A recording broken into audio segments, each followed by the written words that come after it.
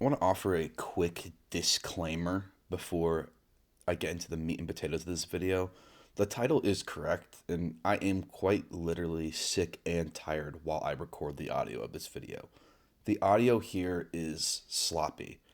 For one, I'm just not naturally a good editor, and I have poor microphone etiquette. My voice drops. Sometimes I sneeze, cough, mouth breathe. I behave like an animal. I also stumble over my words and mumble and even repeat some lines I think I got wrong. I did try to cut a lot of that, but I'm sure that I missed plenty. So I'm sorry, but this is a bad video to listen to if you're using headphones. I also pretend that this script is more structured than it actually ends up being. Um, all that being said, I think the actual words that I have to say here are great. And I want this video to stand as a long lasting, ongoing discussion as long as I'm around. So even if you're watching this video 10 years after it was released, still please feel free to comment or email me and kind of join the conversation on this idea of a dream baseball RPG. I really want a video game like this to actually exist someday. I really, really love baseball.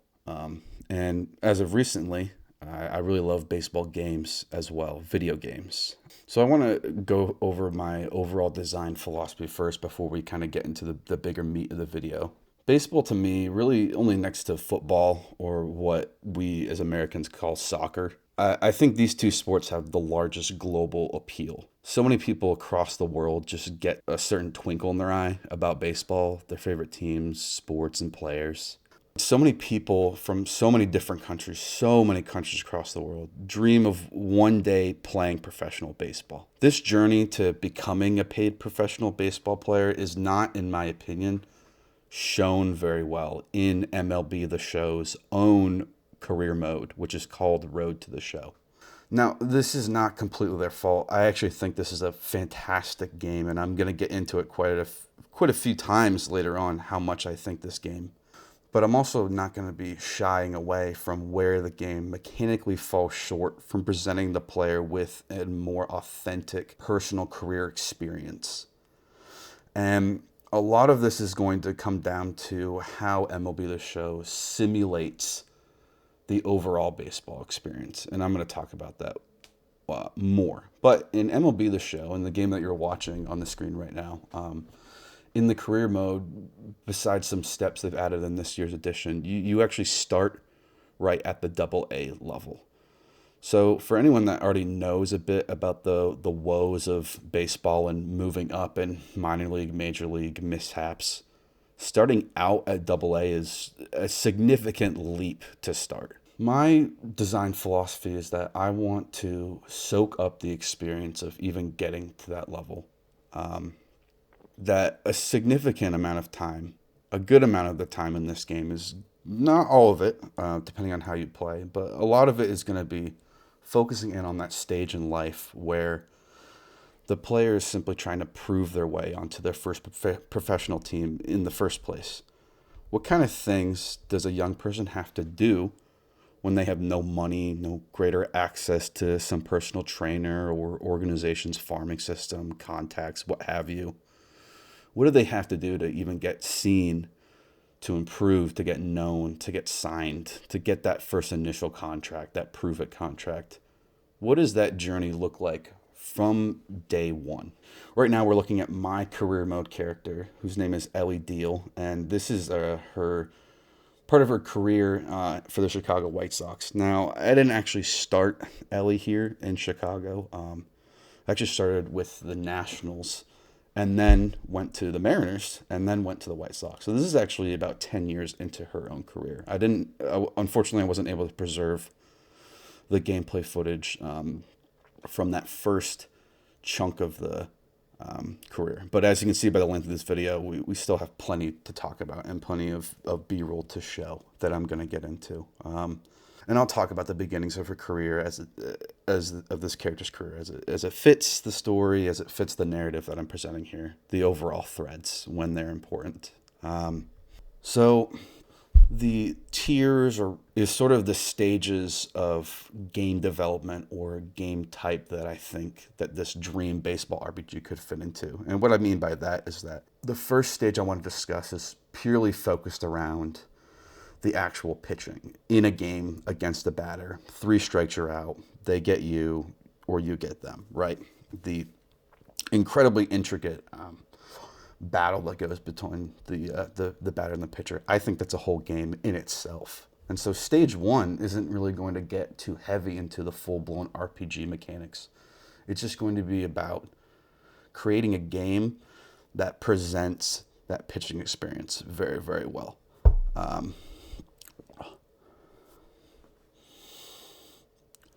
The second stage of this video is where I'm going to get a lot more in depth about the RPG mechanics that I think go beyond just the actual pitching, or what I'm going to call sometimes the combat of the game, you know, the fighting between the pitcher and the batter. And then the third stage is going to be basically about dreaming, you know, getting really beyond that and with a lot less restrictions and not worrying about resources and game development. Just all the other cool things that you could add to this kind of game. But realistically, I think that stage 1 and stage 2 of this video of my script, I think they actually give you a very full idea of how a video game could be made out of baseball, out of an RPG, out of being a pitcher. I think you could make like 10 games based on what I'm going to be talking about. And that's a very important thing to mention here. As you can see, my character in the show is a pitcher, and that's where I'm going to be focusing on for the concept of this game. We're going to get into that more, but unfortunately, if you were looking for a video based on a position player or a two-way player, I just don't have the resources to go as in depth with that. But I really think with what you have here, you could change the perspective of stage 1 to the batter. You could make it work. Maybe that's something you could dream yourself. But with that prefacing the preface, I guess, I want to get into actually talking about the game, or my dream game. I'm going to be comparing my dream game to MLB The Show a lot. And I think that's fair, because I think the show overall is actually a pretty fine game. It's obviously a yearly sports game, and that shows in the quality. If you look at how the game looked in 2019, it looks all very similar, right? There's a lot of problems with yearly sports games. But there are plenty of positives to point out. For one, MLB The Show 25, specifically this year's version, focused significantly on improving the career mode. I know this is to a lot of people's disappointment who prefer the other modes, and I know Diamond Dynasty is actually kind of the breadwinner of the franchise, but for some reason they focused on the career mode, the make a character mode, and I'll be honest, this was a huge win for me, and I think they did quite a few really great things. I think the largest impact that they did was that they divorced the custom character from other modes, removing all the caps and allowing you to authentically reach the max level in every necessary attribute. You can finally, as a character, play the perfectly statted character to your heart's you can finally actually play the absolutely perfectly statted character to your heart's content. You can completely smoke the competition in every game if you actually play every game by yourself. This is a big return to, I believe, as early as 2020 and before, and I think this is exactly how the mode should be, because before you could transfer your character to other game modes like Franchise and Diamond Dynasty. And personally, I just don't think enough people were doing that, but because you could, they had to limit how good your character could actually get. So they couldn't be this maxed out future Hall of Famer, right? You could play well still, but they would never be an overall 99, and I don't think that was a good choice to have, so I'm glad they took that choice out. Because why would you have Joe Random in Diamond Dynasty over like Babe Ruth or Ty Cobb? You know, and you can disagree on that, and feel free to say why, but that's just how I feel. I think it's improved the career mode significantly. So Something else very important that I'm going to try to differentiate when I'm talking about this, because this is an RPG, but it's also about baseball, is that I'm going to talk about what I'm calling attributes versus what I'm calling stats or statistics. Attributes, if you know anything about baseball, is what I'm going to call things like the show does, like K through 9, H through 9, speed, how good your pitches are graded, their velocity and break. If you're a position player, this would be your contact, power, and speed. These are what make your character go from a 40 overall to a 99 overall. And these are the things that in a traditional RPG you would call your stats. These would be your strength and dexterity. But this is baseball. And I don't know if you know about baseball, but baseball is a very big sport around stats and statistics. And so baseball uses the word stat very strongly. And what stats mean in baseball is actually the results. Stats in baseball are things like walk percentage, ERA, which is earned runs average, or how many saves a pitcher has, how much WAR they have, how many wins. So I'm going to get into that a lot later, how the game is going to differentiate that and why it's going to be so important. But I just wanted to mention that kind of from the jump. So in this game mode, you're going to be able to max out your attributes as you go. Again, I'm not talking about stats yet. We're going to talk about stats, the results, a lot later. We're just talking about attributes, how good your player is on paper at things. How quickly that happens is going to be up to how you perform in the show.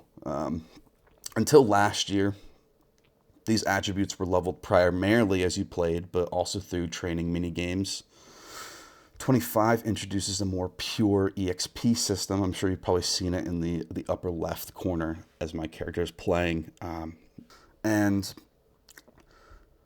in the earlier games, it was kind of more like Skyrim, I guess you could say. Every time you threw a pitch and threw it well, you got experience for your pitch. Your pitch got better as you threw it. But now it's more like Fallout 3 or New Vegas, where you just get static EXP, or even like Dark Souls, Elden Soulsborne game, right?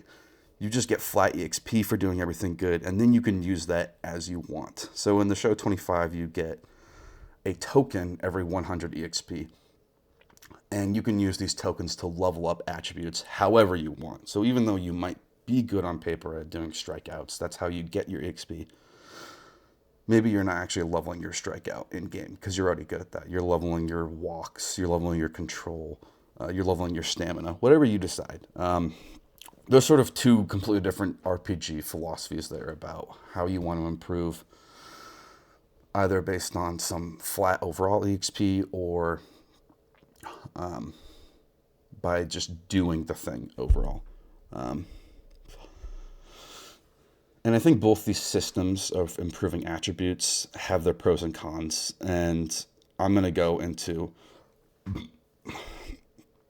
a lot more detail on that, not too far from now. But I think actually what the show 25 has presented here works very well with everything else they've added. It's the first game in a few years where you can max out everything. And if you play decently well, you can level a lot of attributes pretty early and get your character to the level that you want them to be sooner rather than later. And I think that works very well for this kind of game. And you can get intricate with this leveling. They have sort of a categorized spread that you can get more intricate with. So you could level up just contact for left-handed pitchers. You could do the same for power. You could just focus on plate discipline, which is like being really good at telling when there's a ball or a strike coming, so that your player either draws more walks or only hits actual strikes. If you're a position player as well, your character could get really good at fielding, but that's not just fielding, that's how good they are at catching the ball and running for it versus how good they are at actually throwing the ball to someone else to get them out. I think it's pretty complex, and it's done very, very well. I also think that the show is a little too generous when it comes to handing out 99 overalls, at least in this game. And in a few of the earlier games, you can get 99 overall on a character that really actually only has 80s or 70s, maybe low 90s in some of these attributes. it's just the way that they weigh your overall level based on your stats, your attributes. It's very interesting, but it's more favorable towards the player, I guess you could say. You're getting an overall 99 player before you would expect to. They're not actually perfect at anything. But I think that's more of a issue with the show as a whole and not just the career mode. Like I said, I think that's part of the simulation problem I'm going to talk about a lot later. The last thing I want to say about the show before we get into actually talking about my game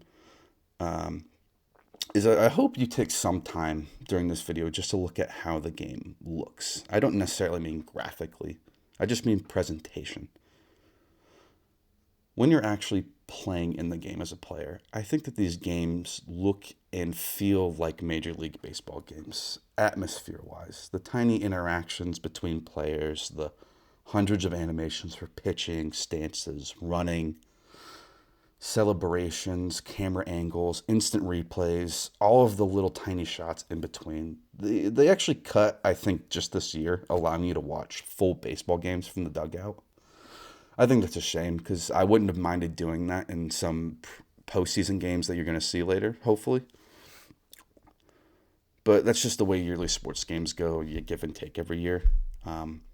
But I really want to praise this game. I think overall, over the years, it has become the sum of a lot of tiny annual additive parts. And I hope we can appreciate that at least, while still being critical of what the show offers and doesn't offer. So no matter how you're listening, I wouldn't be afraid to just watch some gameplay every now and then. This atmosphere I'm talking about realistically would not be completely accomplishable in even my dream game, unless I got really Inception with how many layers of dreaming I want to do. And then the last thing before we start going here is I want to talk a little bit more about Ellie, since we've got her here. So I picked Ellie Deal as my career character for this year. She's a closing pitcher, and she's a knuckleballer. So her initial story goes that she was drafted in the first round, 11th overall at 21 years old by the Washington Nationals. Pretty cool. First female to be drafted in MLB history. I think that's a fine option that they added female players. I'll talk about it a little bit later, but I definitely want to be clear. I don't have some scathing take on that. Okay, I think it's fine. I think it's great. I've enjoyed it. And I don't generally play female characters in RPGs. I just play dudes, but I think it creates an interesting narrative. So this gameplay here, like I said, is starting very late in her season. On the PlayStation 5, I formatted the files wrong getting them over here, so I had to salvage the later ones, but didn't get the beginning, and that's okay. This whole video is going to get actually to the end of her career. We're going to see the literal last second that she steps on the field, and I think that seeing this part of her career up to the end is going to create a very interesting narrative that I hope to get into as we get later into the video. But overall, her first 6 years with the Nationals as a rookie, perfectly fine, very kind to Ellie, at least. She got very decent numbers. I actually played all of these games myself. I didn't simulate any of them. And because my sliders are low, like the difficulty sliders, I did very well. Ellie got 6 consecutive All-Star titles. She got the save title 6 years in a row. She got reliever of the year, and on her last year as a National, she actually got the Cy Young, which is basically the pitcher of the year for her league. And as you might know, getting the Cy Young as a relieving pitcher, as a closing pitcher, it's a very hard task. So I was actually impressed with that on my own. But very importantly, they did not have a winning season at all, any of those 6 seasons. And I think this is really bad for a closing pitcher, because the less games your team wins, the less opportunities you have as a closer to come in and finish the save, right?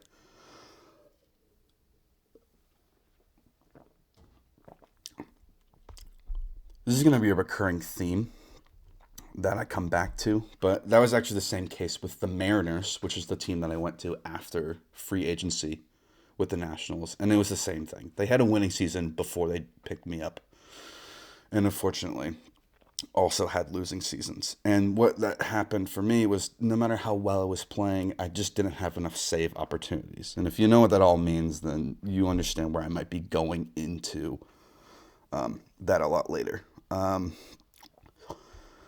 But Ellie as a character, or at least the way I've painted her narratively in my head, this is all imaginatory, is that Ellie doesn't just want to get into the Hall of Fame on the merit of being the first woman drafted, because that's probably what's going to happen anyway. I mean, the first woman drafted in the MLB is going to be a Hall of Famer. They're going to move mountains for that. I think that's just my prediction, my fair prediction, even if they're not a very good player.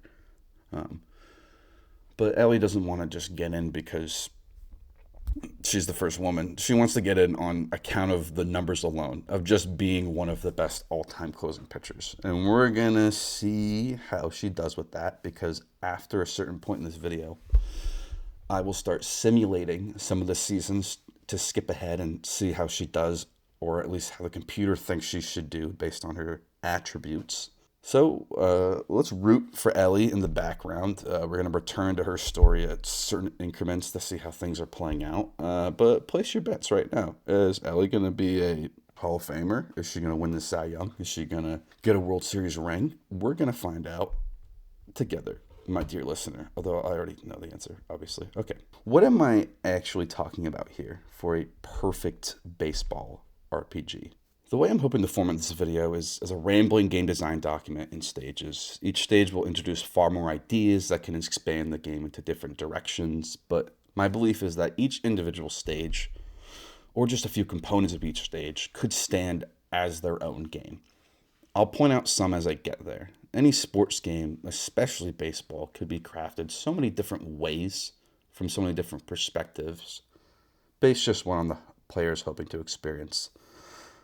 The core experience that this dream game of mine would hope to recreate is playing a pitcher, one who starts from nothing and crafts themselves into one worthy of playing in the major leagues.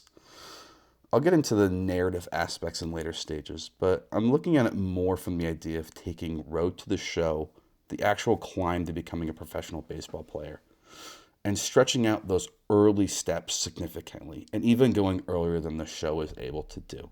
So let's focus in again. Stage 1 is going to be about the pure RPG gameplay of the at-bats, the pitcher versus the batter, the combat of this baseball RPG.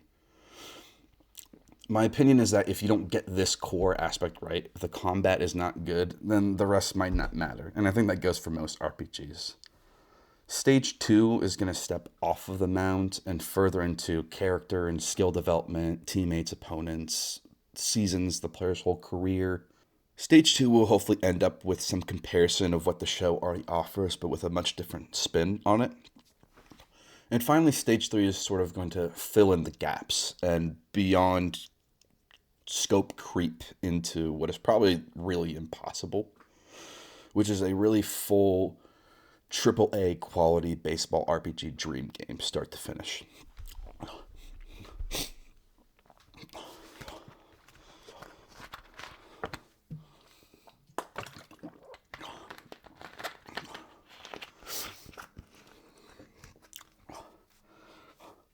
One small tangent before stage 1, sorry, is why I chose the Nationals in the first place. And this will give some understanding and leeway into how the show works and also just my preferences as a person. So I grew up just south of Montreal, Quebec on the American side, so in New York. But as a kid, up until I was 8 or 9 years old, I was sort of a distant fan of the Montreal Expos. And when the Expos left Montreal and went to Washington, I think I was just too young to understand what had happened. I just knew that the Expos had left. I didn't know that they'd become another team. I didn't know until I was well into my 20s, actually, when I'd already started rooting for the Mets, which is my team now, that the Nationals were formerly the Expos. So that's overall why I chose the Nationals.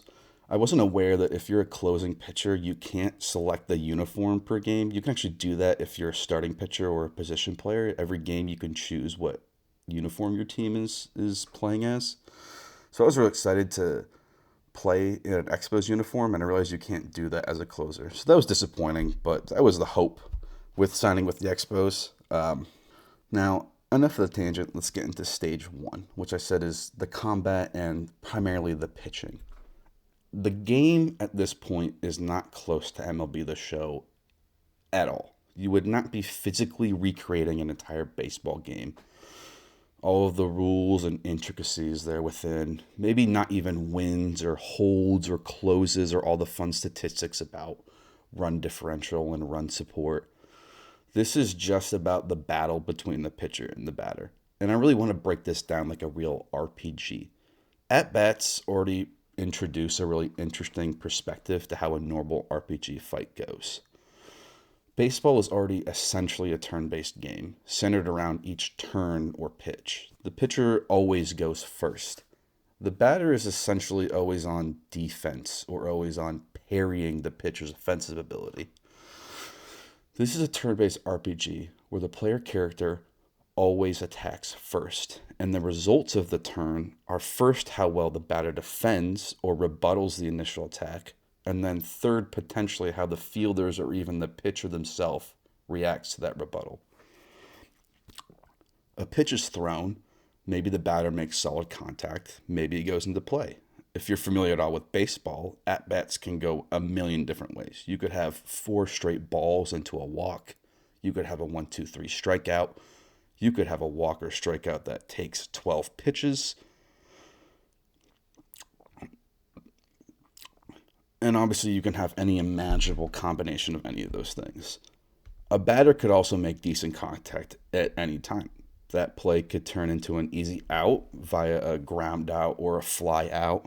Maybe it touches the ground to become a true hit and takes the batter to first base, second base, third base.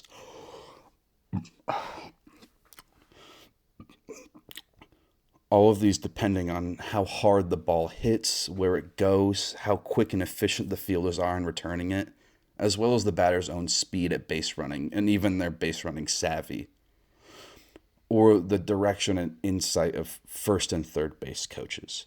Maybe the batter just hits it out of the park and drives in a home run. If there are already runners on base, then the permutations multiply exponentially. The opportunities really are endless in baseball. Maybe the lead runner is slow and would be... maybe the lead runner is really slow and what would become a double is actually ended up becoming a single. Maybe there's a bottleneck at home plate. What about errors, pickles, stealing, pickoffs, walk-offs? Baseball is a very complicated sport, and we're going to really hone in. Even if you're not a programmer or a game developer of some kind, I'm not. You could probably already see how absolutely overwhelming it might seem to even try to program the machinations of a whole baseball game, which is why in stage one, we're not going to. We're going to cheat. This is an RPG primarily. It just has to look like a baseball game is going on around the pitching and the plays. All that we really have to figure out at this stage is when your character throws a pitch at the batter, is it a strike, a ball? Does the batter swing? If they do, is it out, a single, a double, a triple, or a home run? This is going to be the core of each turn. Think of base hits and runs as the HP for the pitching player character and the count as a sort of HP hit points for the batter. Maybe the pitcher dominates the batter and depletes their 3 hit points immediately. Maybe it takes a while. If the batter parries an attack well enough, they either take 1, 2, 3, 4 hit points away from the pitcher. Maybe the pitcher's full hit points per entire battle, like a whole baseball game, is how many hits or runs that the manager or skipper allows the pitcher to earn before they get pulled. Remember, we're taking away the larger scope of where the pitcher and batter are in this game, what inning is it, the score, the stakes. We're stripping that away from now. This isn't about the 9th inning of the World Series. This isn't about the 9th inning of the World Series. The pitcher's team is up by 1, 2 outs, but the bases are loaded. We're not concerned with those factors at the moment. So for now, unless I come up with a better name later, I just want to call this attribute for the pitcher their hit points or HP. If they take too much damage, too many hits or runs, then the coach takes them out. In this game, getting taken out would never be game over, per se. No pitcher's career is necessarily over just because they got pulled out of one game for having a bad game. It just means you go on to the next. I'll come back to how long a pitcher would be expected to pitch if their HP never goes down to zero. You can imagine that's going to have a few variables to it. If you're playing a game in the show as a whole team, you also technically play as the manager, deciding which players are on the field and which aren't, including the mound. You decide how long a pitcher stays in based on their energy, confidence, and performance. And you can pull one at any time, or keep a pitcher in as long as you want. This option is not available in the Road to the Show career mode. You're left at the mercy of the computer. And this is going to come up a few times in this gameplay, and I'm hoping to talk about it when it does happen, but you're going to see some very weird things that are at mercy of how the show simulates and computes things in a game. So as the closing pitcher, Ellie is going to sometimes pitch from the 9th inning all the way to the 14th or 15th inning, just because the computer manager sees that they're still doing well, they have good stamina, they haven't gotten too many hits or runs. Now, I'm no manager, but I don't think I would keep Mariano Rivera or Edwin Diaz in a game for 5 or 6 innings straight if I might need them tomorrow. But the computer manager doesn't care. And Ellie and I, the player, will never have the option as a real pitcher would to say, Skip, pull me out. I don't even mean from an injury perspective. That's a whole mess. I'm not even going to talk about necessarily injuries. I just mean from a, hey, I was only supposed to pitch 1 inning and now I'm pitching my 3rd. I'm not feeling that hot. I just want to be done. Or I was only supposed to go 5. I'm at 7. I'm still doing great, but I think I'm good. This is out of order maybe, but I think this first stage game and beyond. This is out of order maybe, but I think this first stage of the game and beyond should have the ability to call it quits at any point in the outing, like the classic run in an RPG battle. This option would always be available. No restrictions like in Pokemon about not running from a trainer or you can't escape a boss battle. If a player wants to bail just before the final out in Game 7 of the World Series where they'd be immortalized forever in YouTube clips, that's their call. We can consider repercussions of that decision later, but I personally never want to tell the player, no, you have to finish the inning, no backsies. In Road to the Show, you can simulate the rest of an outing whenever you want, and that kind of works as a circumvent. But I'm happy to include that as a second option. But the option to bounce whenever the baseball... The option to bounce out whenever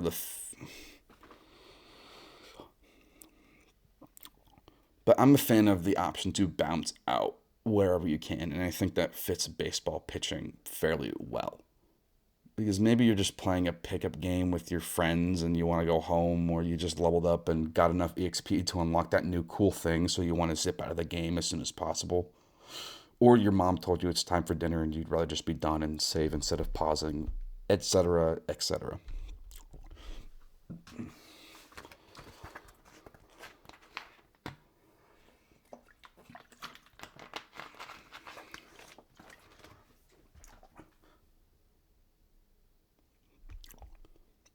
To come back to the actual turn-based combat of the pitching and batting, we figured out HP, right? At least roughly.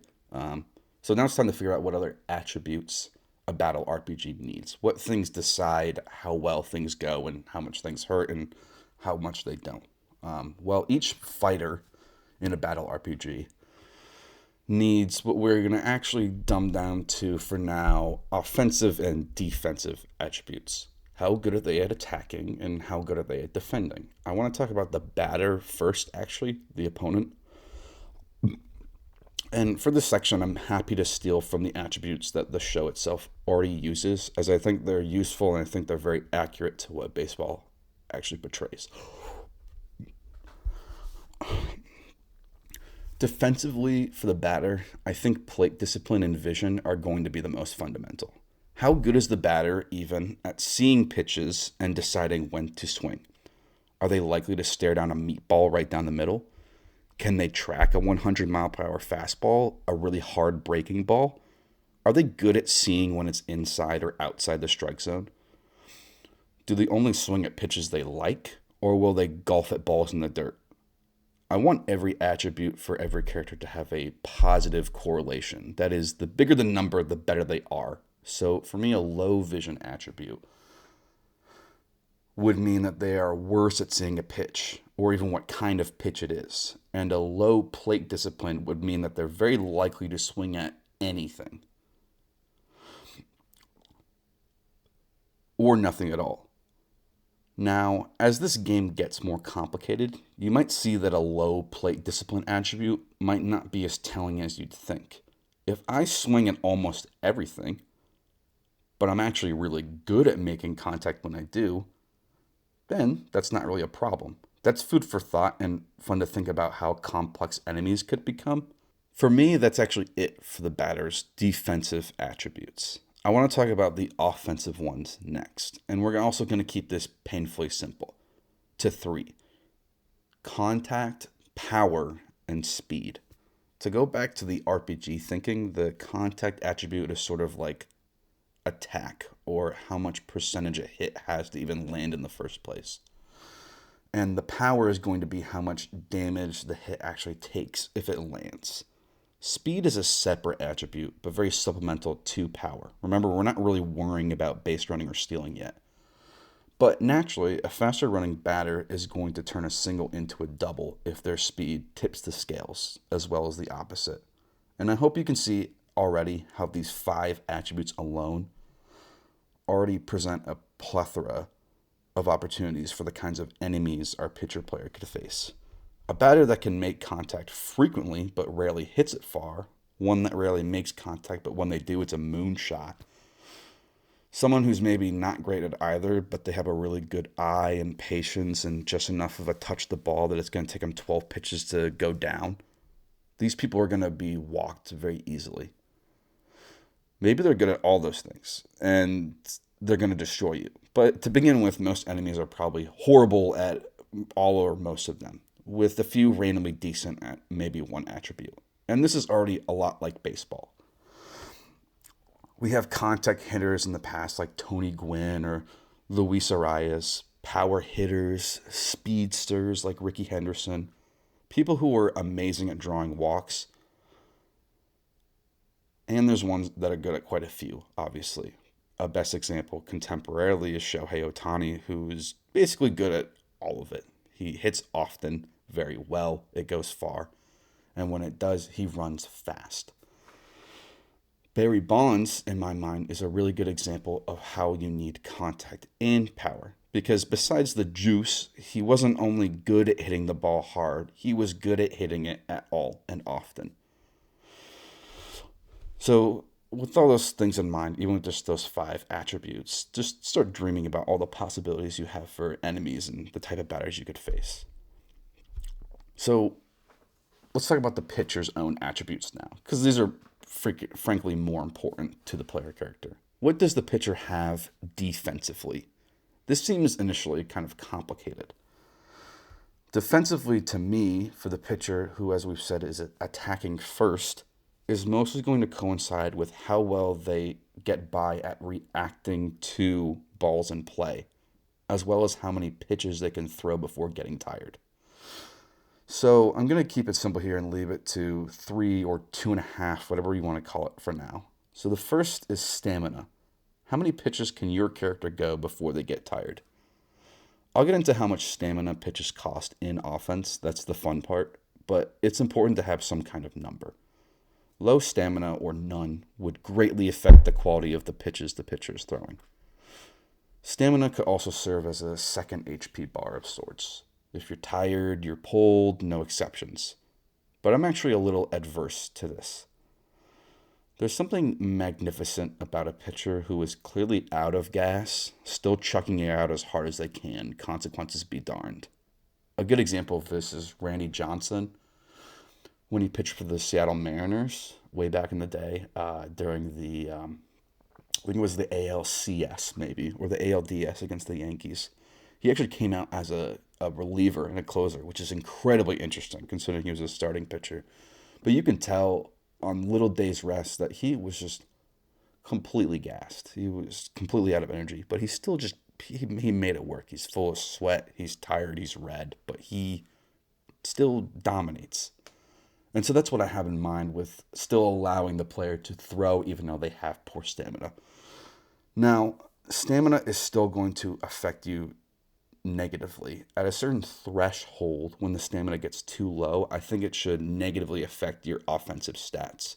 But it would never necessarily take you out of the game directly. You can keep going no matter how tired you are if the outcome continues in your favor. Now, this still incentivizes increasing stamina, as you probably don't ever want to be completely out of stamina. And maybe later playing too much at zero stamina could lead to problems. I don't know about that, but that's a thing to think about. But if you're good at throwing, lucky, or just facing some weak sauce batting order, you could strike out in your sleep because you're over leveled. I say keep going. I mean, who cares? Who cares if you're tired, if you're just good? The second defensive attribute, and the first one actually concerned with the fielding, is the pitcher's own speed. Yeah, speed. Why is this above anything else? Well, I think because this is a turn-based RPG, I want a lot of the battling to be number crunching and not completely interactive, at least in my vision. We can always debate this. But a majority of the pitcher's fielding is going to come in the form of running to put out the runner headed to first base. The pitcher has less distance to cover, sure, but if the batter is significantly faster, then they're possibly getting singles where they shouldn't be. I wouldn't want the player to sweat this stat as much as others, since the rest will be far more fun to increase and improve. But it is perfectly true that a pitcher who is slow on their jog over the first is going to get more hits out of their outings than one with hustle. This speed stat can very easily be directly opposed to the batter's own offensive stat. But when it's close to equal or the runner is even a little bit faster, it's still always going to weigh in the pitcher's favor because, again, they have less distance to run. The third defensive attribute is going to be a hodgepodge that I just want to call fielding. MLB The Show uses fielding, reaction, arm strength, arm accuracy to determine how good a fielder is at catching and throwing, and I think that's really cool, and like I said, that makes it more complex. But for this proof of concept first stage and maybe beyond, I just want to keep it simple. Is the pitcher good at catching the ball when it's coming their way, and can they toss the ball to the right position player in time? I'm calling this half of the three attributes for now because I think we actually have a choice here. If I want to keep this a purely by the numbers turn-based RPG with minimal input from the player, then we actually keep this at a number that is always simulated if we decide that the ball is headed the pitcher's way. Or we could make this sort of like a player's own opportunity to parry in real time. Parry is more accurate here. Think of like defending in Paper Mario or Elden's Sekiro Soulsborne. The pitch goes off, it comes your way. You have a certain amount of time to react based on how fast it's coming by you. Are you up to the task to grab it yourself? You, the player, with your own reaction skills? I think this could be a really fun way of keeping combat a little more interactive once the pitch actually leaves the pitcher's hand too. It's not going to happen all the time. Maybe a certain percentage of single hits, but it's going to happen enough to keep you on your toes and not just blindly pressing the A button. Lastly, for defense, and I think it's perfectly fine for the pitcher character to have a few more attributes to be concerned with, would be what the show would call H through 9 and HR through 9, or the pitcher's ability to induce weak contact or weaker power hitting. Now, as a real human being reading the script, I have no idea how this makes sense in real life. Can you follow me? I mean, how does a pitcher know how to throw something that magically doesn't go as far as the same pitch from a different guy? But I'm aware this is a perfectly real phenomenon, and certainly since the show considers it important enough to calculate. Please feel free to try to explain it to me if you actually understand from a real baseball perspective. But to me, it genuinely feels like magic or voodoo to me. But at least as far as a video game goes, this works amazing, because this works kind of as a armor for the pitcher player when they are hit, as in when the batter actually makes contact. I want to call H through 9 contact defense and HR through 9 power defense. These could directly oppose the enemy's batter's own contact and power abilities. I think your own defense here simply lowers the batter's stats by a certain amount. Maybe it turns a nuke into a flyout at the warning track.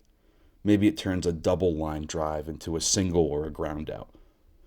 Maybe it's not high enough to noticeably cause a difference.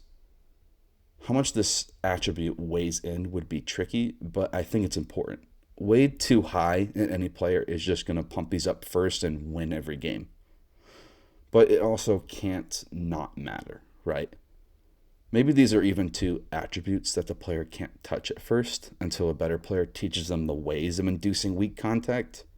That sounds like a lot of fun, actually kind of like a special skill tree or a progression later in the game. Maybe I'll come back to that idea.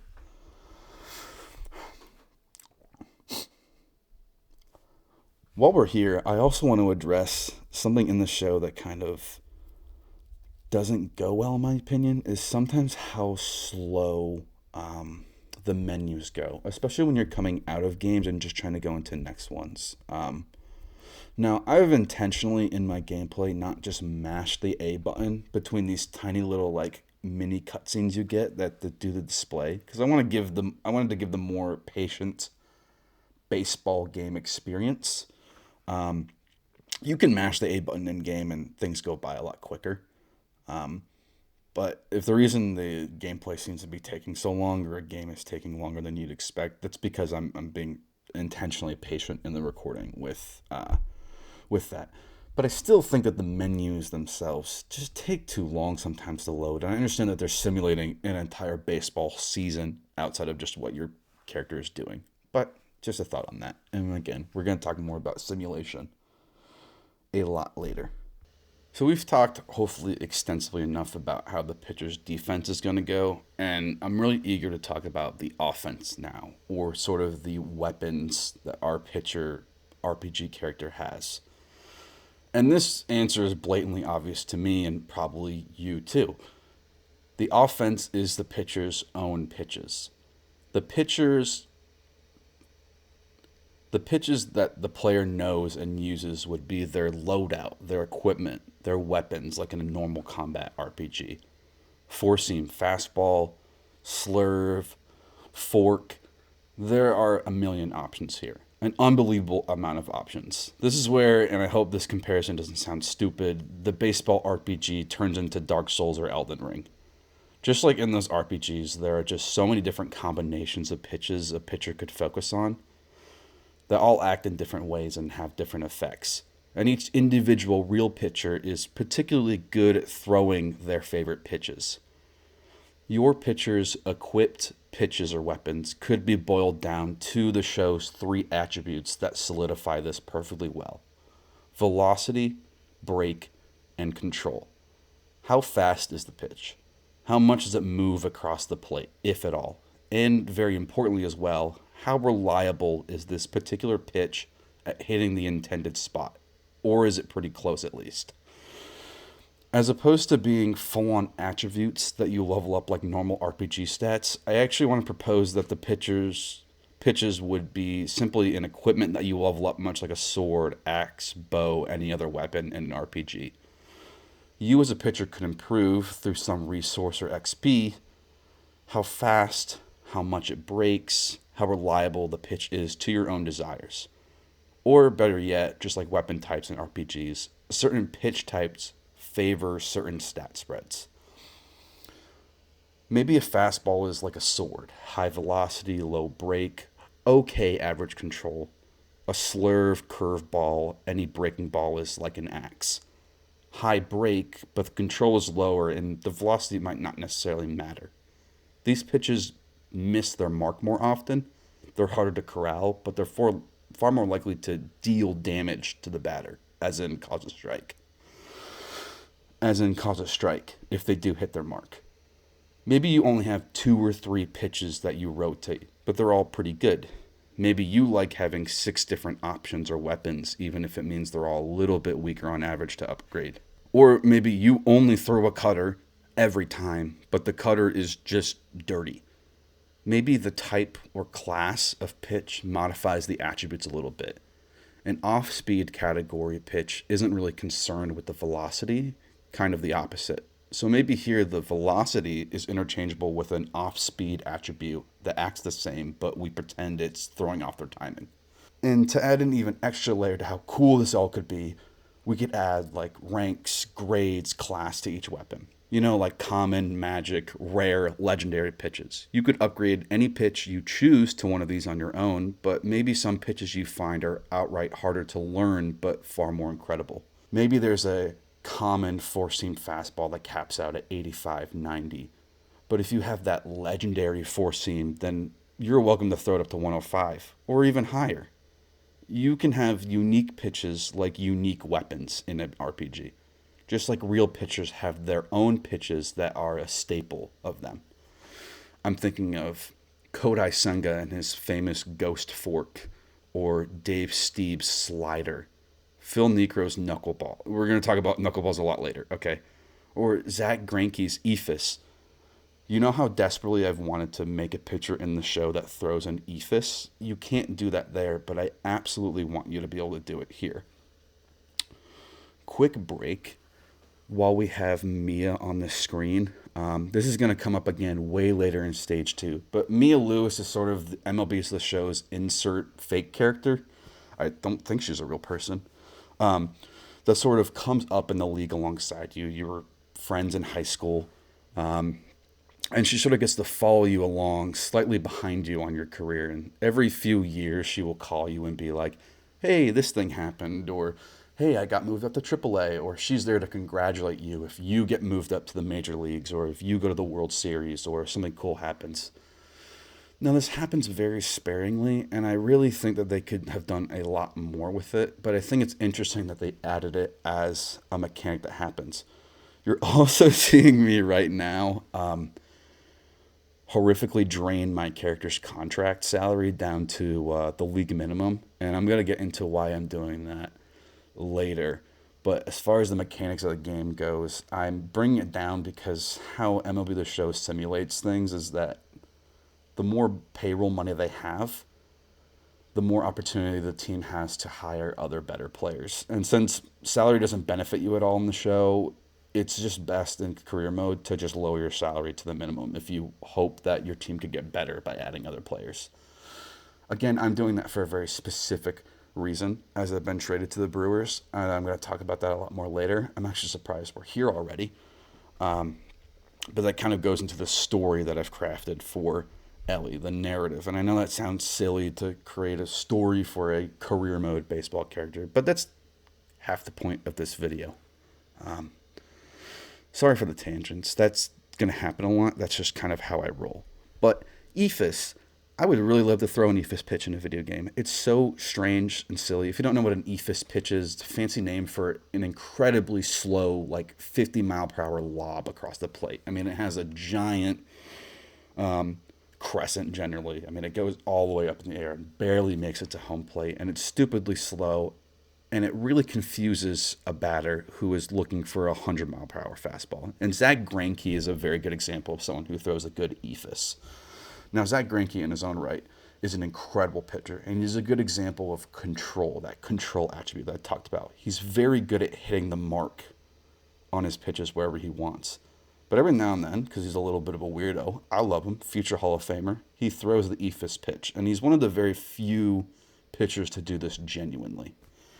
But I hope that you can see already, just with how famous certain players' pitches are, how much of a gold mine this portion of the game just could be. How fun could it be for your player to accumulate and learn different pitches, grind them to perfection, and maybe one of your own pitches on its own merit, something you started with from day one, becomes a legendary pitch on your own that your character just becomes known for. It makes perfect sense to come back to this later and also often, but I hope you're already swirling with possibility on that one like I am. This, to me, is a crux of what can make an RPG about being a pitcher so cool. Just as cool as it is already to make one pitcher or a dozen in the show's career mode with different pitches. There are already so many incredible pitchers in the history of baseball who have painted the plate in so many different ways, and they're so fantastic because of those things and very much worthy of emulating. So, if these pitchers are more like weapons, does the pitcher actually have any actual offensive attributes like an RPG? I think so, and I think they're very simple. I think we propose a general velocity, speed, and control attribute that would affect any pitch universally to some degree.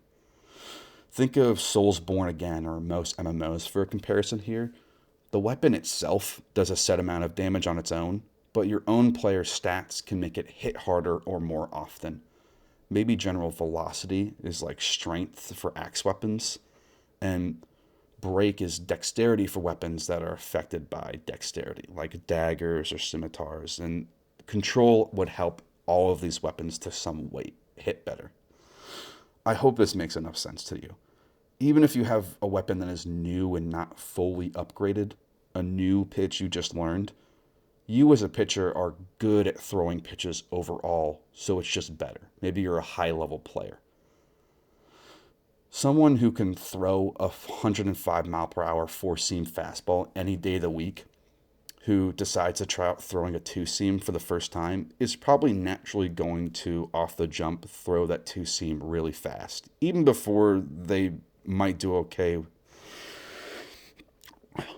even before they could say that they've actually figured it out.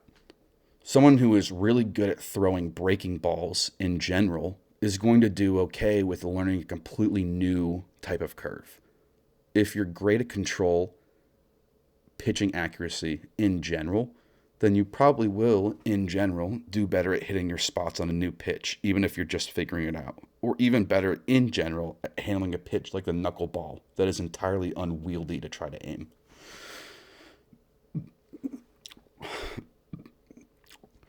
Just like in an RPG where a guy with maxed out dexterity can carve up a noob with a level 1 dagger, a breaking pro would be able to cut up a plate appearance with that screwball they just learned 2 seconds ago, better than your average Joe does. Does that make sense? I'm really hoping that it does. I think these 3 attributes should be pretty important. I think they grow slowly, but over time they're going to turn your amateur into an all-star no matter what you decide to actually throw. So let's regroup and come back to stamina, since I think it should tie directly into the pitches that you're throwing. I think this could work very well as stamina, FP, mana already work in most RPGs. Pitches directly drain your stamina by a certain number, and I think this number should depend on the pitch or weapon that you have. Better weapons pitches generally are going to cost more stamina, while easier pitches would cost much less, or none at all. I'm looking at you, Ephus. I don't think the Ephus should drain the pitcher of any stamina if you decide to throw it. The player would, of course, be able to handle this at least 2 ways. One, by upgrading the pitch so it specifically costs less out of the gate. This could even be rewarded as a side progression the more you throw a certain pitch.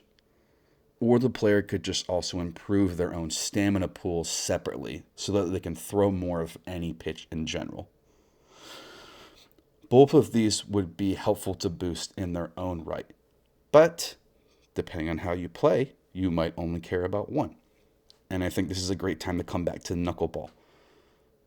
Knuckleball pitchers like Tim Wakefield, R.A. Dickey, Phil Necro have famously tossed these knuckleballs around, and it prolonged their careers immensely. The knuckleball is this magical off-speed breaking pitch that has no spin at all, 0, and so it's very unpredictable. But very important feature of the knuckleball is that once it is known well or mastered, it does not cause a big strain on the pitcher's arm whatsoever. It's only probably in the 60 or 70 mile per hour range if you're good. And this is just easier on your arm, not only over time, but in the short game, the moment. A good knuckleballer could probably throw these out all day. I mean, it's probably going to hit the dirt a bunch because it's an unpredictable pitch, but it's going to be reliable, at least as far as their energy goes. The knuckleball has saved and preserved dozens of pitching careers.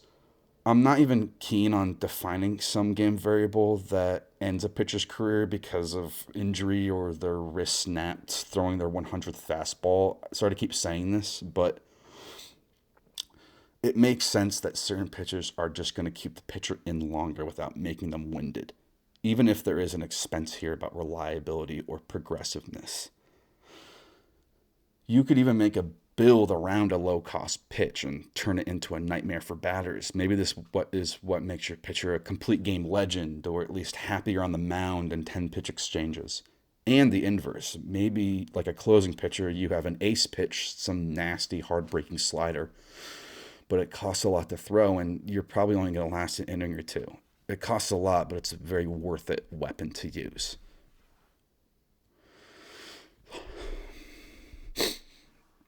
Right here is where I want to ask the first possibly divisive question. The question for you, the listener or potential game developer, is how realistic would you want this baseball RPG to be? Is this the show with different clothes, or is it even more extreme and hardcore? Or is it a little more whimsical? I feel like there's a gradient here if we want to entertain an optional game mechanic, which is special or ultimate attacks or critical hits, whatever you want to call them. I think the best example here is the old backyard baseball games. If there's a super special and amazing pitch that your character can throw, is there a super special and amazing pitch that your character can throw to just blow by a batter, guarantee a swing and miss, completely disorient, confuse them? Maybe this special attack promises a strike or a ground out or a double play. Maybe it's just a really juiced up weapon. Maybe it causes a debuff to the batter's vision or plate discipline on the next few turns. Or maybe it's a deceptive pitch that lulls the batter into thinking they have you pinned down when they don't. Corkscrew, spirals, risers, sine wave. Does it break their bat? Does it take them out of the game? I consider this optional because I think the game itself can take it or leave it. And I think your decision to sign off on this idea and to what extent will very quickly color the atmosphere or style that this game portrays. If it is sillier, like backyard baseball or super mega baseball or even full-blown Mario or like a sports anime, then maybe you do want to let that pitcher throw a 200-mile-per-hour fireball that looks really cool. Maybe you could even spec into certain ultimate pitches based on a skill tree or who you train with.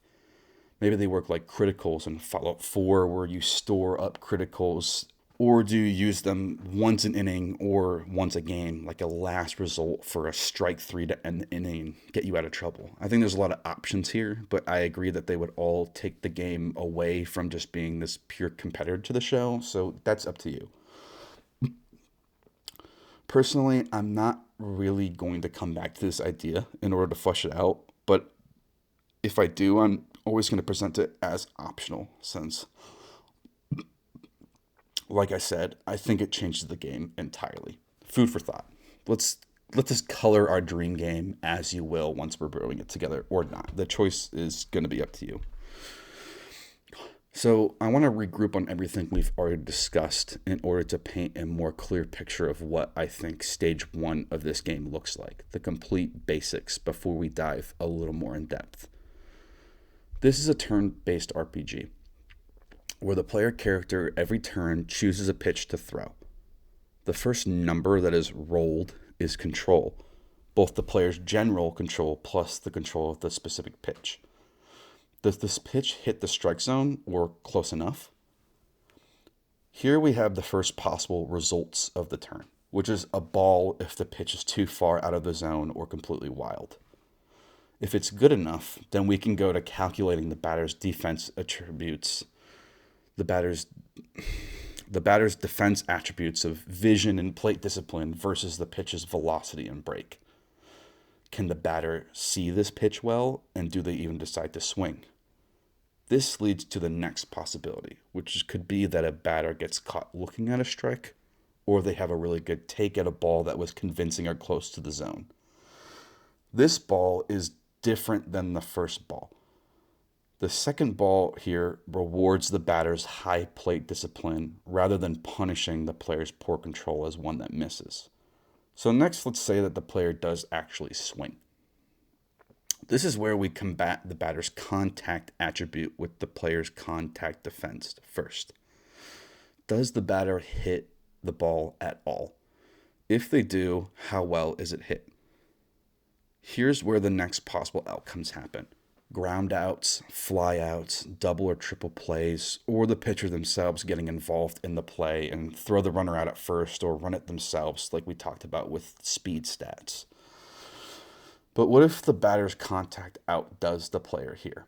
This is when we finally have a hit. And now based on the batter's power versus the player's power defense, plus the enemy batter's speed stat, we have either a single, a double, a triple, or a home run. Because, yeah, you could even have an in-the-park home run if the batter is really, really fast. Though this would obviously, hopefully, be rare if the numbers are balanced right. Finally, we can tick the player's health attribute. First, their stamina based on the cost of the pitch they threw, and then also their hit points or HP, or if there was a successful hit by the batter. If the stamina drops to a certain threshold, and I think there could be several of these even past 0, I think the player would be given some form of debuff to all future turns that may increase over time the lower their stamina goes. Secondly, if their hit points or HP hits 0, then the manager pulls them out of the game. After enough successes, if a batter is struck out, and after 3 outs, the inning is over. We already have an option here, I believe, to, through some variety of mechanics, reward the player with a slight refill on their stamina or HP after successful strikeouts or completed innings. Maybe every player gets some, but after certain scenarios, items, perks, or special pitches can refill stamina and HP a little bit too. Think of this as a pitcher finding a little more gas in the tank or a second wind after getting a very rewarding strikeout. Or as far as HP goes, the manager relaxes a little bit because the player got out of the inning with only a hit or 2, but no runs. All swell that ends well.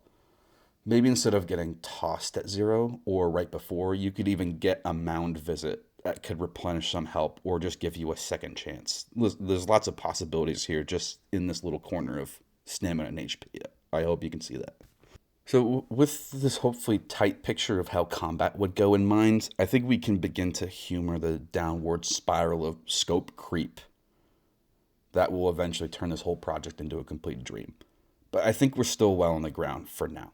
Up to this point, I think that we actually have a really solid and easily put together alpha build for an RPG. But what extra variables could we start to ask about that might flesh out this RPG more? See, we already have basic attributes and weapons, but we don't really have a lot of other equipment or side progression to consider up to this point. So let's think about some. I think here again, the show can actually give us some ideas. In MLB The Show, the game, the player can add all sorts of different equipment to their character in order to enhance their abilities. A good glove, cleats, fielding glasses or goggles, a wrist guard, maybe they wear a helmet, I don't know. Heck, even how they style their uniform, baggy pants, long sleeves, a compression sleeve. These could all benefit the player with boosts to their attributes if we so choose. Do they boost by a small flat number, a percentage? Do they provide extra quirks like inducing bat breaks, extending parry time, or either lowering the cooldown on or increasing the number of special pitches? Maybe a reliable glove allows the pitcher to catch better. Good cleats let them run faster. Maybe any piece of equipment can affect whatever, who cares? It's all about how whimsical and unrealistic you're willing to get, how video game you're willing to get. For now, we can at least say as a blanket statement that this equipment could directly benefit a player and their outcome based on how much they have and how good they are. Equipment could even have grades like pitches do. The common, magic, rare, legendary again. And maybe these can't even necessarily be upgraded like pitches, so finding a better piece of equipment for a specific slot happens less frequently and is more rewarded. You can still have unique and legendary equipment too. Maybe your dad's glove is better to start than an average one, or has a unique trait, or maybe down the road some Hall of Famer gives you their old wrist guard and swears magically it's just better than anything you've ever seen, and they're totally right. After that day, your breaking ball just cuts harder or it stuns more batters. There are only as many rules as we're personally willing to employ here. And despite my coloring, this really isn't any different from how equipment or armor in regular RPGs works. And for a special ring or amulet slot, we could also have one like the show already has. And I think it fits baseball and sports in general pretty well. And that special slot is rituals. Almost every baseball player has some special ritual, routine, superstition that they believe gives them an extra edge. And the show has always said, sure, why not? They totally make you a better player. I think this universally could be accepted regardless of your whimsy or realistic meter. An item in the ritual slot could be upgraded by a player's simple belief that it works, like a placebo effect. Or if you find better rituals in the game, world, or maybe it does just work. Maybe you could find better rituals in the game or in the world through various ways, watching other pitchers, suggestions from friends, a rumor. Maybe a fellow teammate's masseuse just hits the muscles the right way and it boosts their stamina. You hear one player goes to a hot spring before every game, and that has always helped their velocity somehow. Maybe your character spins in circles before you go out on the mound because you think it actually makes your spin break better. And it just works increasingly because you believe in it more. I think this is a fun enough special equipment slot, and we could make it count as much or as little as you want. Maybe a batter totally breaks your mojo and debuffs your ritual slot because it's not working this time, or a stupid ump or opposing manager makes you take off your lucky pendant because it's not up to game regulations. I think we have a lot of options for creativity here. I hope I've painted that picture. And if you haven't noticed, besides generally trying to paint the whole baseball dream picture here, I'm not entirely worried about the whys yet in stage one. How do pitches get better? How do other attributes get better? How do we get better equipment or pitches? Who are we even facing, and why and when? If you're eager for those answers, I apologize. If you can't tell, we have a lot of ground to cover here, and I want to continually create a solid foundation and work our way up. But my promise to you is that if I mention an idea of a game mechanic at all, no matter how far off or lofty it might appear right now, I'm going to come back to it at some point in this video.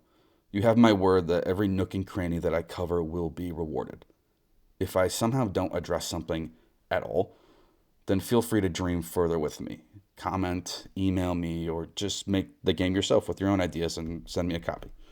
Hey, look. Ellie's playing against my favorite Mets. Let's talk about Ellie a little bit more for a second. And my idea of why I chose Ellie the way that she is position-wise as a closer knuckleball, and how I think my own prediction of how a female player would make it into the MLB. And I want to, again, be clear here that I don't think that I'm misogynistic or sexist or anything like that. But as we've seen kind of objectively in sports, any sport, is that it takes a lot more for a female to be at the same grade as a male player, right? But baseball, I think, is incredibly interesting in the fact that you have an entire position that is not really physically connected to the opposing side. And I think that's the pitcher. The pitcher doesn't have to be as strong or as large in size as the player. It actually doesn't matter. I mean, you could have a 7-foot tall beast pitching against Jose Altuve, right? You could have a massive height difference. It doesn't really matter because of the distance that is created by the pitch. And so of any sport at any position, I think that a pitcher is actually the best chance that a woman has of getting into professional official league ball. I really think so. And I think as a reliever, even more so, because a relieving pitcher doesn't have to stand up to the 7-inning snuff that a starter pitcher has to. You could have a female relieving pitcher come in for 1 or 2 innings without much of a significant loss or detriment to a team. And also the fact that a baseball team has a 40-man rotating roster. Now, you might be thinking that a female pitcher is not going to be able to throw a 105-mile-per-hour fastball, and I would agree with you, which is why I chose a knuckleball for Ellie. I think that the knuckleball specifically, like I've said, as far as stamina and cost, strain on the pitcher, I think it's one of the best chances for a female player to get into the MLB. If someone could learn the knuckleball incredibly well, it's sort of played as a gimmick kind of pitch, but it obviously works very, very well in instances where they have good control, or they have good consistency in throwing it. And so realistically, I think that a team like the Nationals now, or something like the Athletics, the Colorado Rockies, a team that isn't already doing very well, looking for a good like PR move, I think you could see one of those teams drafting a female knuckleball player as a reliever or as a closer. Those are just my thoughts. Tell me what you think about that specifically as we go on. Now, I also just mentioned umpires for the first time, and so I want to go there next. In the foundational alpha build concept that I referred to it as earlier, I wasn't worried about them, but realistically, the umpire is a pretty important factor in the shindig of baseball. This is probably obvious to anyone that's watched baseball, but I'll elaborate. Home plate umpires, specifically the referee or umpire that's behind the plate grading the pitches in the strike zone or not, they just aren't perfect. They call pitches in the strike zone balls, they call outside pitches strike. Some umpires famously have their own skewed zones, as in what you would see as the perfect box is not one for one, but leans one way or another. Sometimes this changes day by day, inning by inning. A pitcher could realistically figure out that the ump is calling something like a high ball pretty generously as strikes, and they decide to hone in on it and take advantage of that. Or the complete opposite, a home plate umpire is just awful and it's all a confusing mess, so a pitcher decides to just go right down the middle to not worry about it.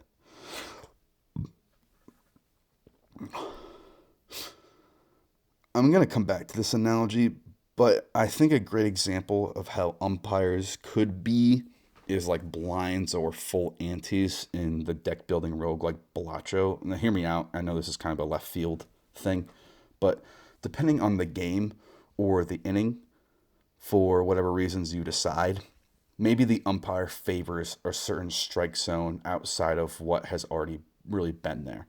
And so as you begin to figure this out based on where your pitches land and what is being called, you could begin to strategize a little bit more instinctively based on what is working and what isn't. Maybe certain umpires even have quirks like a boss blind or elite enemy. They like off-speed pitches and more generously call them strikes. Their vibe totally kills your ritual slot, or they have terrible eyes, so your best pitches, the fastest or most breaking, they just all call balls because they didn't see it and they don't care. So you're stuck relying on weaker pitches or slower ones. This last one would kill a run in something like Bellaccio, but again, this isn't a real game over kind of game. So you could just end up blowing an inning or a game because the umpire is an incompetent jerk. And that's baseball.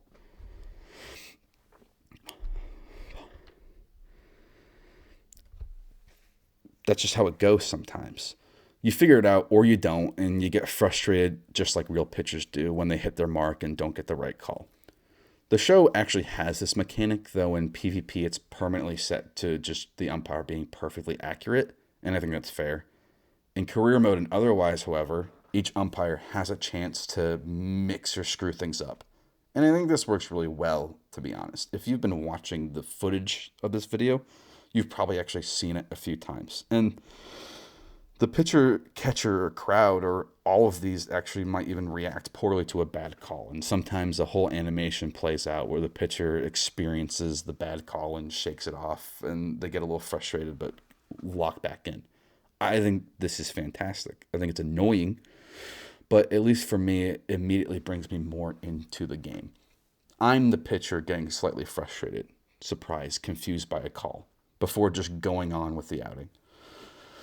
Now, admittedly, I actually in any of this gameplay causes me a huge inconvenience. I have it on baby mode, and my primary pitch is a knuckleball mostly towards the center of the zone, so I don't really ever find myself in danger of walking. But in real life or in the game, it could absolutely tip the scales in an at-bat, one pitch at a time. How much would this affect the game? Well, I'm personally in favor of very little. Or if it does, having side opportunities that can counteract it. I would like our RPG to be a little more concrete by the numbers that reward the player and don't screw them often based on complete chance or X factors that they are completely out of control of influencing.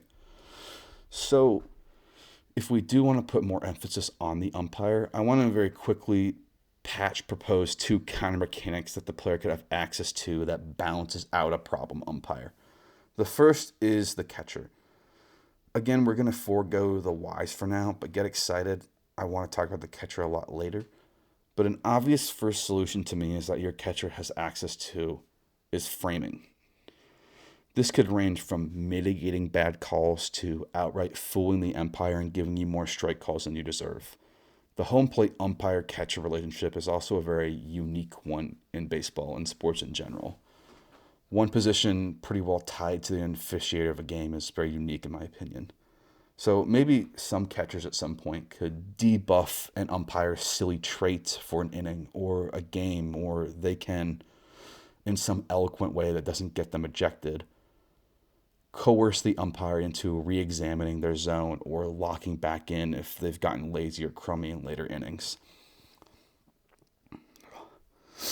Another option or solution, very much tied into what I just said. Another option or solution is your own manager. Either as an activated passive or as a sacrificial ability, maybe you only get once per game. Maybe your own skipper could go out there and blow up at the umpire in hopes of squaring their strike zone in your stead. They got tossed, but maybe things will get better. Maybe the umpire gets tilted and they get worse. I'm cautious about proposing that second negative aspect since that's a bit of a gamble, but it could always be a trait or type of certain managers.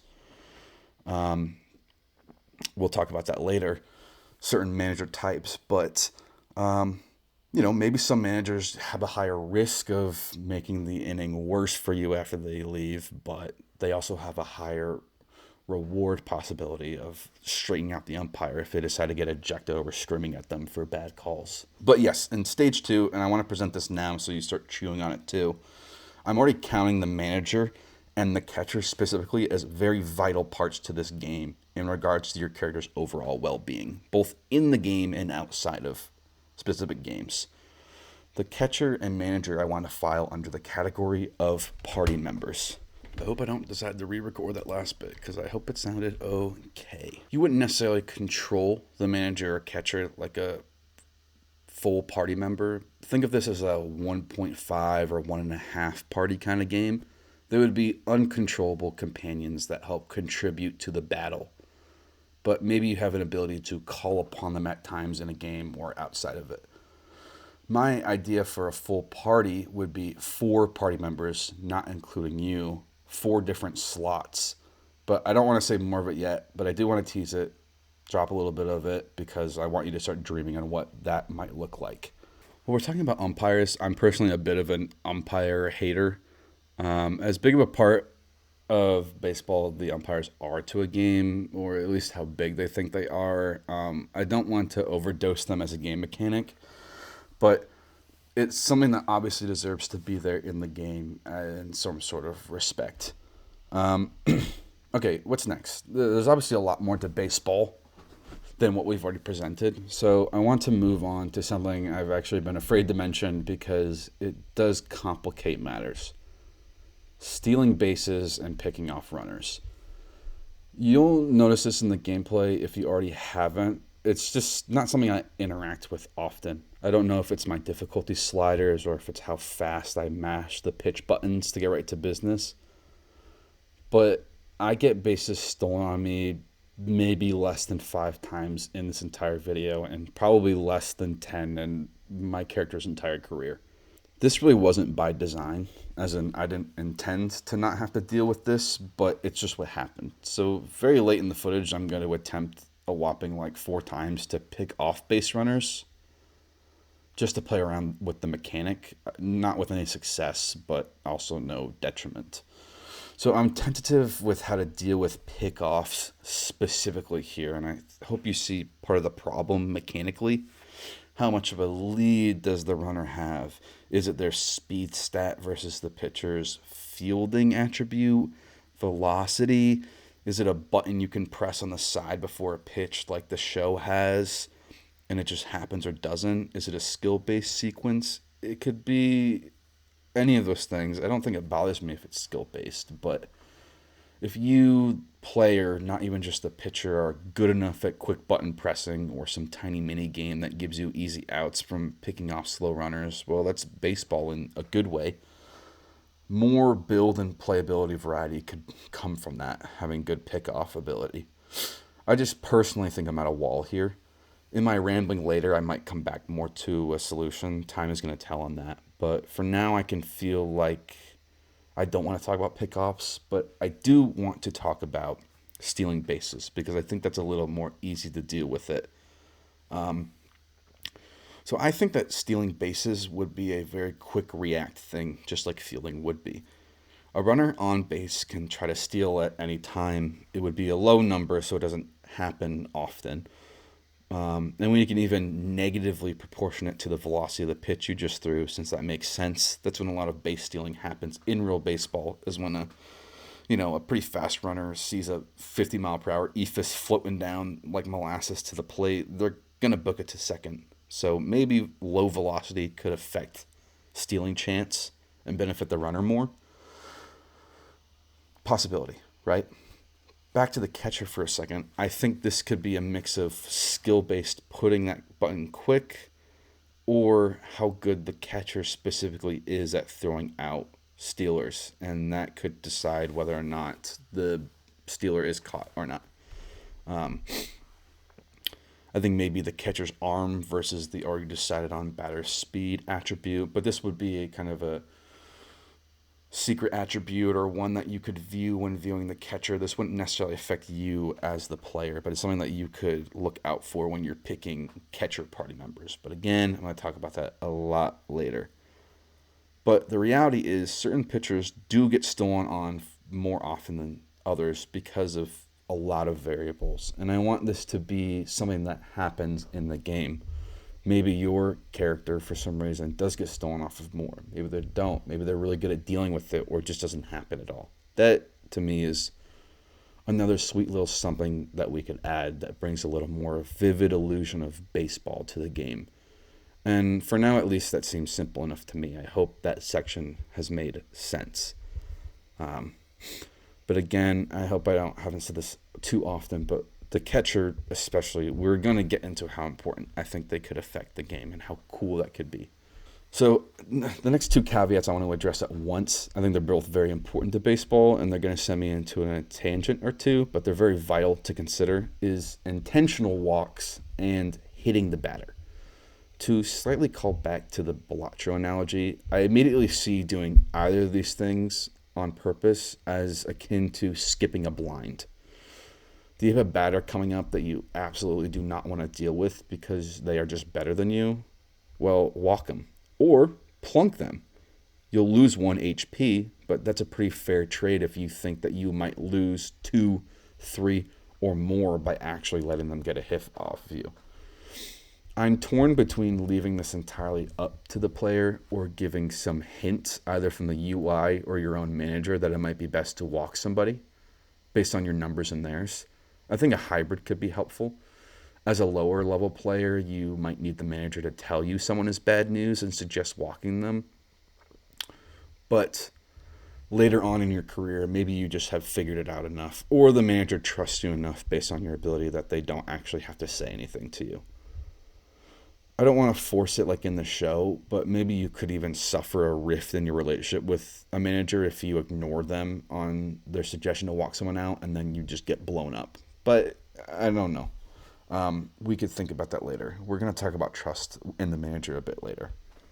So I think you should have the option to intentionally walk a batter, just a little button that you can press to make it go by. Or you could have the option of hitting them on purpose. And both of these things could serve different ways. And one of them involves what I'm going to call the charging the mound tangent. You cannot charge the mound in MLB The Show. You cannot be charged. There is no fighting in the video game MLB The Show at all. There are no cleared dugouts. There are no cleared brawls. And I understand. I think we can all understand this a little bit, at least from a public relations perspective. Image between the MLB and the developers of the show, San Diego studios, yada yada. But that's not baseball. Do you know what I mean? Stage 3 maybe can worry about MLB branding, but right now we don't have to. There are fights in baseball every season, all the time. And admittedly, there's a lot less charging the mound than there used to be, but I'm in favor of bringing it back. We can get into how they could affect the player in later stages with reputation or relationship between enemy teams, but I'm completely in favor of having a fist fighting mini game where if you hit a batter, especially if it's on purpose, this is where we could even excel past where the real baseball can. Most mound charges are resolved pretty quickly when they do happen, but in this game, why not just let each player get in a swing or two, or even knock each other out, or at least on their tuchus? I think that's just fun. It doesn't have to affect anything outside of the immediate game. Besides that, the both of you are absolutely getting ejected. But I just want to lean into something that the show cannot. And if your team charging the mound like I am, then your plunking versus intentional walk risks that immediate ejection. But if you're lucky, or if you insert future variables like traits, perks, etc., this intentional hit could get written off. I would give the pitcher, no matter what, a hard 3 hits or maybe 2 with a warning if the first was obvious. But 3 hits by pitch seems pretty fair to give way to an actual accidental hitting of the batter. Because it's going to happen. At some point, your control is going to just give out on you. And that's okay. It's just a -1 to HP in general. Don't sweat it. But in the case of even 3 accidental plunks, I think we could even call it a 50-50 narratively between the ump ejecting you if they think you're being smart or doing it on purpose, or just your own manager pulling you out because you've clearly lost control of the situation. We could flip a coin. We could even let both happen depending on RNG. But kind of like a ring out or falling off a stage in a fighting game, I think a hard rule of 3 hit by pitches before getting pulled is a good rule of thumb. Of course, when I say hard rule, this is always something that a trait, perk, equipment, special ability, some other MacGuffin could give you more leeway on. Maybe you get a 4th life here instead of 3, or you can really act up on it being on accident. There's a lot of options here. This is an RPG first and foremost, and I think a great rule, in my opinion, for RPGs is that if there is a mechanic, a great rule for RPGs, in my opinion, is that there should always be a way through build or skill or item for a player to circumvent some mechanic of the game that frustrates them based on how they want to play. If some guy wants to hit as many batters as they can because that's just fun, or it synthesizes with some gear or build they have, I don't want to get in the way of a good time.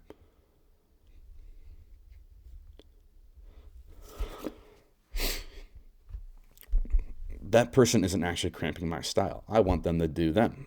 I just need to be the one that lays some sort of ground rule mechanically about hitting by pitches, at least to start.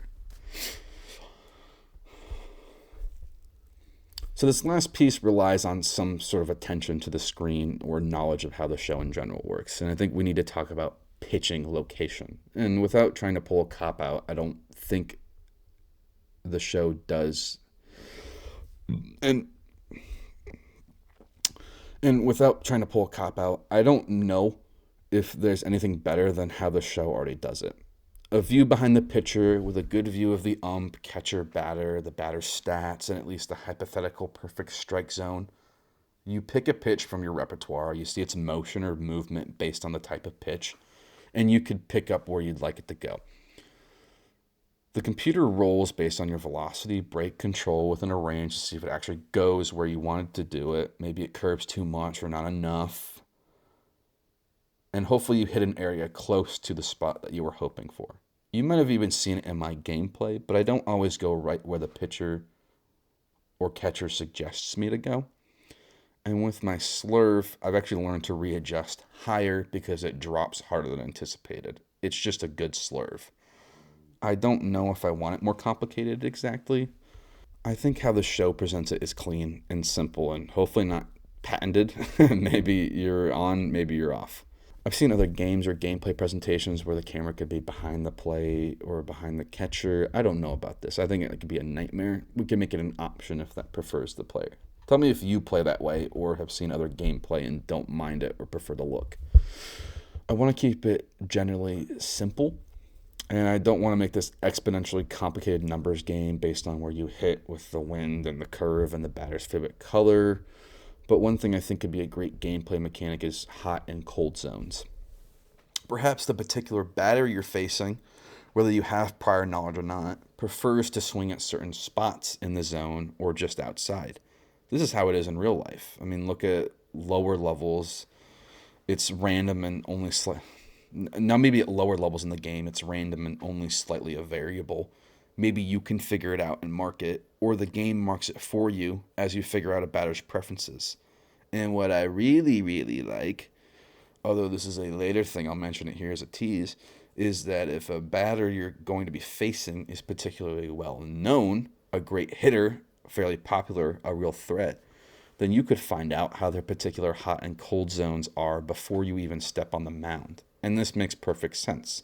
Historically, certain amazing batters have done poorly against one specific third-rate pitcher because that pitcher just got the batter's number. They figured them out. Oh, here's old dumb Barry Bonds. I've faced him dozens of times. I know what to throw to him and where to get him every time, no problem. What? Everyone else is destroyed by Barry Bonds? Well, not me. This goes into a whole nemesis or relationship system we could have for enemy batters, but even here we could just entertain it from the idea of having static enemies with static stats that the player could maybe figure out before the game. Maybe you even get a codex or a batter bestiary of who likes what spots. Quality of life could superimpose it on the strike zone like the show does. And narratively, this could be scouting reports, or maybe one of your party members, catcher, manager, secret other two, know something about this batter that they're going to tell you before the game. They tip you off to it. Maybe that catcher played with the batter or faced them before. Maybe the manager knows him really well, or again has a scouting report, or they played together before. Again, there's a lot of ideas here that could work, and I really like this idea. It's going to take time to see the full picture on that narratively, but I think this really feeds into what I've already called the illusion of the dream game looking and playing like a baseball game. These things just happen. A bad pitcher could destroy a specific really good threat batter just because they figured them out. That's baseball. So barring any other tangents or last minute ideas, this is where I want the final stage. This is where I want the first stage of this experiment or project to lie. I'm fairly happy with it all, and I think it all introduces a lot of different possibilities. I think there's enough here to make a full game already, really. I said this in the beginning, but it's definitely been plenty of time, so I'm going to reiterate it here. My hope is that each individual stage of this discussion would have enough mechanics and ideas thrown about it that at each stage, or some combination of ideas, could make a complete and fully satisfying video game. So I want to pitch, no pun intended, really, actually, I'm not a pun guy, a full picture of what I think a game focusing on what we've already discussed in stage one could offer. So I'm going to call this game Ace, or secondary title, Balatro, but baseball. Now, that sounds silly, but let me clarify and ease some concerns. I don't like the whole this game is just game A plus game B thing. I think that's derivative. This would fundamentally be a lot different from Balatro, but we can use it as a framework. In Ace, you are a pitcher trying to strike out batters with every turn-based RPG mechanic that we've already mentioned. Simple. I've hinted at it before, but Balatro specifically actually already scratches some of these itches. Each ante being an inning where you have potentially 3 blinds or batters that you need to clear before you can move on to the next. This is what you would do in Ace. Now, where Balatro differs is that if you fail a blind, you could outright lose the run, with the exception of having the extra life joker. In Ace, if you fail an at-bat, you might just lose a little bit of HP, but the game keeps going. Maybe you start with 5 HP and you can go up more throughout the run or the full game. Roguelike style, your pitcher's HP could permanently improve outside of each run. Like a roguelike, you pick from a slew of set characters or pitchers that you unlock through progression. These pitchers have different default set pitches, but you could customize among some basic level 1 types that you have access to. Or maybe there's just 1 to 4 random wimpy ones to start. After getting through an inning, you would have some time to check the shop to upgrade pitches, level your attributes, pick through gear, enhance your manager or catcher, take as long as you want. Then it's on to the next inning. Once you go through the whole batting order once, they're tougher the second time around. Chalk this up to either you getting tired, them getting smart to you, video game logic, whatever you want. Sometimes batters come back like elite enemies in an ARPG like Path of Exile or Diablo. They're tougher and have some unique perk that might not favor your playstyle. So you play until you win or until you get pulled or ejected. Then you try it all again. Now, what would you be playing to in this little Ace game? Well, I actually like the idea Balatro has here of stakes, incrementally harder and longer challenges. And it would be really easy to modify it to a baseball game's innings and various challenges in baseball. The first default baby stake or difficulty could just be making it through 3 innings. Maybe you're a reliever or a little league pitcher, however you want to narrative that, or not. Difficulty 2 could be 5 or 6 innings. Difficulty 3 would up the ante a bit based on how you've been playing or how much you rely on HP for your build. But you need to perform what is called in baseball a quality start. 6 full innings with less than 3 earned runs. Difficulty 4 is a complete high school or college game. 7 innings, but that 7th one is going to be tricky. It's going to go in 3s how difficult each inning gets. Difficulty 5 could be pitching a complete real game, 9 innings. Just get through it however you can. Doesn't matter how unclean as long as you keep some HP. You could earn 7 runs if you have enough HP for that. Difficulty 6 wouldn't screw around. You would need to now pitch a no-hitter, and you would lose immediately if you got a hit. But you could get a walk, or if you had some kind of item, gear, perk that muddles what is a totally legitimate single into looking like an error, then you could squeeze by even further. Now, finally, the ultimate challenge, the final difficulty, could be to throw that perfect game, and that's your perfect gold stake. You could add an infinite mode or the ability to keep going endlessly if you're feeling hot and you want to try to throw 15, 30 innings. Who cares? This is a video game. You could add all of the intricacies, options, abilities, mechanics that a regular roguelike would usually have, like outside permanent progression and extra character unlocks and different weapon unlocks and more RNG abilities that could go through the game as you play it more and more and do different runs and innings. I really think that just this alone, you have a perfectly playable and replayable experience. And I encourage you to go on and steal this idea. Actually, why not? I mean, I think it would be very cool if someone made a game like this. Add whatever you want to it, your own flares. I know what I'm doing here. I know what I'm doing here, tossing my ideas out into the void of the internet for free. I just want a really cool baseball game other than the show. So, what do you think so far about all of this? This is a perfect spot to take a break, by the way. I'm going to leave chapter marks in the description, obviously, but if you're looking for an official stop almost 2 hours in, then here you go. I'm going to do the same after stage two, hopefully, or maybe in the middle, because stage two might be a doozy. And obviously, you can stop wherever you want. But now I would like to cover stage two, which I'm going to be calling off the mound. We've already covered the base of what the actual combat or turn-based aspect of the game would be, but now it's time to look beyond it. Most RPGs don't just have you blindly going battle to battle besides some kind of boss rush. So what about the downtime, the outside of battles, where you spend your time getting ready for the next one? There are hopefully going to be a lot of ways to paint what your player could get up to between games, but I want to explain where I want to actually keep it for now. MLB The Show, again, is going to be a fair framework for this to keep this from turning into a multi-million-dollar headed hydra. I want to keep stage two to the consideration that, like in the show's career mode, you are not playing some sort of Skyrim RPG where there's any sort of world that you can just walk around into your freedom. I think that's going to fasten our scope to something doable. Now, you'd still be able to go to places and do extracurricular stuff, but it's going to be in that format, I don't know what to call it, like visual novels or like Ace Attorney, where you can take your player to other screens to do other things, but you're not actually walking there across a map with WASD or your joystick. Now, in your version of Stage 2, maybe you totally can walk around some smaller home base or whatever between games. I don't want to close that option if you're dreaming better than I am.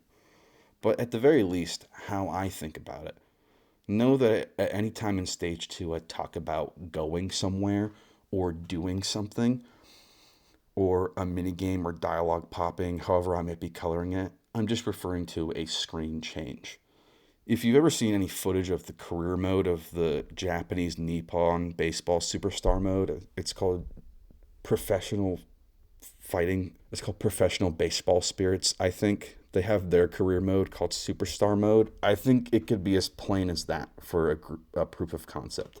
The visuals in between games and professional baseball spirits career mode is essentially just a visual novel. It's very barren, where I hope that makes sense. Whatever game concept you can think of that gets you to understanding that it's screen by screen going and not actually walking around like an RPG. So where do we go from here? For me, the possibilities are kind of endless. I prefer the ability to do a lot of different things in between games, combat, whatever you want to call it, that could improve your player. And I want to talk about a lot of those things here.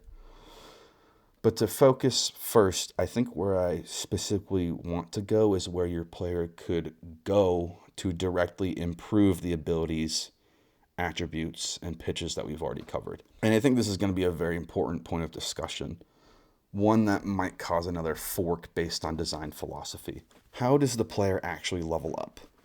Does each batter struck out, inning completed, game finished give you a certain amount of flat EXP based on your level? Think like a simple RPG where you beat up a goblin and get 1 EXP. Maybe you strike out 3 level 1 batters and you get 3 XP. And you get enough EXP, your entire character levels up. Maybe some base attribute increases across the board. Or maybe you also get to pick and choose which specific attributes you want to increase based on what build you might be going for. Now, I talked more about the Dark Souls alternative earlier, where you level up specific attributes, and then each +1 to those attributes adds to your overall level, and you could begin to unbalance encounters based on those overall levels. Now, I am adverse to, I forget exactly what it's called, but level matching. Kind of how MMOs do it these days, shaping zones. Like, no matter what level you are, the enemies you face will always be around your level. I don't like that. I think it's called... I just don't think that's how baseball works. I prefer the Morrowind or classic RPG kind of static leveling. That seems to me more how baseball actually is. In any given outing, you could face one batter that you could smoke with your eyes closed. Maybe the next is more your equal, and then the third guy could absolutely floor you, and he has no business being in the Little League at bat. Because remember, you don't die if you get blown out by one batter. You still just get pulled out of the game at worst. In stage 2, that stands. Everything we've talked about in stage 1 stands as far as HP, getting pulled out, or even pulling yourself out if you so desire. We're still just going to build on that foundation from stage 1. There's never in this game ever going to be a sincere game over, try again, or load a previous save. Maybe some silly, unique situation or some specific side quest could do that. I'm not really keen on it. I don't think there's a game over in the show. You just keep going with bloated stats. And it's been a long time since I mentioned the word stat instead of attribute, at least intentionally. So I'm going to refresh here again where it's going to grow in importance. There's going to be a big difference in this game, as there is in the show and frankly in real baseball, between what I've already been calling attributes and what I am now calling stats. Baseball already has stats. They're the weird numbers that we all nerd about. H through 9, balls batted through 9, ERA, K%, wins, saves, WAR, OPS. But these stats are different from your character's attributes. Attributes is how good they are in a vacuum or in general. Their stats is how well they perform. I think a better way of illustrating this is with someone like Aroldis Chapman. He's a closing pitcher. His attributes, you could say, are off the charts. The guy can throw heat like a monster, 105 mile per hour fastball like no business. And on paper, he could probably do plenty well in any situation. And you've seen it enough times in highlights. But is Aroldis Chapman always that good? That ideal? No, his stats results tell a different story. He blows it a lot. And this is kind of the RNG in a video game. You could play a turn-based game and beat out a guy with better attributes than you based on a ton of variables, maybe even just player skill, and it could happen the other way around. I don't know about you, but I've played enough RPGs where I was over-leveled but totally got beat up by some low-level enemy and some nonsense technicality or on a critical hit, or I just wasn't paying enough attention. And this can happen just as well in the actual game MLB The Show as well. What also can happen in the show is that you could simulate and your 99 overall player could either go on a tear or completely blow it. A hot streak or a cold streak. It's the luck of the draw that favors and weighs your attributes, but doesn't guarantee anything in regards to stats. We're going to come back to this thoroughly, but I want it to be distinct again that what I'm calling attributes is different from what I will be later calling stats. Again, it's how good you are versus how good you are. Expectations versus results, maybe we could call it again. I know that this is an RPG, and this is confusing what stats normally means in an RPG, and I'm sorry, but I hope the distinction is clear now, and I have faith that if you're stuck now, either watching the gameplay on screen or something I say later is going to help you iron out this distinction, because, again, I think it's important. So let's go to leveling attributes. I want to cut ahead on explaining the different ways that you could skin the cat in an RPG of leveling up. If you're here, you've probably played enough RPGs. I just want to get into the model that I want to use and will be referring to from here on out. The show 25 has a great model for this that I'm just going to work off of but enhance. And here's the baseline. Every batter you strike out is going to give you XP, that number being based off of their level, your level, what kind of game it is, the stakes, any other extraneous EXP boosts you might have, yada yada. And this XP specifically is used to level your attributes. These improvable attributes for your pitcher character, for now, we may add more later, will be offensively velocity as in pitch speed, break, control, and defensively contact defense, power defense, fielding, and speed as in how fast your pitcher runs. What about HP and stamina? I think I want these to progress in different ways. The higher level of these attributes, the more XP they require to increase. You've played Dark Souls, the new show game, you get it.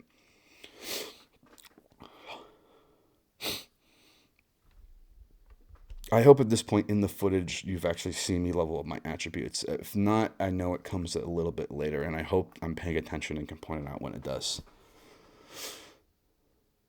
Now, are there other ways that you could get EXP through just normal combat encounters? I'm in favor of yes, totally. We'll get to quests and stuff in stage 3, and that requires a bigger game scope. But in general, I think that you could do a lot of different things to get EXP even before your next game.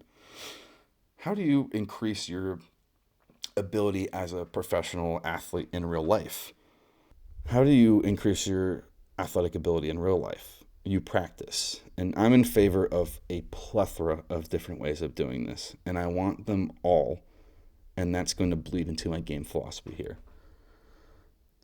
Sure, you can hit the bullpen. You could practice at-bats with teammates or even challenge certain people you know to live at-bats like Eric Sims, Trevor Bauer, Momentum, if you've seen those on YouTube. I really like that idea, that kind of dual idea, and I'm going to come back to it. But practice at-bats could be done ad nauseum to a minimal but very constant XP. And I say, why not? This is a turn-based RPG at its core, so you could sit there and grind all night if you want to overlevel and stomp the next encounter. I'm not worried about time for now. We'll get into time as far as a game mechanic.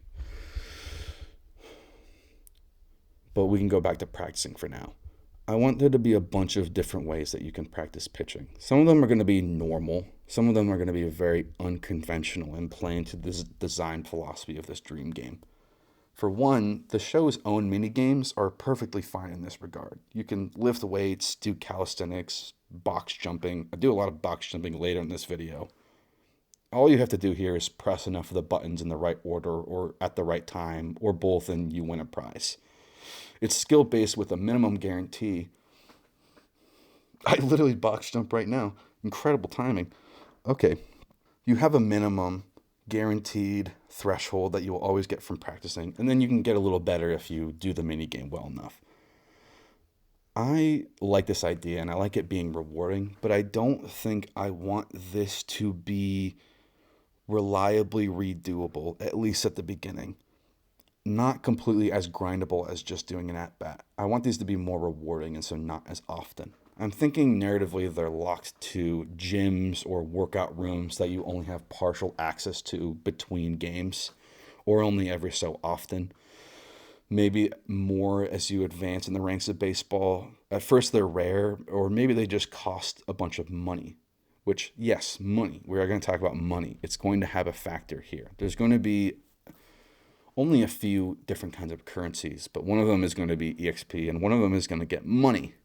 I want to talk about money now, since it's going to be something that very much differs from the show or other career professional athletic games where you don't really have an opportunity to spend the money that you earn, and you don't even really need money in the game.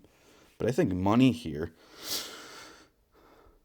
as well as EXP and other boosts, could be accessible from working part-time jobs. And this sounds silly, but I'm thinking part-time jobs like in the game Persona, where you can't just grind a part-time job every second. It grays out after a shift or two and you can come back to it later.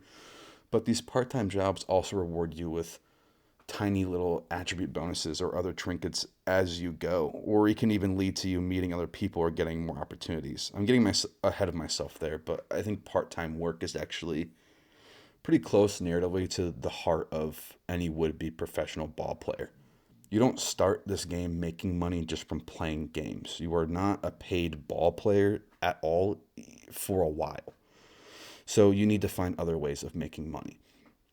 One tiny idea that I could humor in the beginning to make money off of actual baseball is you could maybe place bets with certain people at bat stools where they say, hey, I'll bet you $20 that you can't strike me out, you know?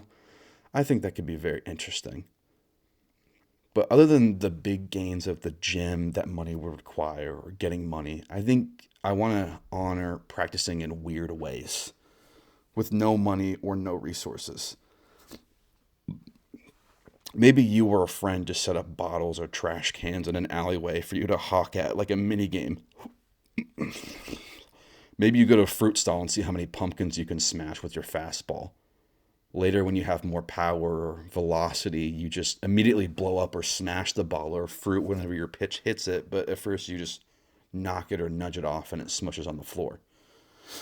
You could smash like 30 bottles in an outing before you get kicked out or get in trouble smashing someone else's fruit stall, because maybe you shouldn't do that. But obviously, actually just practicing your straight pitching wherever you can between games is going to be the crux of you actually leveling up and upgrading those weapons. You could maybe keep XP and character leveling where they are, but upgrading your pitches could be one part Skyrim, one part something else. Using and reusing certain pitches is going to incrementally reward you with that pitching leveling up on its own, as well as milestones giving you permanent bonuses like stamina cost decrease, a base control percentage boost. Maybe unique or legendary pitches give you other things like bat breaking percentage or less chance to hit the batter. This won't stop at just flat increases based on spamming the same pitch over and over, though that would always be in mind. This could also extend to special challenge milestones based on how well you use that pitch in games. Breaking balls, causing a swing and miss 100 times might give you a different permanent boost. Fastballs, catching them looking right down the middle, off-speed or funky pitches, proccing a debuff or stun, or also just catching them looking. I like having more than one method of progression to improve your pitches. I think certain equipment, party members, perks, traits can also favor and boost certain pitch styles. Maybe some boost velocity or break, but debuff control. You've seen this before in games. You could have an item or perk that gives you a light +1 to everything, and another item that gives +3 to one thing, but maybe a -1 or -2 to one or two other things where it evens out or still leaves a slight net positive. So I'm in favor of a balance of sorts, a different choose your own adventure that every route benefits you somehow, but you get to choose the way that you want to go. Not every XP method is going to involve actual active pitching. Some pure pitching will net you no EXP, but improve the pitches themselves. And maybe initially some jobs make you only money or only give you EXP, or a combination of between that and some other perks. Variety here is going to be very important to me. I'm also in favor of something like having some jobs, like in Fable 2 or Fable 3, if you've played those before. Fable 2 and Fable 3 introduced side jobs where they were kind of infinitely grindable, but they only purely provided a monetary benefit. So you could sit there for 3 hours and make $1 million, but you're not going to level up your character in any other meaningful way. And I think that would be a good ground to fall on if a player decides they need money for a certain reason, or just want to sit there for 3 hours and grind pure money. That's something I actually would do a lot, especially in Fable 3. Fable 3 requires you to have a lot of money to get the best ending. I found it simple but very fun to just play Bard Hero 1,000,000 times. The design philosophy with progression is that you're going to find different ways of doing things fun, either based on what you personally like or what kind of build, play style, or avenue you choose to progress with. I want all roads to lead to making your character better all of the time. Besides maybe one or two grinds, I don't just want a player to have 10 hours of playtime and still hypothetically be level 5 just because they decided to go a certain way of playing. This is a video game and in fact an RPG. And I think most encounters or activities giving you XP or some adjacent obvious benefit is a good way to satisfy the player and keep them going. I'm going to go back to Persona for this example. If you're not familiar, the Persona RPG series allows you to use your downtime in a ton of different ways, but almost all of them actually continue to benefit the player in some clear way, either vertically or horizontally. You take a part-time job to make money, and maybe a tiny skill boost, you find items in a random event, or you spend time with other characters, and increasing those relationships causes a direct progression in both the story or some game mechanic benefit. There are very few things that you can do in a Persona game every day that don't somehow help you later or just purely waste your time. And I think this is key to me in the dream game. I want the player to be able to play how they want and do the activities that they personally enjoy without feeling like they've necessarily missed out on doing things a different way, because everything is going to directly give them progression. And however you play is going to get you there eventually. While we're here, I mentioned encounters or activities in reference to getting EXP, and this is what I think. I think a mix between fast traveling events in something like the early Fallout games or the newer Kingdom Come Deliverance games, or the good old classic JRPG or Yakuza would be a little fun here. Maybe when you're going out into the world or on your way somewhere else, you get a sort of random encounter. Remember, this is still screen to screen, so it would be an easy chance to interrupt. You run into a fan, a friend, someone who challenges you to a duel, or a bunch of guys you run into want to offer you a chance to do a quick 2-inning pickup game. Or maybe someone with a similar pitch, a fellow pitcher, wants to see how you throw yours and has a ball on them so they can compare. There's a ton of ways these random encounters could go, since on some level you are a known baseball player, paid professional at this point or not, going about town and someone decides to stop you. The rewards for these could be any of the things we already discussed, or an item, a new party member, a slight relationship increase with an already existing party member, whatever you want. This stage and beyond is what I want to call a positive game.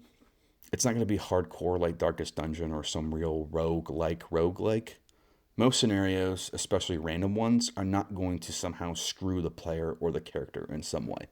They're just fun little cherries on top as you go about your way. There can still be plenty of difficulty in all of this. I just don't think the core of the game should punish the player at any point, especially randomly just because they chose a random option on the way to something else.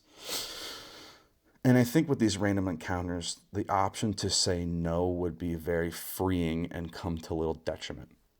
Someone asks you on your way to something else if you want to play a quick pickup game, and you say no, and that's fine.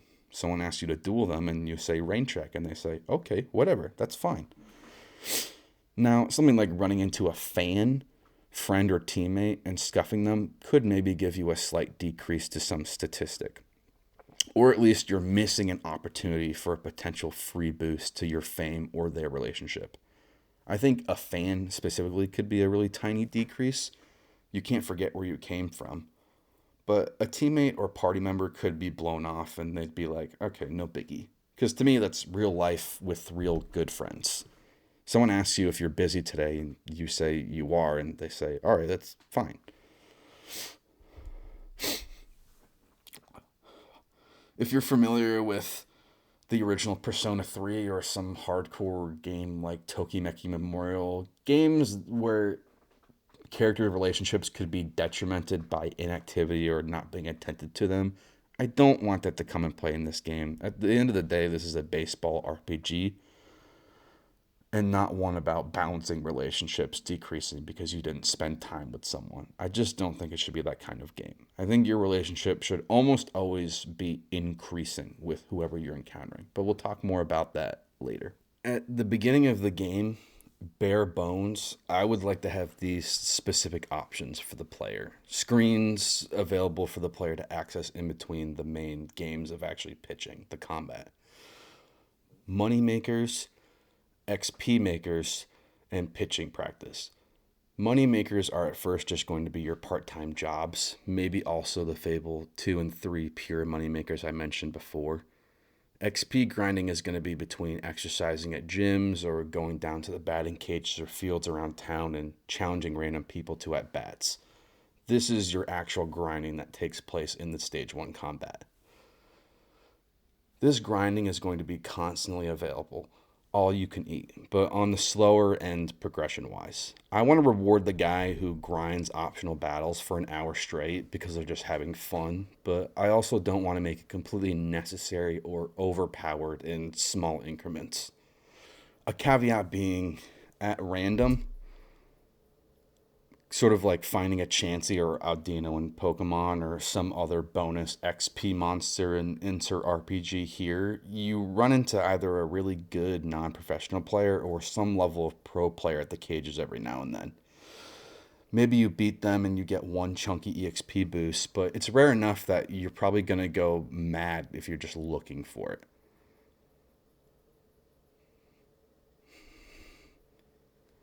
This could also have a second benefit that I want to address later, but maybe just like in real life baseball, there are an infinite amount of ways to become well known. Striking out a pro player at a pickup game where you're a nobody could give you a little extra spotlight.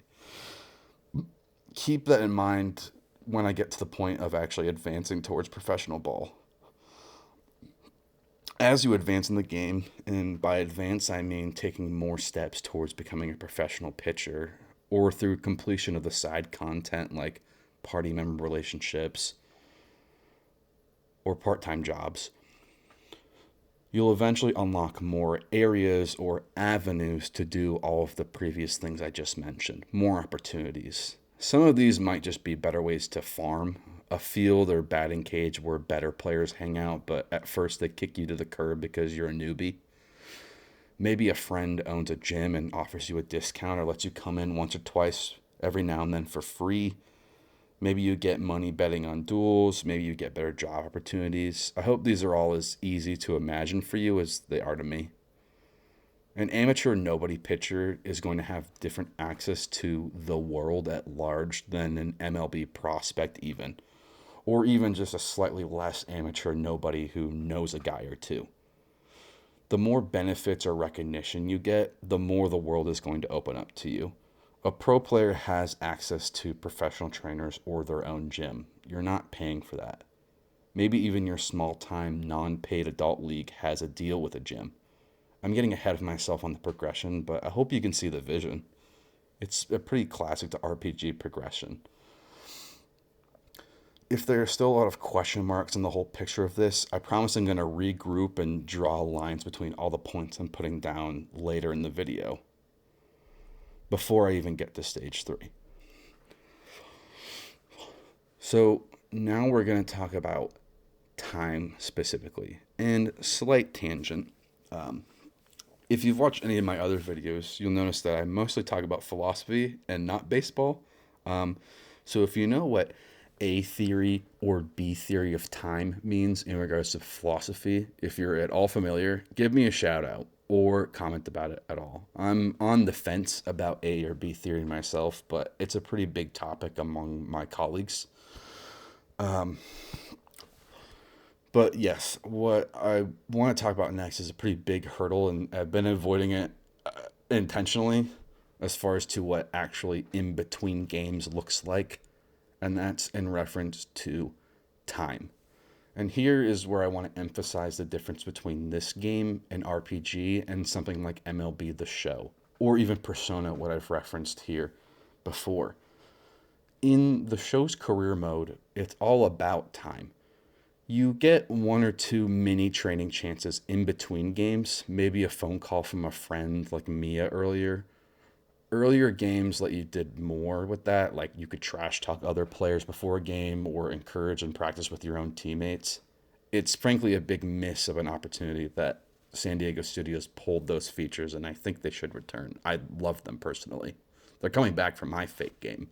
But after only one or two of those, you have to go on to the next game. You can't just incessantly grind these before you go off. You are always pushing forward.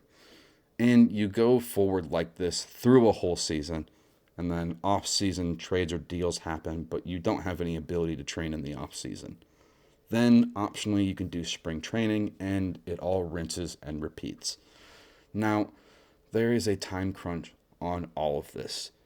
You will get until, spoilers to the very end of the video, gameplay-wise, 45 years of age in MLB The Show.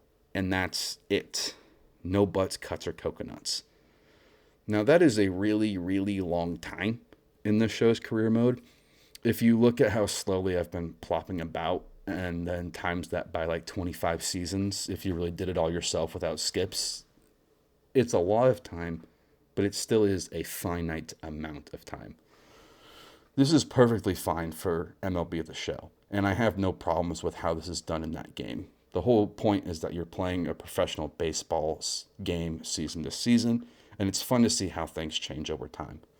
But in our game, that leaves little room for two really important philosophies that I want to grant access to in this dream game for the player. The first is that I don't want this game to necessarily have a permanent ending for the player. I'm thinking more like an endless summer, like Phineas and Ferb, or even like Stardew Valley, where there are seasons or years of some aspect, but you could play like 100 if you wanted to. Does it make sense, like, logically? No, of course not. Is it cozy and inviting for a player? Absolutely. And that's where I want it to be. And if you like your timed mode or a hard cap off point for a player's career, I think that this endless summer of seasons with no finite end could maybe be the default. But if you do only want to play for a certain amount of time past a certain point, you could set that as an option. Or maybe there could be an always lingering retirement option once you pass a certain point. Without spoiling the whole game, I'm actually thinking about the end of Earthbound. Once you beat the game, you can actually mosey about as long as you please with one other party member, Paula, albeit with a lot of restrictions that I don't want to have. But eventually, at some point, and it's whenever you want, you can finally take Paula home, and that's when the game actually ends. It's here that I noticed that about an hour of my gameplay footage is actually corrupted and sticks. So it is my current duty to get us up to speed on where that is fixed. And we're back.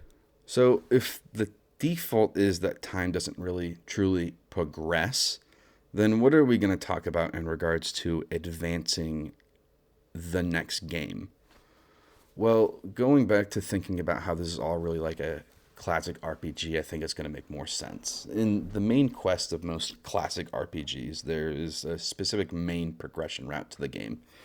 You have access to certain milestone battles in order to actively progress the story. You get to beat minions to get to the mini boss, move through the dungeon, another mini boss, then the real boss. You know what I'm talking about. But like in most of those RPGs, if you're unprepared, underleveled, or just not over-leveled enough in your opinion, or just feel like going to do something else, you can literally walk away, hitting that pause button, and go right on to do something else and side content before you eventually walk back to that main quest battle and keep going.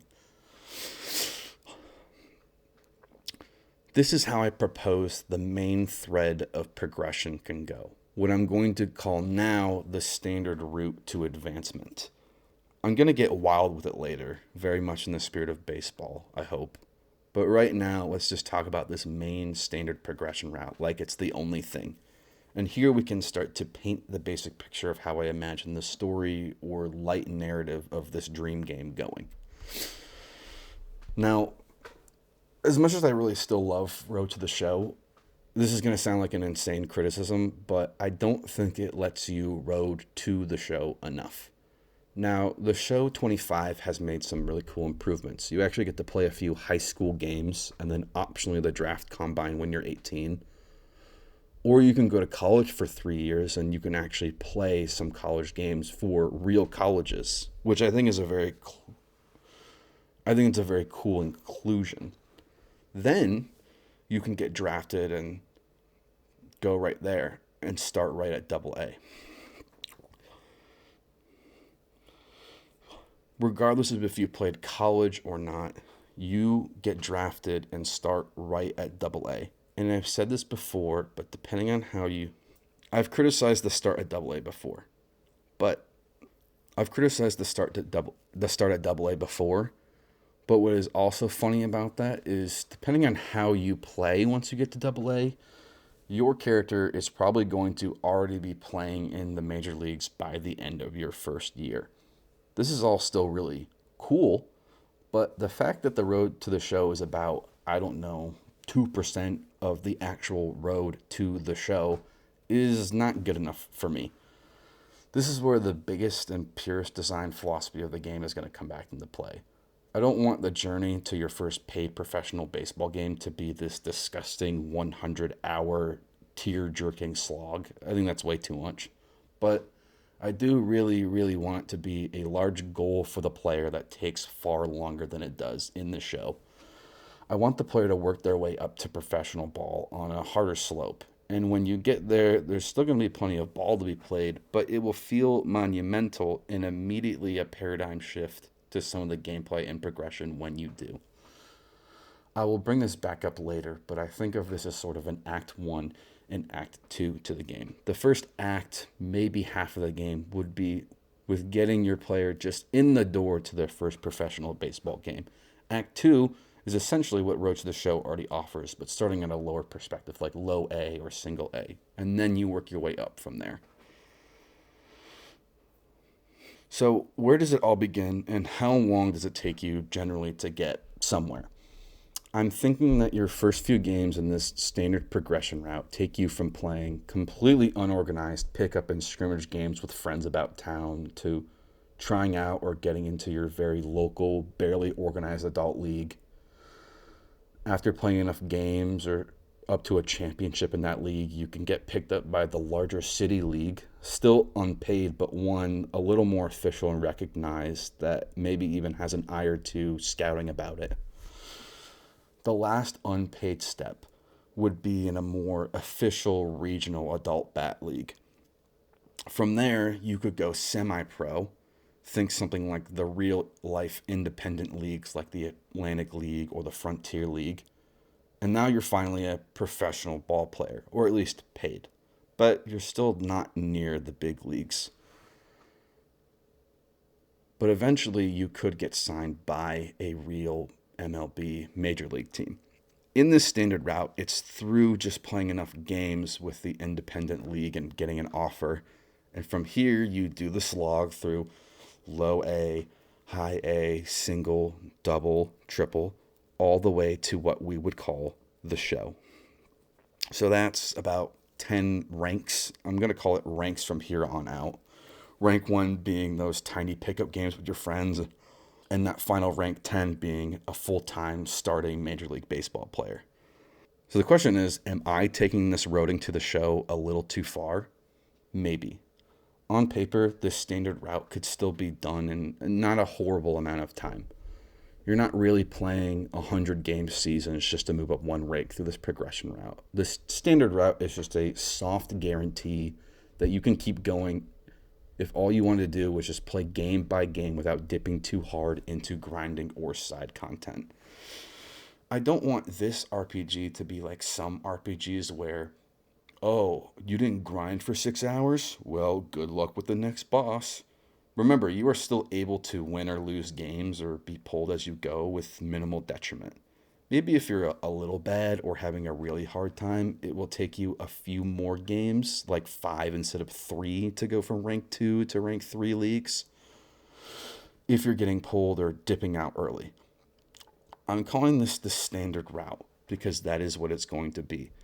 An easy, straightforward, simple, steady as it goes guarantee towards professional ball and progression in this game if you just keep playing mainly match to match.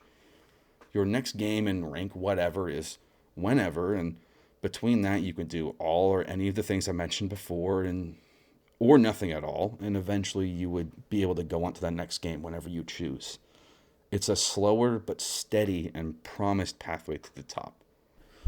Now, why do I keep saying the standard route? What's the twist?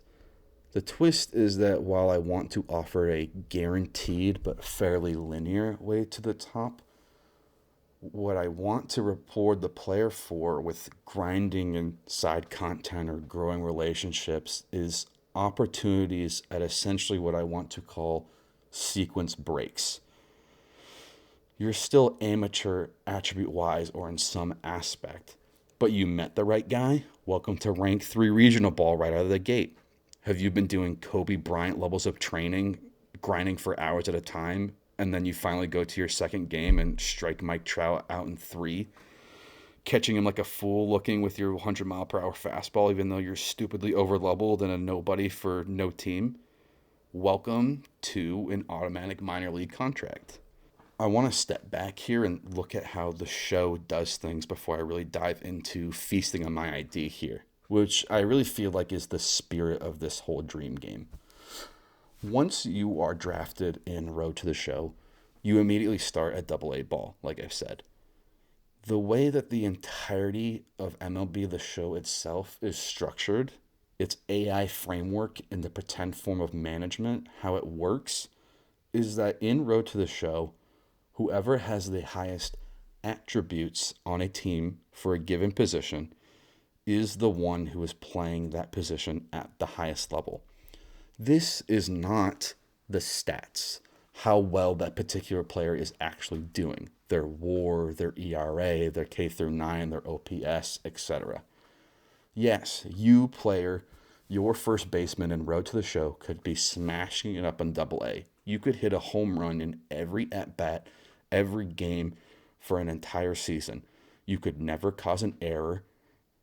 Heck, maybe you magically turn every play into a double or triple play. Forget the Golden Glove, you're the Platinum Glove.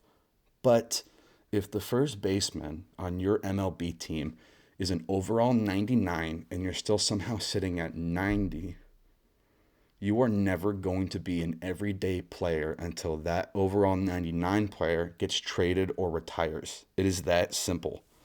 This would be unheard of in the real world of ball.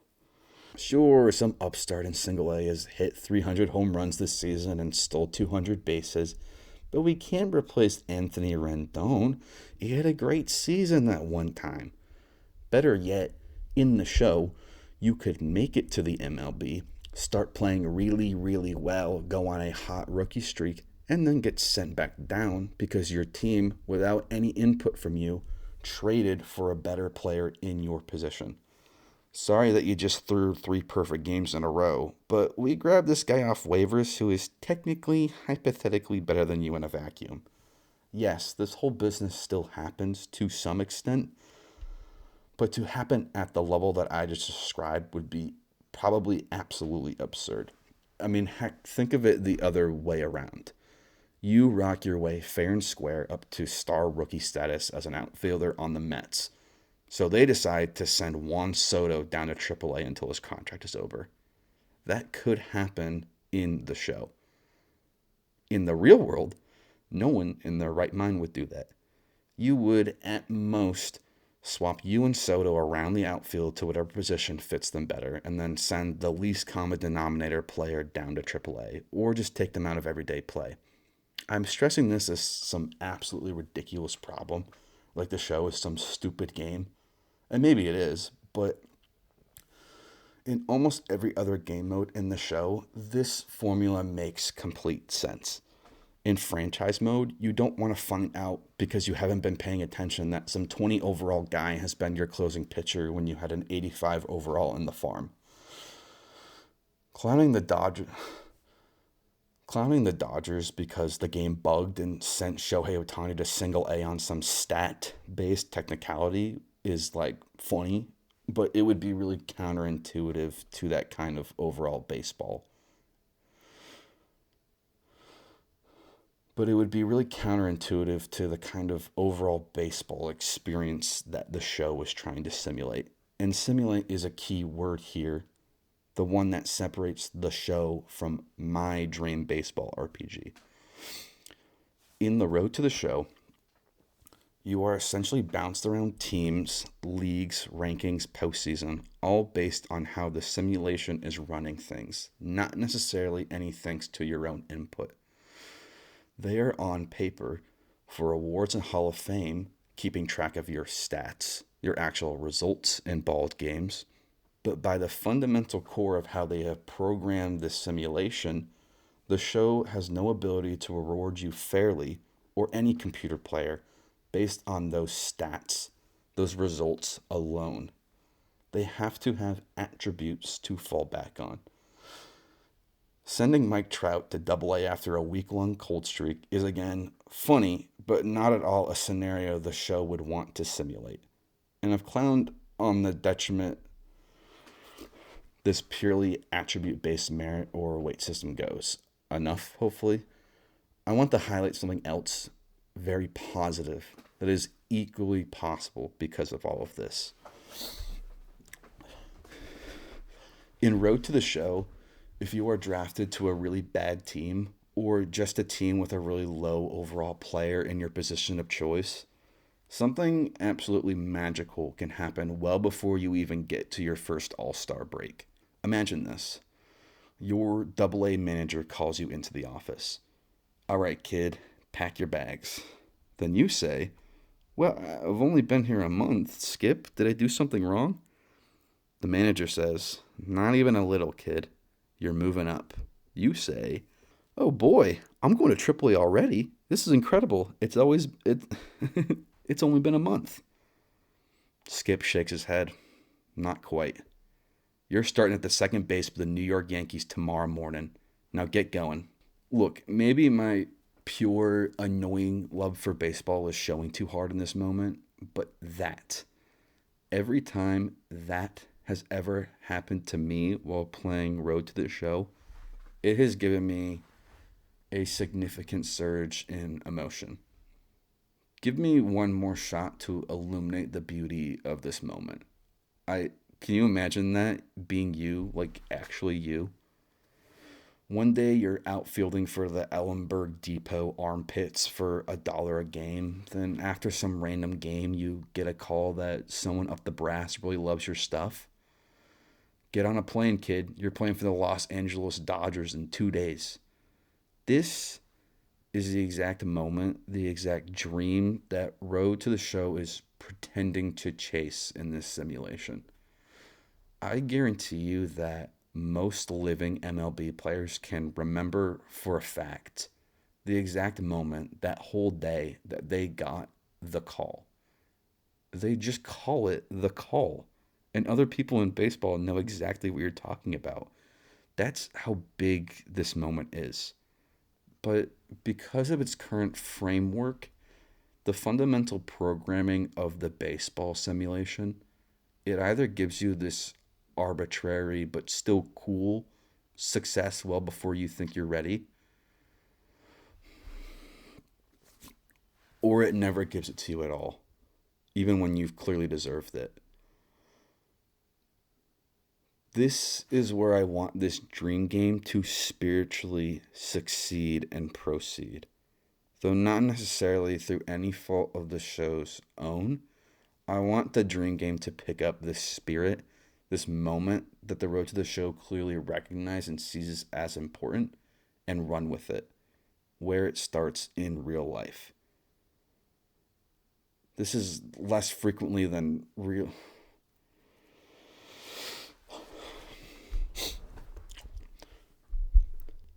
This has seemed like a tangent maybe, but this magical Double-A to MLB overnight moment that I've probably been crying over is what I'm calling the sequence break.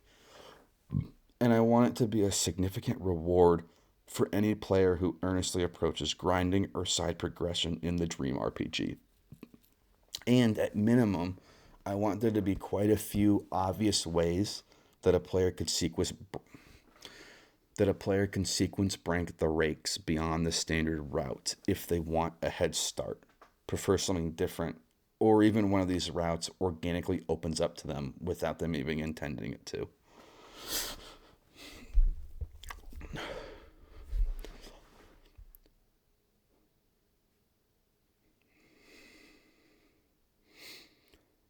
The first and most obvious, since I've been hounding on it, of routes is that our game, is continuously tracking the player's stats per game and will reward a player character who is just doing really well by bumping them up early or skipping a whole step or several altogether.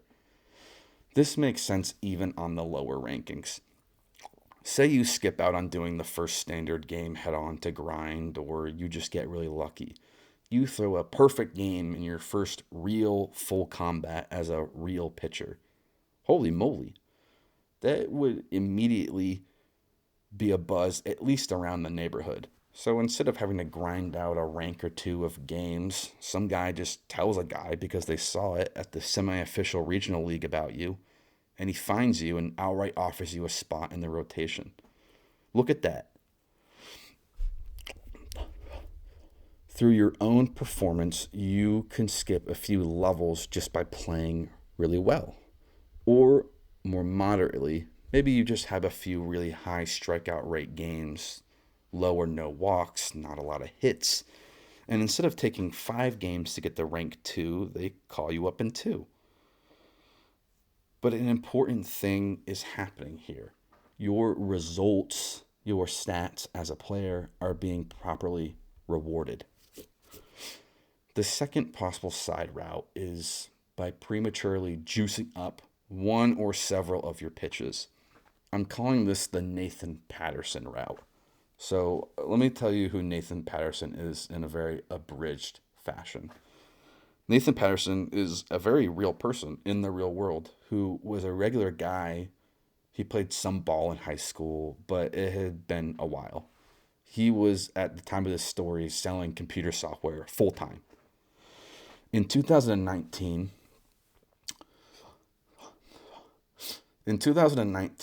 Nathan goes to Coors Field, home of the Colorado Rockies, and records a video of himself throwing a 96-mile-per-hour fastball at the Carnival Speed pitch booth.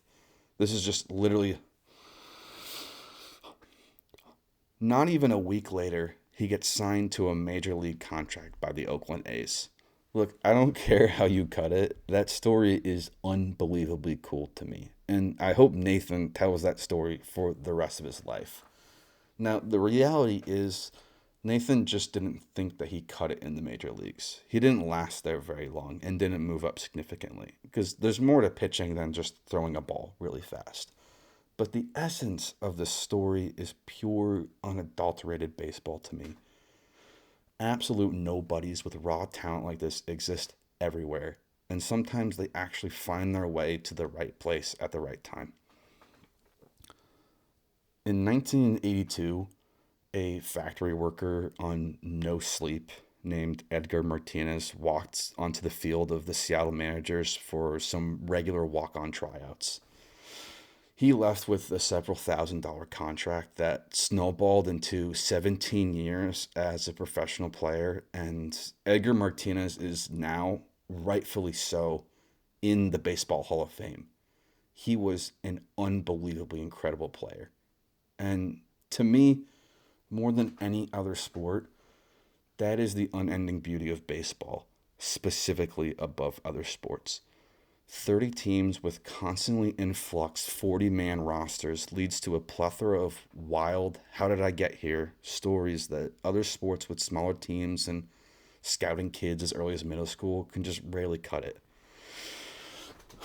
Now, this still happens in those sports, and inversely, that early scouting, get that kid learning a splitter at 2 years old business happens plenty and often in many countries revolving baseball. Right here in America, I think a great example is Jackson Holliday. I mean, just look at him. MLB scouts and sports journalists have been smelling this poor kid's farts since he was in high school. Look at Jackson Holliday. MLB scouts and sports journalists have been smelling his farts since he was in high school. They bark for years about him being a future Hall of Famer, the new next whatever.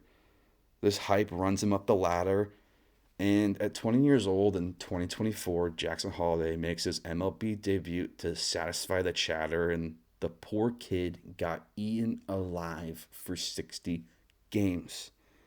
Now, it's not completely that cut and dry. For one, he held his own way better than any of us could.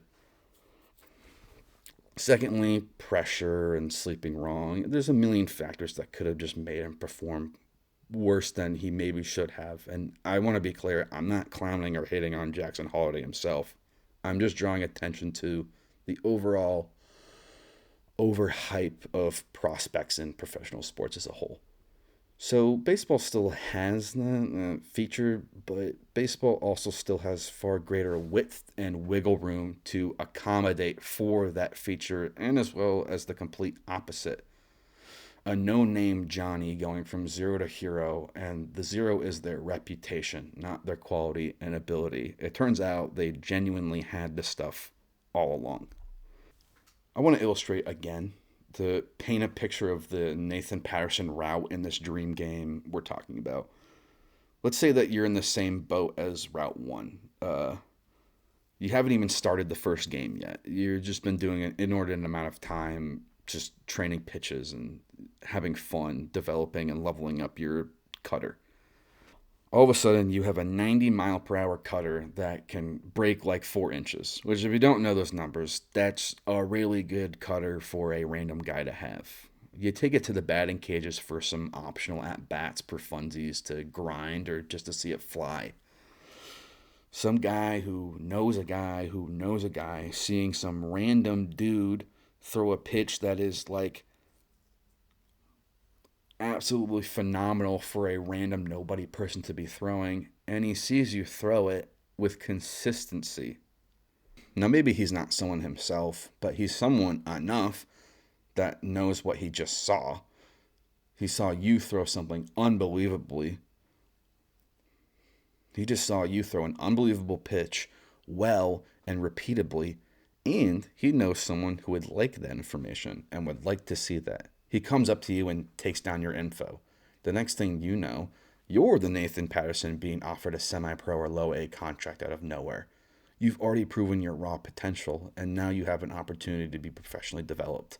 Cut the line a little, kid. We can help you better than the guys in the street can.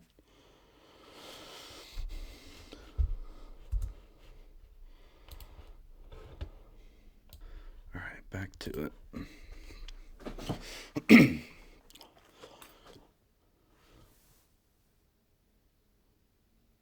What if you want to get ahead? What if you still want a sequence break and progression, but don't necessarily have the stats or attributes to back it up yet? Well, at least as far as getting through the lower ranks, I think that you should have at least two social ways of getting through that don't directly involve your skill as a player. I don't want to get too crazy with something like social attributes or having charisma checks in a baseball RPG, but I think there's two practical ways that the player could get ahead socially, at least in the very early ranks. Simply put, the two ways are who you know and how much money you have. Simply put, the two ways are who you know and how much money you have. If your character spends enough time on the side just hanging out in the right places and developing the relationships and bonds with the right people, maybe they get a little light nepotism that gets them on a better team than they ought to be for the moment. You befriend a player, captain, or affiliate of the regional team early on, and they decide to offer you a spot on the rotation while you still normally would just be plunking around the neighborhood. Sure, they don't think you're elite, but they like you. Secondarily, if you've had enough money to sponsor a smaller team, help pay their way to some new equipment or uniforms, then they'd also offer you a position on that merit too. This second money pay to win method probably sounds more underhanded than it really is. Think of it from the perspective of the guys in the team and not the player character. If you're in charge of or a player on a low risk, unpaid adult bat league, a little league for adults kind of deal, and some guy shows up who's a decent player, definitely not the best pitcher on the team, but they offer to shell out a few $100 to get you guys some uniforms, better bats. Most people in the right mind would let this person on their team with very few questions. This is casual to you. This is casual to you, the Little League for adult player, but they're using it as a chance to improve their stuff. That's fine.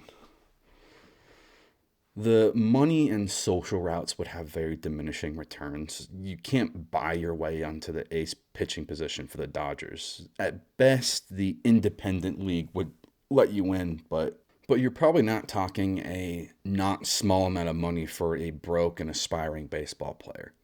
And most people might not even take these ways to get ahead if they're enjoying the regular flow and combat of the game or actively grinding their skills out. But I really like having that option. It only relies on systems that we're already implementing, and the more different ways a player can progress forward, the more unique their experience could be. Having as many different ways as possible to advance, at least for me, gives an RPG an immense amount of replayability and secondarily hookability. If before I even start an RPG, I'm aware that there's a lot of directions the game could go, I'm usually pretty sold. And when certain key moments during the game go a certain way, I'm usually already considering a second playthrough. If I think the story would go a lot differently if I had made different decisions. I don't need this game about being a pitcher in baseball to be the next Baldur's Gate 3 or Disco Elysium. That's a very silly ask. But we can steal a little bit of those ideas and gists from everywhere and anywhere as we want while we're going. The best design games look in all sorts of strange places for good ideas. We might get weirder later with where we get our ideas for this baseball game, who knows? To bring it all back on track, here's where I want to propose mechanically the way that these different avenues and any other things we could possibly think of could crunch down into numbers that the player can track. The first is actually giving the player an overall level. This is an RPG after all, and I want to be able to level up. I want level to be purely calculated by the player's actual skill, their attributes, and how upgraded their pitches are. Simple. The second variable here is going to be fame. As someone who was coming of age in the 2000s and played a lot of games that sold you as being the hero, I'm a sucker for a fame variable. And at least here it makes complete sense.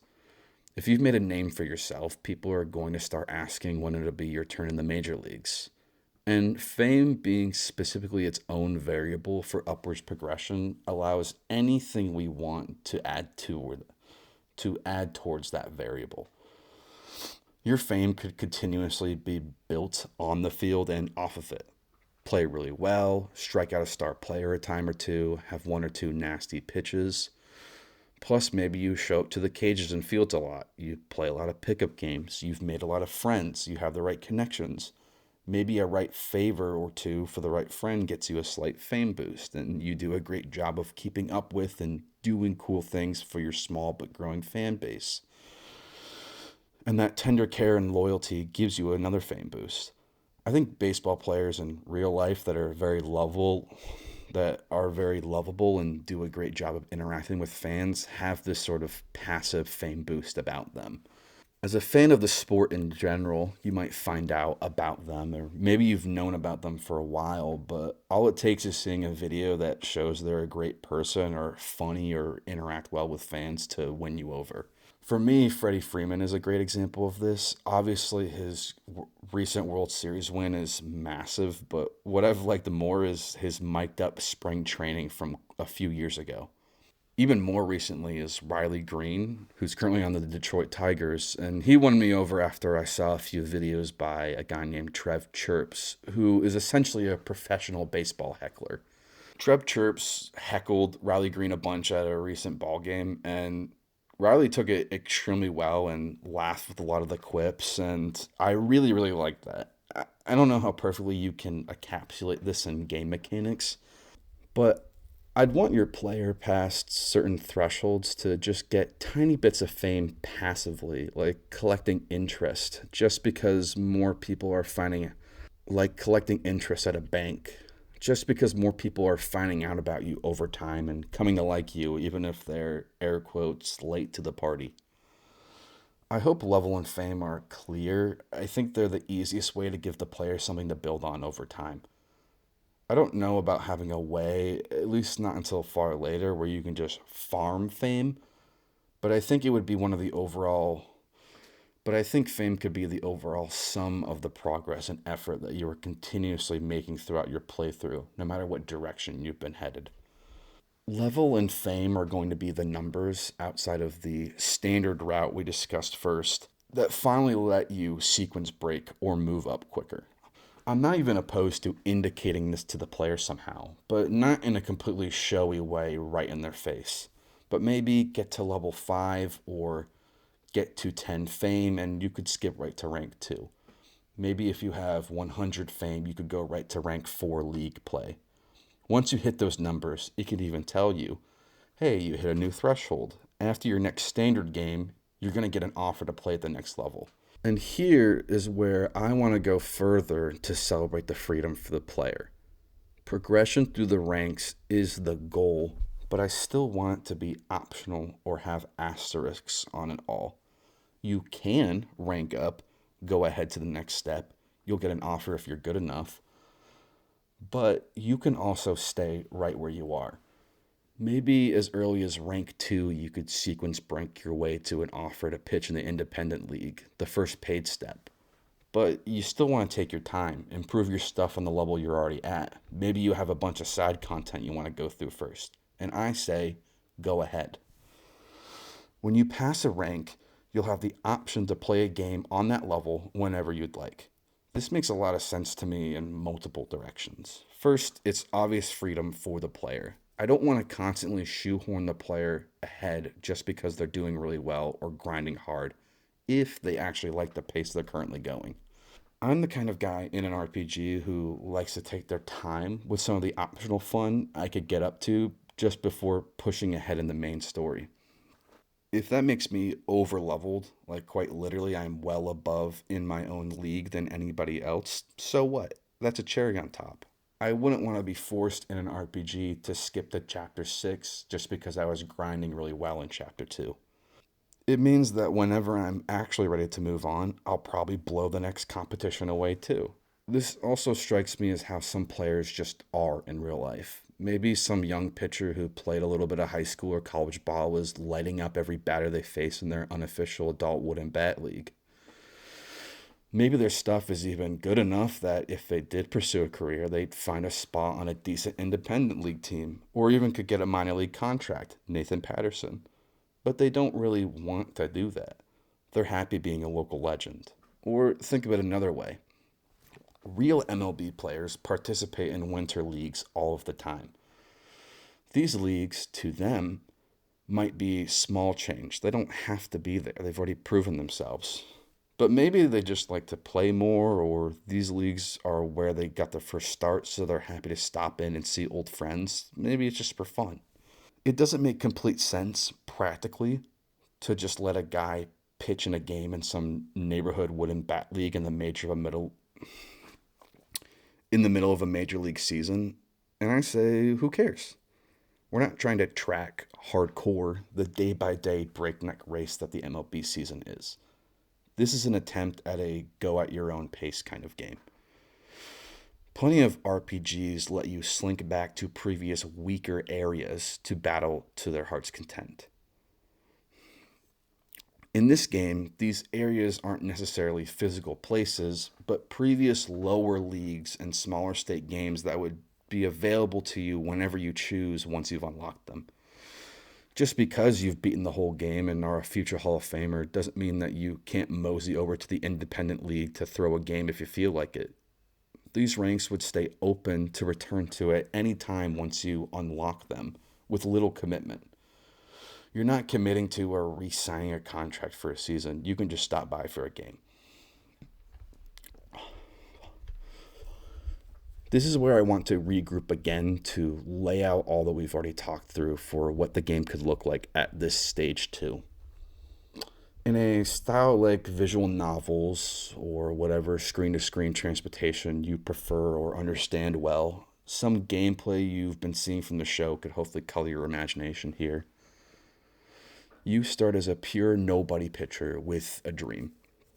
At first, you could go to the beginner pickup games with your friends, or you could spend time working for money, exercising, practicing your pitches and mini games, interacting with fellow players, fans, enemies.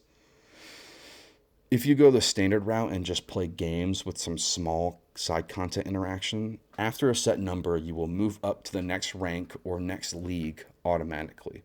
Or through some of the extra work you've put into the side content, you've increased your level or fame enough to get an early opportunity to move ahead in ranks. You can accept moving ahead or stay right where you are as long as you'd like. If you go forward, you can still always go back. The more level, fame, and league rank you achieve, the more opportunities you will have. New ways to train, make money, new side quests to unlock, new pitches, random encounters with fans, enemies, people challenging you to live at bats. If you don't do all of that side stuff now, it will always be there for you whenever you're interested in checking it out, just like any other RPG. Or maybe you blew through the main quest and you're just achievement hunting or whatever. This is the main gameplay loop. Pitch games, do some fun stuff on the side that all somehow either improves your ability to pitch or helps you grant bigger and better opportunities to pitch in bigger games. The spread of how much time the player wants to spend in combat, pitching games, or out of it is up to them entirely. The player ranks up over time from pickup and street games to slightly more organized setups, then unofficial but very organized groups. You can then go to your first semi-pro or independent league pitching. And finally, after enough of all of that, you get signed to the big one. But you would still have some work to do there. I also propose here that you could even have a game in at least 2 acts. The first is all about... Act 1 is all about the journey and struggle of even getting in the door, the things the show couldn't possibly cover.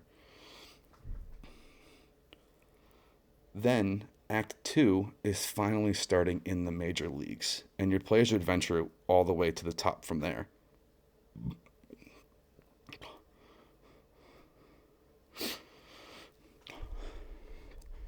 These 2 acts would be narrative or extra mechanic wise, and you wouldn't be locked out of doing any of the small time stuff once you get to Act 2. A natural halfway point of your journey. And again, depending on how well you did, it doesn't necessarily have to be really halfway time-wise. Completely, like, for example, in 10 hours into a hypothetical 20-hour game, but narratively, it would feel like you're starting over in a new way, but on a completely new level with higher stakes and greater access to pro perks. And if you're paying attention, MLB The Show would essentially cover, in my game, kind of maybe the last 2/3 of Act 2, based on narratively where you start in that game. And that's where I think my dream RPG would improve on that, the progression from the very early steps. Now that I've tried to paint the general Stage 2 picture, I want to start rounding up by talking about 2 important features that I have spent a lot of time alluding to without going into detail. And these would be party members and developing bonds or relationships with other characters.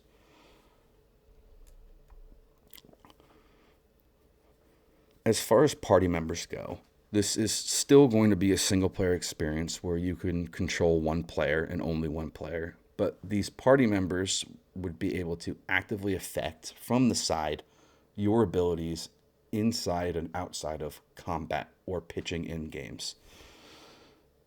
Just like in real life, you are not alone in your journey to professional baseball. You're going to meet a lot of other potential prospects or people who just want to help you. And in my mind, there would be specifically 4 types or 4 party member slots that you could change in or out that would go above and beyond other connections you make.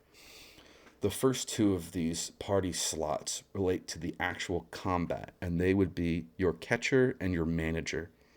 And the last 2 would specifically affect aspects outside of actual combat, which would be a mentor slot and an agent slot.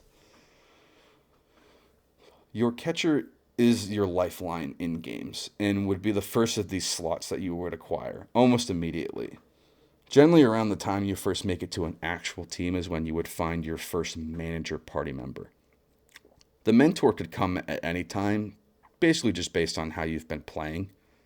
Or maybe you find your first mentor halfway into the game. That's all up to how your story goes. And finally, you would get your first agent either on the very back half of Act 1, right when you start semi-pro ball, or immediately once you start Act 2, getting into the minor leagues. Agents, to me, only make sense to acquire once you've actually started the process of encountering professional ball playing.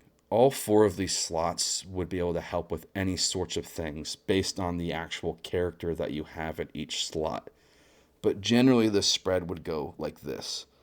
Your catcher party member would be aiding you directly in combat, preventing wild pitches, assisting in pickoffs, or throwing out people trying to steal bases. Good framing would get you better strike calls and more strike calls. This would be the party member with the most obvious in-combat benefit. The manager as well would be also able to help you with in-combat, specifically dealing with umpires, as I mentioned well back in stage 1. But I also want to come back to when I talked about hot zones and cold zones. I think managers would be able to help if they know something that could tip you off to a certain fact about your opponent. Kind of like a lot of RPGs that have a party member that doesn't really help in the combat, but is sort of your team oracle and know-it-all info guy. Off the field, this manager can help you find better exercise for XP opportunities. The mentor slot would be focused on helping you with your pitching directly. This could be a pitching coach, a fellow but more experienced pitcher. Maybe it's a retired veteran. Maybe it's your dad. Whoever they are, they can offer you special pitch training opportunities, help you specialize in certain pitches, or, of course, actually teach you completely new ones altogether. Maybe some mentors even have pitches that are unique to them, like an old school knuckleball or a really specialized forkball. You get the idea, hopefully. The agent, the last slot, the agent could either help you get more fame or maybe even lower a fame threshold requirement for the next step. But they could also tip you off to potential other opportunities for anything else in the game. Maybe your agent says, hey, you should get in touch with this guy. I think he could help you work on your control. He's the I know a guy guy. Now, at least as far as MLB The Show paints agents, I get that maybe this isn't the most accurate depiction of what an agent does for a player. To be honest, based on MLB The Show, I actually don't really know what an agent does. But we're having fun here and we're trying to connect something real a player or prospect would actually have with how they could affect gameplay. Your agent in the show, in my mind, is a bit of lost potential. In previous editions of the game, they would actually help you get traded or change positions entirely. I'm not even sure they show up in this gameplay at all. It's maybe only 5 times in my whole career that they call you now, that they called me.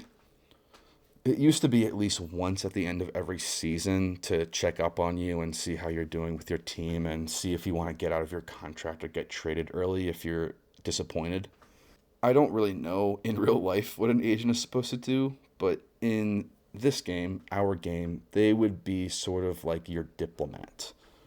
What I'm thinking here mostly is Josephine from Dragon Age Inquisition. If you're not familiar with Dragon Age Inquisition, there's a diplomat character, Josephine, whose entire job is to just broker favor with nobles and big, small governments, important figures.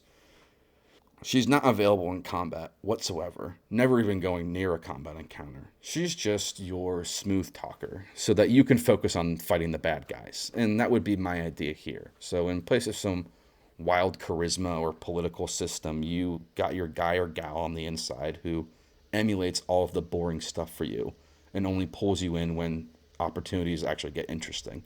Each and any of these party slots would have plenty of different characters that you could recruit or find. Some catchers would be better at certain things. Maybe you need a catcher who is better with wild pitches and framing since your control is shot. Maybe you didn't focus on speed or fielding, so you need a catcher better at picking off and catching people stealing. You might prefer a manager who is more knowledgeable about your enemies because you rarely have problems with an umpire. You're shooting fastballs down the middle clear as day all day. You're going to have different options that help to solidify your build. They'll boost your strengths or help you pick up where you're lacking. agents might be good at getting you into more side content. Maybe they just boost the raw numbers with little fanfare. Like party members in any game, you're going to find several opportunities and you'll find several people for each slot. But like party members in any game, you're going to be able to find a ton.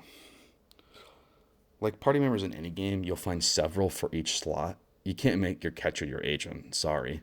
And they will mostly be interchangeable. These party members could level up too. Maybe they were just an amateur.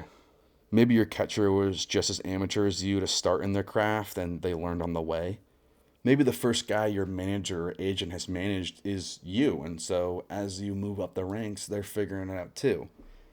And you might already be seeing a slight problem with having any party member at any time, and it's practicality. The catcher and manager are just magically going to move up with you wherever you go, and it's practicality. The guy you started throwing balls with in the alleyway is magically going to become an MLB level catcher just because they've been sticking it with you. Your manager gets to become the manager of the Dodgers just because that's where you go. Here's where I'm going to suggest two options that fix this, and maybe they are options that players can even choose to modify their difficulty. The first option is just, yes, this is a video game, and we're going to unfortunately have to have video game logic and bite some bullets. I've had the same catcher since day one. I'm not leaving them in Act 1. In a real RPG, I would be very remiss to have to abandon my first party member just to move forward in chapters and leave them behind. And I'm sure you might feel that way too. Maybe it's part of your, maybe narratively as a solution, it's part of your contract that you get to have your catcher and manager come along with you.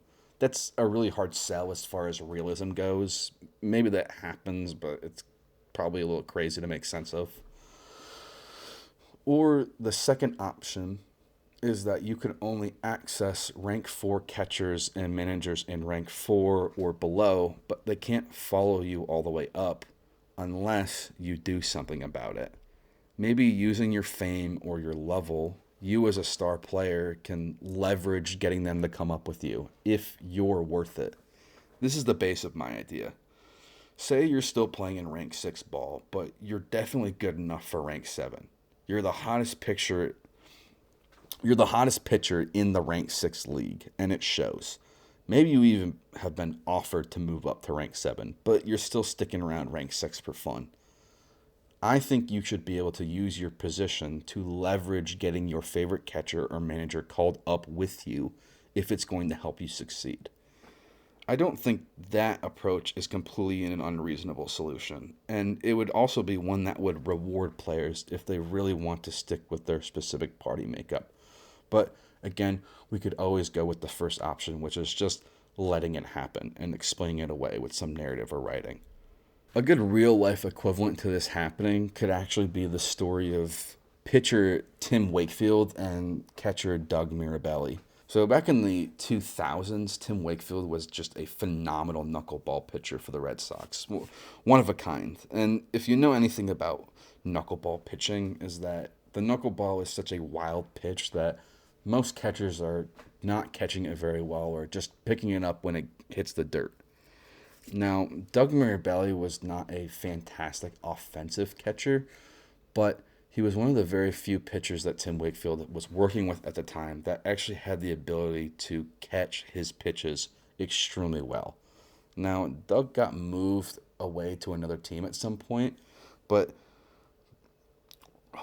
on the verge of the Red Sox, but in the heat of the Red Sox-Yankees rivalry, the first game of the season that the Red Sox would be facing the Yankees, Tim Wakefield was up to pitch that day, and they knew that the current catcher they had was just not good enough to cut it. So they did something pretty fantastical, which is that Boston rolled out the red carpet overnight to bring back Doug Mirabelli in a trade in a very movie-like fashion. They flew him in immediately. They had a police escort waiting for him with a uniform, and he showed up 12 minutes before the game started. They even had to delay the game with sort of excuses, and fixing the field and doing random events just to convince the players, just to keep people waiting until Mirabelli showed up. That's essentially what I'm talking about here as an example. I know that sounds very extreme, but at least we have some real world equivalent to call back on. Outside of party members, I think there are going to be plenty of other people that your player character could build friendships with that would help you grow. For the last time, and here's where, again, I want to steal from a game that has a very good framework around building relationships with other characters, and that is the Persona series, or even the most recent Metaphor ReFantazio. If you're not familiar, I'm going to try to break it down here. In each Persona game, besides combat, you have a dozen or two different people that you can befriend and grow closer with day by day as the story goes on. Some of these people are your actual party members, but quite a few of them aren't. Some of these people are adjacent to the team in the main plot, and some of them have absolutely no idea what you even get up to as far as fighting monsters or whatever at night. If you spend time with these people, help them with their problems, you can level them up from 1 to the maximum of 10 in their relationship. Not only are they interesting characters with incredible stories worth participating in, but no matter how irrelevant they may seem to the main thread of the story, leveling up the relationships of these characters always has some sort of in-game benefit. More money, access to other places, abilities, equipment, maybe even access to new characters you can build different relationships with. Here, I think Persona 5 did it exceptionally well in a very unconventional way that we could definitely recreate. There's a few, and they call it confidants, but I just want to call it friends. There's a few friends that you can encounter in the game that have absolutely narratively no relation to your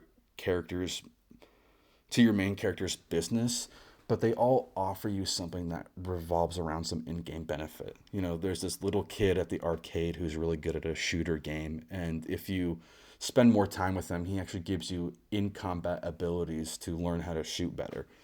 There's even a girl you can meet that practices not chess, but something very equivalent. I'm sorry, I don't have it written down. There's even another high school girl that just practices chess at a church. I know it's not chess, I'm sorry, I didn't write it down. But spending time with her can actually improve your in-game strategy. Spending time with her actually narratively improves your main character's strategy abilities and gives you more abilities in combat as far as strategy goes. There's even a toy weapon seller in the black. There's even a toy weapon seller that improves your ability. There's even a toy weapon seller that improves your access to actual.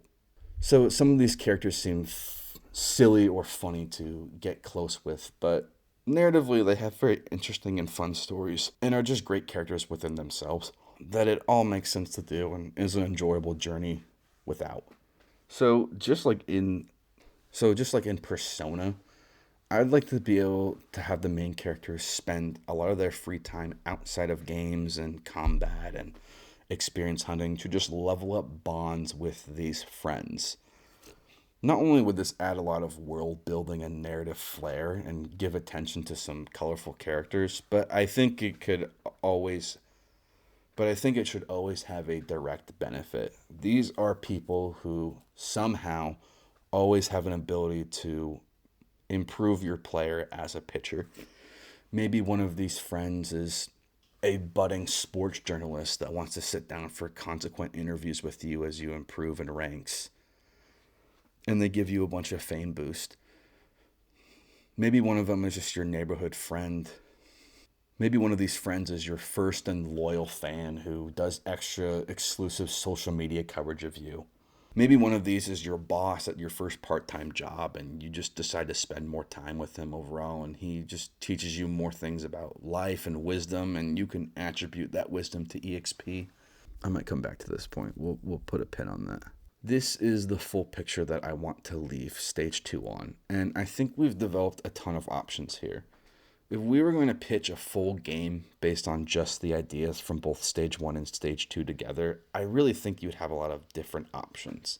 To call back again to the Japanese Nippon game, Professional Baseball Spirits, you have a visual novel of sorts off the field where you upgrade your character, interact with people, spend your time out of game as you please, doing all sorts of different things that we've already talked about. And then it's game time again, whenever you decide. And that pattern repeats and improves as the story progresses and your character moves up. Again, this game concept would still require a lot of work, but I really think that it is completely doable. And maybe the whole game is just this Act 1 that I've described, working from zero to getting the contract offer to play professionally and stopping there. Now, here is where I want to take a break of sorts from the actual script of my game design document and go back to Ellie and what Ellie's been doing on screen this whole time, since I haven't checked in with her in a little bit. So let's go back to how Ellie first got her start. Like I said before, she got drafted by the Washington Nationals at 21 years old and started there for 6 years. 6 saving titles, reliever of the year, 1 Cy Young. Did incredibly well, but like I said before, the Nationals were never a winning team. They performed very poorly, and frankly, they gave Ellie not enough opportunities as a closing pitcher to acquire a lot of saves, which is one of the major statistics that a closing pitcher is graded on. It's a combination of saves and save opportunities, among other things. How many times do they get a chance to close out the game well, and how well do they do when they get that chance? Now, for my first 6 seasons, Ellie at best gets 51 saves in a season, which is still a lot. But it is not a lot when you're considering who Ellie is, at least narratively, trying to compete against, or at least who me as a player I was trying to compete against, and that is Mariano Rivera. If you don't know who Rivera is, he is undisputably the greatest closing pitcher in MLB history, and is frankly one of the best pitchers in MLB history in any sort of position ever. He had an absolutely inspiring 20-year career where he currently still holds the record for most career saves. That is how many times he's went up to the mound as a closing pitcher and saved the game and closed it out. Now, at this point in the footage, Ellie is actually 40 years old, and I don't know if that shows well. I tried to age her up appearance-wise, but not looking bad for 40 years old, Ellie. She has already surpassed Rivera in career saves, which means that over the first 20 years of her career, she has performed more saves than Rivera did at the same time. Now, that's an incredible feat. But one thing she had still yet to do was supersede Rivera in a 1-season record. So Rivera's record is just not as high as her record is. So she's done better overall, but there's never been 1 season where she's just clearly, definitively destroyed his performance on the mound. And so as a player at 40 years old, that's actually what I'm trying to do for Ellie in this season. That's why I signed to the Milwaukee Brewers, and earlier, as you saw and I referenced to, I did it for the absolute league minimum, even though at this point Ellie is still a proven elite pitcher. I did that for gameplay reasons. That's because, like I've said before, in the career mode of MLB The Show, you are a player who is being dealt to work with the overall baseball simulation that MLB The Show has made for you. It is essentially their world, and you get to live in it. And because of that, you are at the whim of the simulation. And so, unfortunately, through the entirety of her career, she never plays for a team that does really, really well. And so what that creates realistically is less save opportunities than other pitchers in the league. And you might have just seen it, which is very comic, is that as I was playing and going for the overall season save title, which I think is 62, it's a pretty high number. There's another completely different simulated pitcher, a rando named Jeff Carter, who is absolutely blowing me out of the water. And it's because Jeff happens to be playing on the team at the time, the Pittsburgh Pirates, that are just doing very, very well. More wins equals more save opportunities for a closing pitcher. And that's an opportunity Ellie is not given at any point in her career. And that's sort of the whims of being at the mercy of the simulation. You might just get stuck working on a crappy team forever, and your stuff is good, but you'll never have the same shot as other players would. This is very much a Mike Trout situation. You know, Mike Trout, unfortunately, as a future Hall of Famer, one of the best, he might never play in a real postseason game ever. And that's just the luck of the draw. Now, this is all well and good, and we can say that that's baseball, but it really punishes the player for no good reason if they just want to play for teams that they really like. I picked the Nationals because I wanted to play for essentially the Expos, right? I wanted to wear that Expos uniform. And I ended up getting punished for it by not having as many results as I hoped to, even though my attributes and my results were actually fantastic. Something else that happened throughout my career is that now I didn't sit down and play every single game of every season.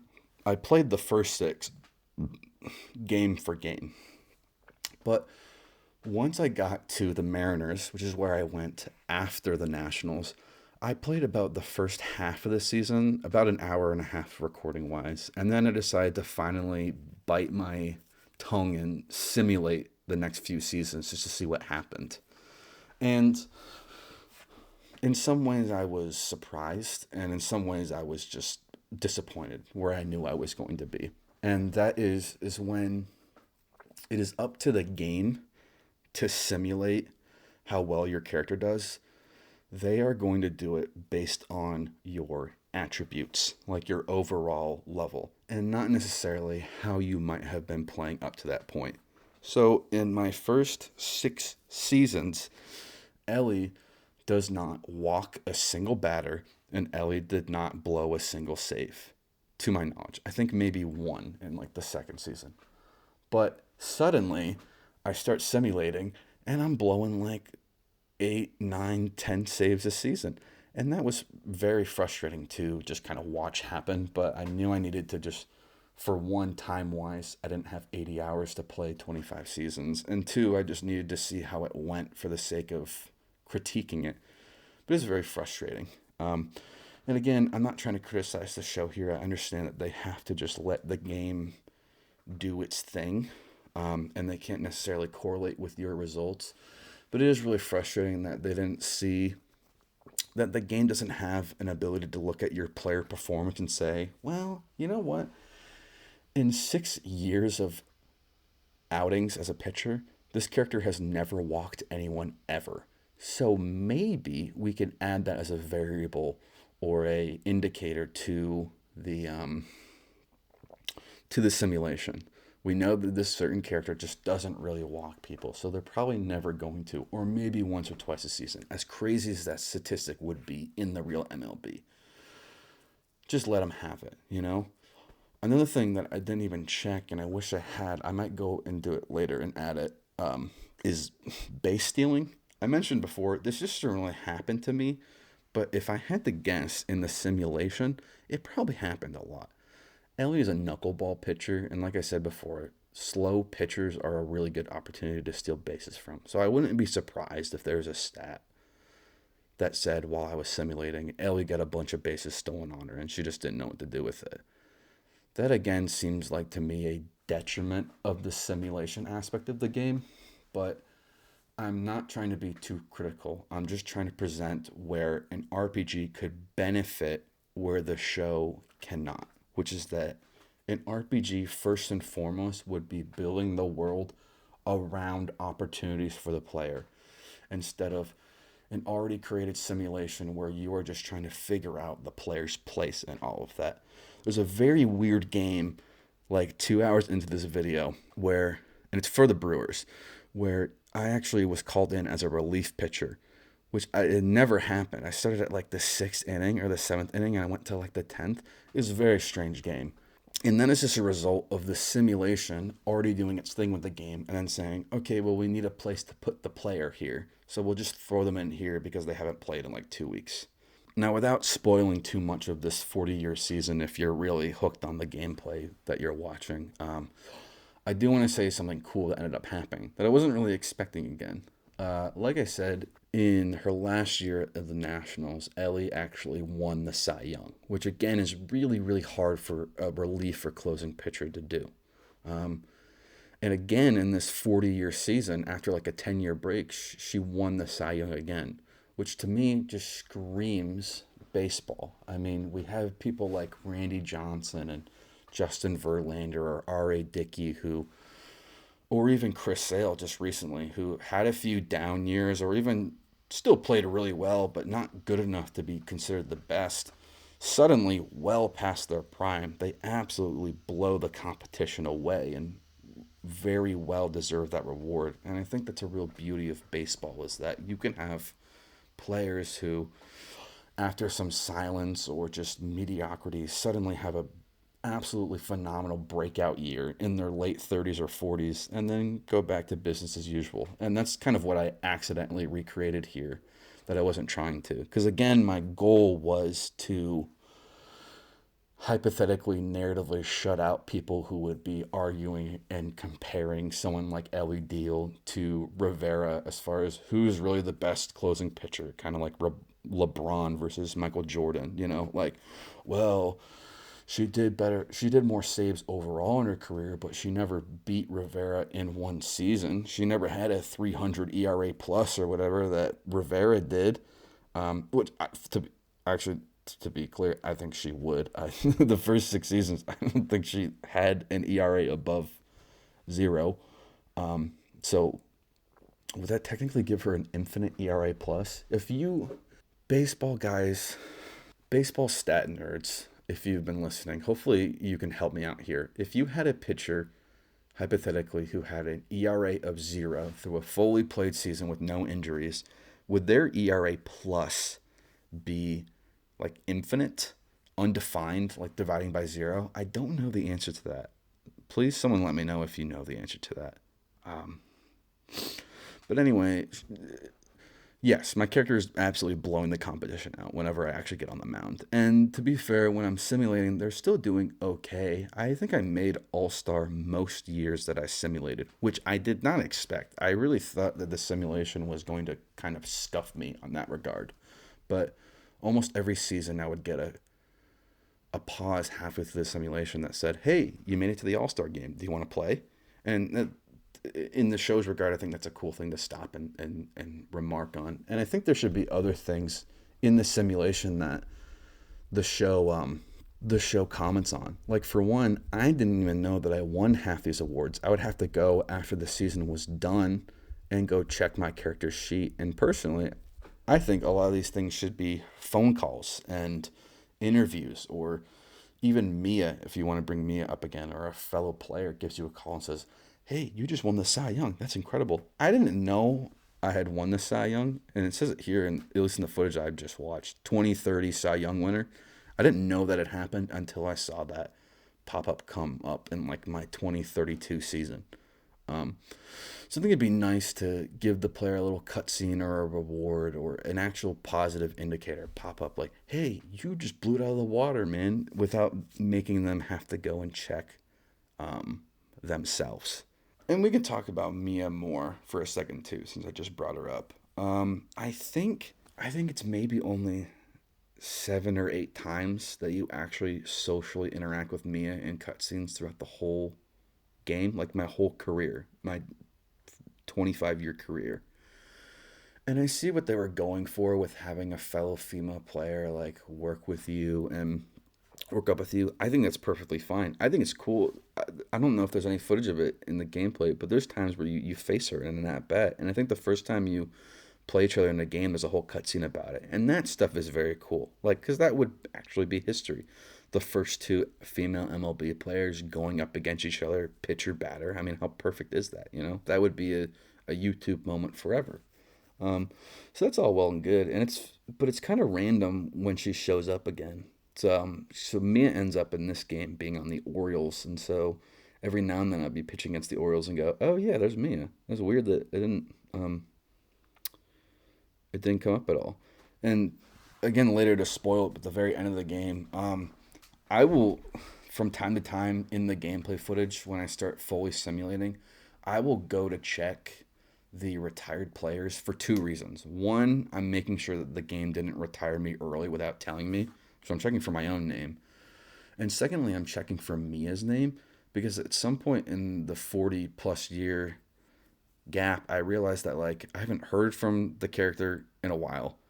Um, and I think the answer is that the simulation retired Mia Lewis as a player, and I just never found out. There was no cutscene, no indication whatsoever that the air quotes best friend of this player, my player, is suddenly just not playing ball anymore. And I remember in the 24 when they first introduced female ball players that there actually was an interaction you could have with Mia where if she got called back down or wasn't performing well, that she could actually call you and say, "Hey, I need some advice. I'm thinking about retiring and just being like a coach or something." And you could say whatever. I don't know if what you said even influenced what the character ended up doing, but you don't have even that in the 25. And that really surprised me. I think Mia overall was a kind of a pretty lost opportunity to have another player kind of growing up with you and working along with you that you could interact with a lot. And I know they probably tried to cut it to not make Mia seem like an annoying character that would berate the player too often. But I think in doing so, they went the complete other way, which is quite literally what happens to me at the end of this gameplay. Is I go like, "Oh yeah, what happened to her?" And I don't get a real answer. And I think that's very unfortunate.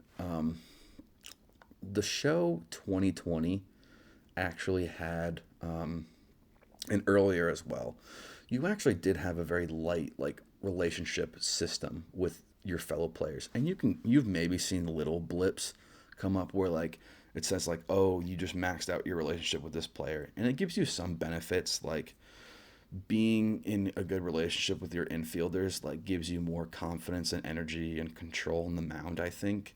um, but you used to be able to, instead of training, like you could train with fellow players or you could just like hang out with them or just talk to them for a minute and say like, oh, you've kind of had like a cold, you've had a cold streak, like your ERA is up, like let me give you some confidence, or like, hey, we're going to sweep this next game, it's going to be awesome. And they removed that feature entirely. And you could also, like I said before, you could at the same time, instead of talking to your teammate, you could like tweet or like text and trash talk like players that you were about to face the next day. And I guess that they'd probably remove some of that because, again, they're trying to paint a picture of like sports professionalism. But it makes so much sense, to be able to smack talk other players, and showboat a little. And you'll even see that there's moments when you strike someone out where the batter can get kind of untowardly towards you. Like it looks like they're pretty angry and they're like whiffing at you, but you can't actually do anything about it. And that's kind of sad. To go back to the whole money and contract thing, I'll talk about this a little more later, but I do think it's a funny circumvent that you have to do, like I did, where if you just drive down your salary because it has no in-game benefit, to the player, the big money salary. Um, if you just go for the league minimum, your team has the opportunity to simulate getting better players, and so maybe your team will win more. And so that's, if you remember that I did that and I pointed it out when it happened. I just scrolled my salary all the way down to the league minimum in hopes that the Brewers would use that payroll to pick up another player.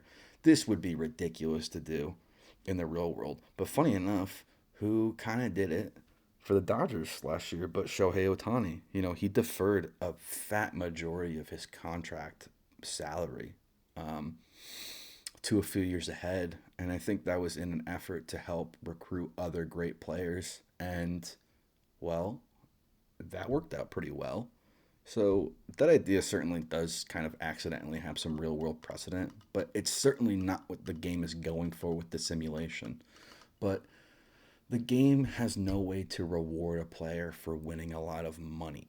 And I think that is a really missed opportunity. If you're going to have this whole thing where you can arbitrate your contract and how much money you're making, and the game even calculates how much money you might hypothetically be worth, which I usually just took because whatever. I mean, 20 million a year is pretty awesome. But the fact that how much money you're making per season doesn't actually benefit the player even a little bit. There's not even a cutscene of you buying a mansion or going on a yacht. No recognition whatsoever about the fact that I think over her career, Ellie's going to make like $350 million. Like she's one of the richest people on the planet. And who cares, you know? I think that's a very missed opportunity. And we'll explore that a little bit in stage 3. I don't even know where to go with some of it, but we're certainly going to talk about that. But yeah, overall, I hope without this just turning into a roast of MLB The Show, I hope some of the gameplay you've seen or have been watching or that I've described about my character and Road to the Show's kind of experience so far, and obviously we're not done yet, not even a little bit, has painted for you what I think the difference should be in this concept for the dream baseball game, which is that the dream game moves those mountains for you to put you in situations that benefit you, the player. I don't want a character in the dream game to end up like I did as a player or as Ellie did as a fake character, which is that there's still a question of like, well, they could have had the best season ever, and we just will never know because they were never on a good enough team. I don't really want that to happen. I think narratively and maybe to some benefit, you could join teams, and we'll talk about that in stage 3, that just aren't as good as other teams, but I don't want that to directly punish the player for picking whatever team they wanted to play on. Maybe they pick X team because they're cool or they have the funniest players or the best potential party member, but I wouldn't want them to suffer as far as win opportunity or save opportunity or something like run differential. I know that run support is a very vital thing to a pitcher as far as wins and losses, but if you've seen John Bois, or maybe it's John Boyce, I don't know, I'm getting a little French with that, a little French Canadian coming out there.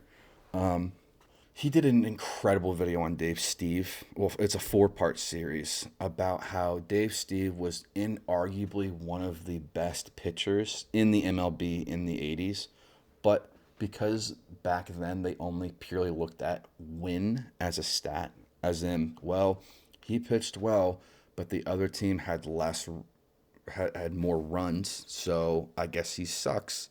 John examines Dave Steve's WAR stat, wins above replacement, which essentially means like how much better did this player do versus the average guy that you could put in that position at the time. And what you find is that Dave Steve was inarguably, pound for pound, the best pitcher in the 80s. He just was absolutely phenomenal.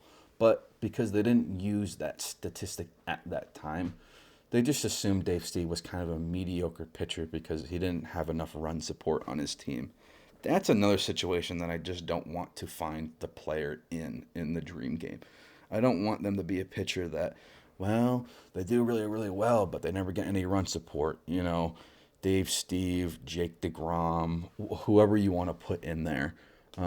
I just think that you could maybe have that like as a narrative throwaway joke depending on what team you join, but I don't think that's fair gameplay mechanics wise to punish the player for.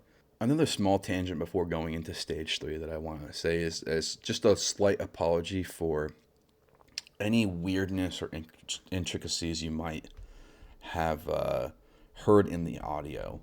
Unfortunately, just how long this video is taking to make and record, and my lack of abilities as an editor, I just don't have the time or ability to sit through what is probably going to be a 5 hour recording and snuff out every tiny little problem.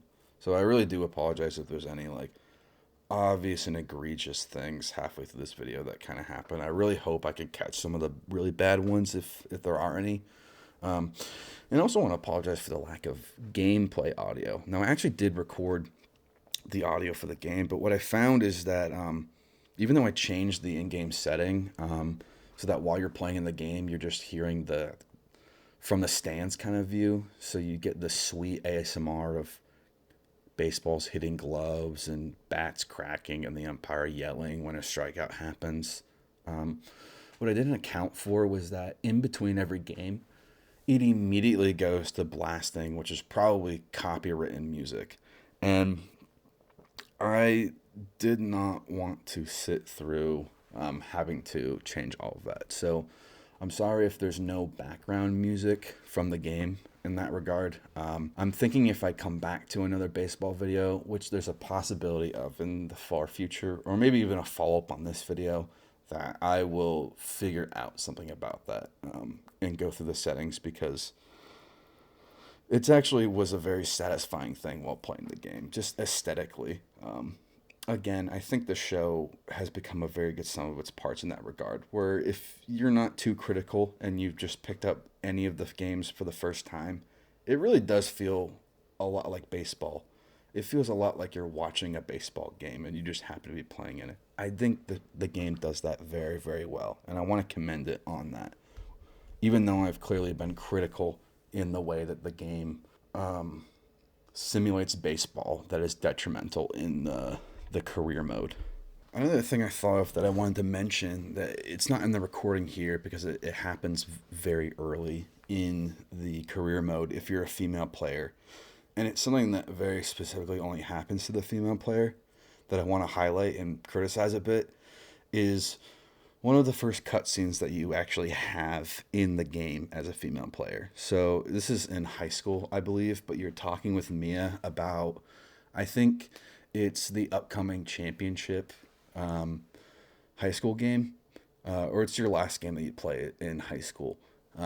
And it starts with you and Mia just talking about how the game is going to go, and you're excited to maybe feature in the MLB draft afterwards. And then the cutscene ends with you mentioning like a third teammate who's going off to college. And Mia mentions that like they might be breaking up with their girlfriend or something in order to go off to college. And then your character ends with like, oh, you don't even know the half of it. And the presumption is that the cutscene ends with you and Mia like gossiping for the rest of the evening. And I really don't like that interaction. It really rubbed me the wrong way the first time I saw it. And I actually saw it a second time just because I was making sure that it happened the way that I saw it. It really bothered me. I don't know the gender spread of the writers or members of the San Diego Studios development team who developed MLB The Show 25, but to me, it reads like a bunch of dudes writing dialogue for two teenage girls. To put that in the published game, because to be clear, that conversation doesn't happen when you do the male career mode at all. Nothing similar to that. It's a bad look, I would say. And I would encourage in the next year's game to remove something like that entirely. Not even to like hint at it. I think it gives a really bad look to how they're representing female players in the midst of trying to highlight them with this whole game mode for female players, which I think they overall did very well. Something that the show 2020 had, and maybe earlier ones did, but I haven't played before that.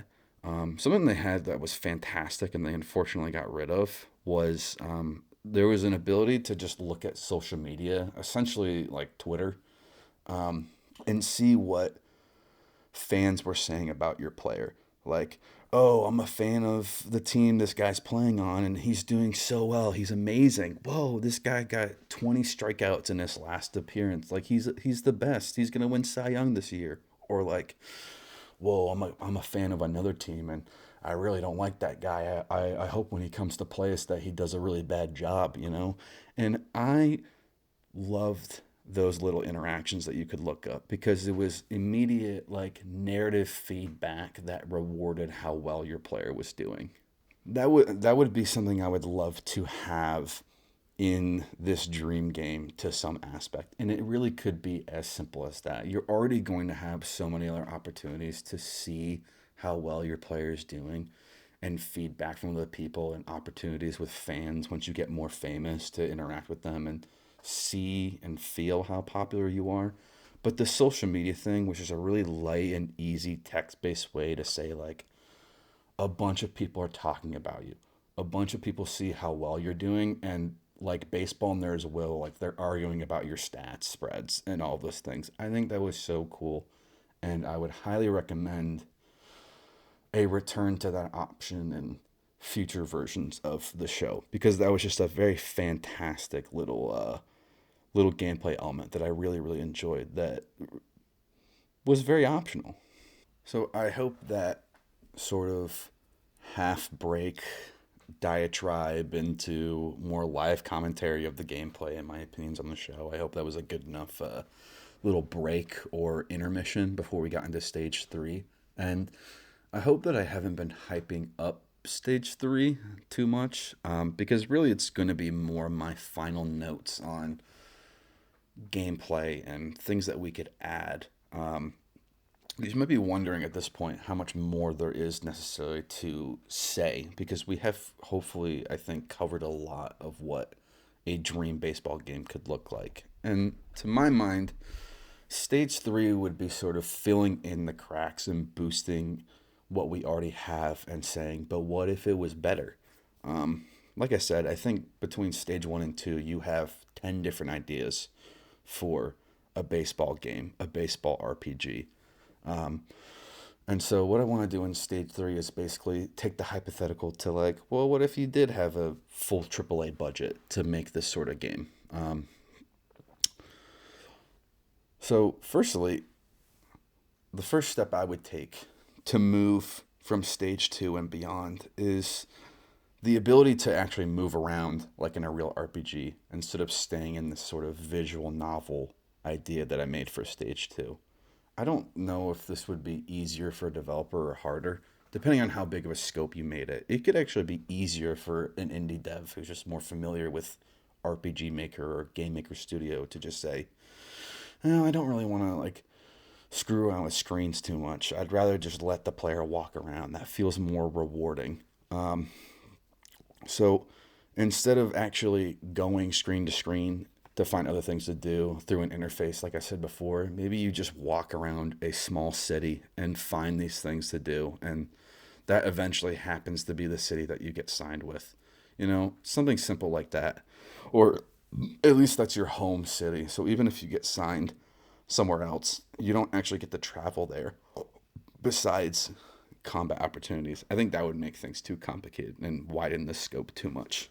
I also wanted to play around with the idea of origins, sort of like in Dragon Age Origins, or you can have minor origins even in MLB The Show. Like, physically, where did your character come from? Like, are they from international? Are they from, like, Maine? Are they from California? You know? And I think in the scope of this game, if we're looking at, like, a city that your player could walk around in, I think starting off, being able to start off in different neighborhoods would be a very cool opportunity. And maybe this doesn't necessarily have a in-game benefit like, oh, if you start on south side instead of north side, you get better access to certain stats quicker. Nothing like that, but maybe your first catcher is different and you can still meet other catchers, the same catchers as anyone else later on, but maybe the first few party members you interact with or your first rank one and two teams are different based on where you start out of, or at least your opportunity. I also really want to go into the idea of how we could flesh out side quests. And there's something that I've talked about from time to time before, but I really want to flesh it out a bit more. Ideas for side quests. Things in the game that you come across more and more as you work your way up. And these could be really simple things like having problems with certain fans or trying to appease your first few fans, and later on in your career it gets harder to keep up with the people that started from the bottom with you. maybe outside of the game you have a problem with an umpire, or maybe you become friends with an umpire and it becomes a problem later in the league because they're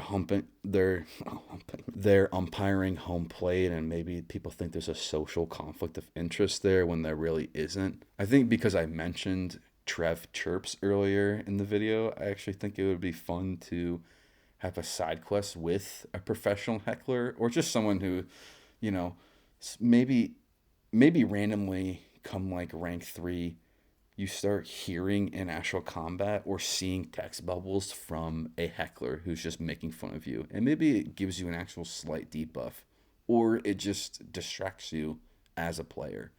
And I think it would be fun to have a side quest from that where you actually get to interact with that fan and talk them into it, egg them on or talk them out of heckling you.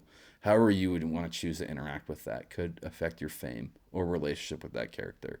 Um, I mean, in this dream game, I would just actually have Trev Chirps do it. I think he's become a big enough staple in baseball social media where he kind of deserves a shout out like that. He's not going to get it in the show. They're not going to put Trev Chirps in MLB The Show. He deserves it, but he can be in my dream game. So, I mentioned this before in the friends or contacts thing, but I think having continual interview opportunities or social media opportunities, you know, maybe after you've made your MLB debut, you get to go on the late night show and a late night talk show and talk to a host. I really think things like that would be incredible to experience as the player.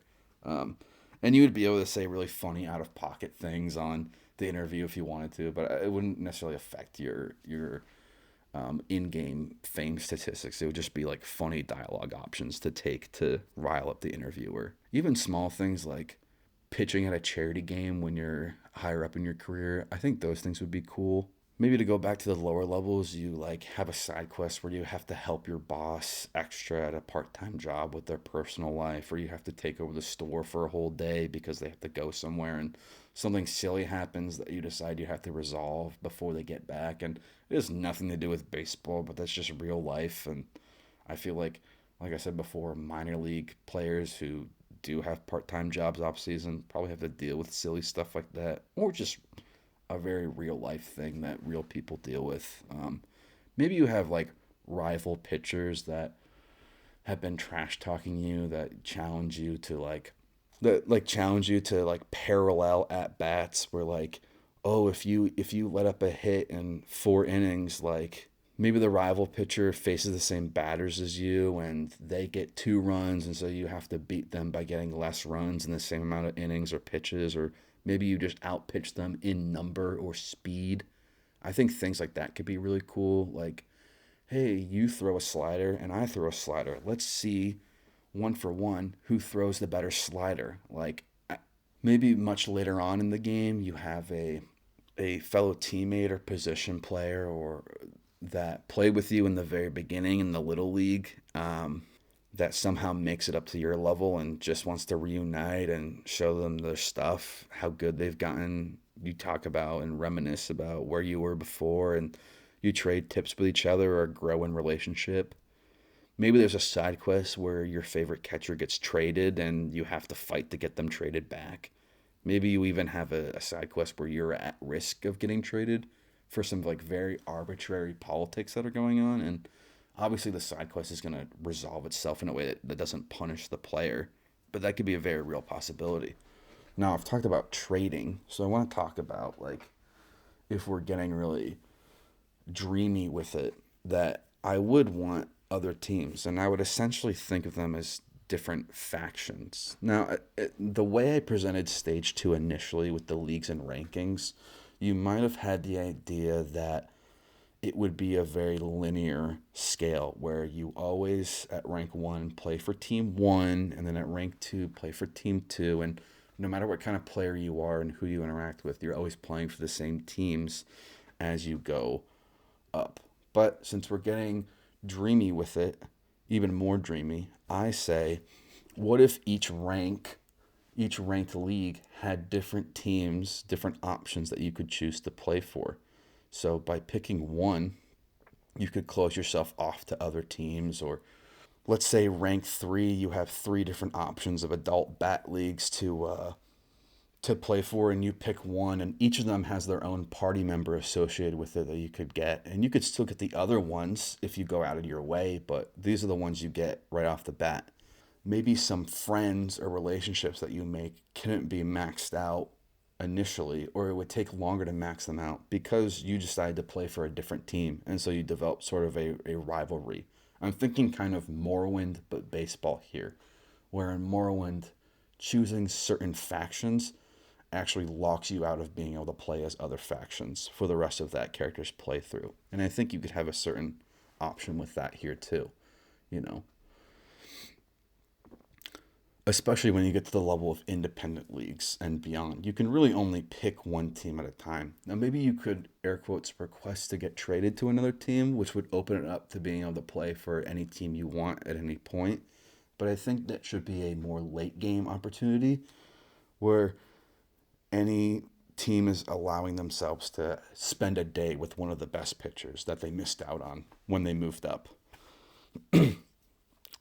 I think that would be cool. But I think initially you should have to pick one team and stick with them. And maybe there's some narrative dialogue difference or some different bonuses, but not really punishments. Just different routes and different branches for opportunities. Because even with 2 or 3 different teams at each rank, I mean, that's an incredible amount of permutations for how a player could go through their game. You know, maybe they pick team 1A and then 2B and 3F, you know, that creates so many different branches narratively for a player to have to make their way up to the top, even without the gameplay aspects that we've already talked about. And I think those sort of threads would be incredible to weave through your story. Imagine as a player playing this game and then talking to your friends about it, like, oh, you chose this team? Well, I chose this and that team. And then you find out between none of your 100 friends that's playing this super popular baseball RPG that I definitely made, that none of you even played the game the same way or put all of the same combinations of teams. I think that would be fantastic. And I mentioned before when I was doing my diatribe about the show, before this, I mentioned it just before I started stage 3, but I would really, really like to reward the player with opportunities to spend money. So I think that one of the big thresholds that would change, one of the large paradigm shifts that would change from this hypothetical Act 1 to Act 2, is that from Act 2 and beyond, you have way more money. You are making way more money. You are actually making money by playing games, and that would be something that you would be locked out of in Act 1. But now that you have more money than you know what to do with, I want ways to spend that money for in-game benefits. And that would immediately distance it from other sports RPGs and sports games. Maybe you can buy a nice apartment, and that gives you a passive bonus to some of your stats, or like your stamina or HP. Maybe you can hire a personal trainer for a lot of money, but it gives you a passive EXP boost on anything you do. Maybe it gives you different perks.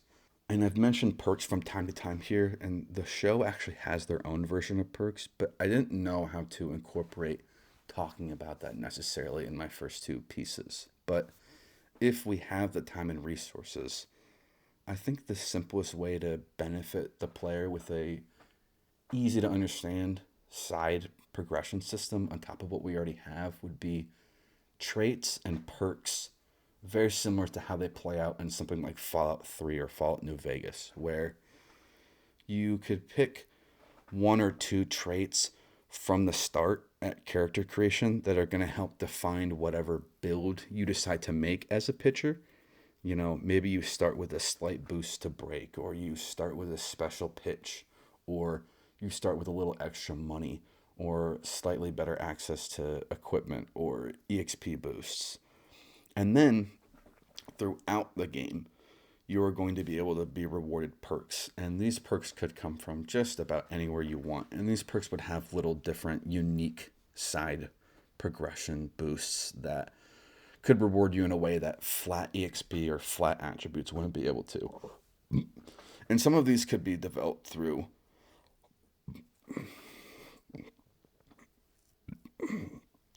and when I say anywhere, I'm really happy to put it anywhere. Maybe you can pick a perk every few levels as you level up.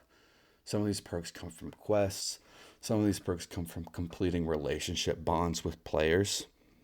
and friends. Some of these perks come from specific party members that you have. Anywhere and everywhere, I'm happy to put these perks. And I think that these would be just another fun way to benefit the gameplay. Another big question is whether or not this game has some sort of specific story or narrative to it that is scripted beyond just the story of you as a player trying to make it to the top, you know? I'm thinking, if you've ever played it, about Tony Hawk's Underground, I think, of all things. That's the Tony Hawk's Pro Skater game where you specifically can play as a pro skater. Specifically, you play as a make your own character who's trying to become a pro skater. And there's this story about you having a friend with you that you start from the bottom with, and then you start to fight him because you pick different brand teams to skate with. And it's a fine enough story, but it makes the narrative very pigeonholed. Like, you still get to do some cool things, like do a 900 over a helicopter in Hawaii. That's cool, but everyone has to do that to get to the next step. And then it becomes a whole plot thing that you argued about, whether you did it or not, or they try to steal the footage and say they did it. Do we see how that could sort of become a problem? Sort of bottleneck the story or the narrative of the character, when up to this point we've just talked so much more about the freedom of who this person is and making your own story. So I don't know if I really like having... I'm very tentative about locking the player into some specific narrative about their life and career besides certain side quests and things that they might interact with. I think it puts the player story into too much of a box. I'm of the belief that every other side thing that we've already painted, as well as the overall story and gameplay and the player's own imagination, is already able to do the heavy lifting here, and we can leave some idea of a main story either completely out of it or as minimal as possible. For example, the whole story I sort of set up about letting my character pitch at 40 years old to try to, get another Cy Young and prove themselves as the best pitcher overall in a season. That was purely my idea. There was no point in MLB The Show where it said, well, you've done pretty good overall in your career, but you still haven't beat Rivera in one season, so you should probably try that to prove that you're definitively the best, and baseball nerds are going to argue about it left or right. No one ever said that to me. That's just something I wanted to prove for myself. And that's sort of the...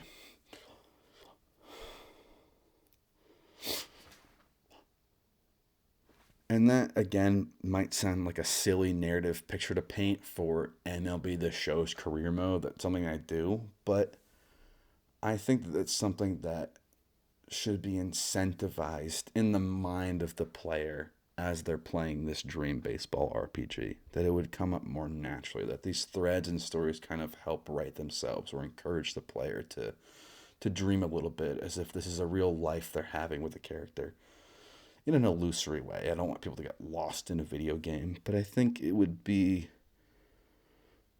the dream aspect of the dream game.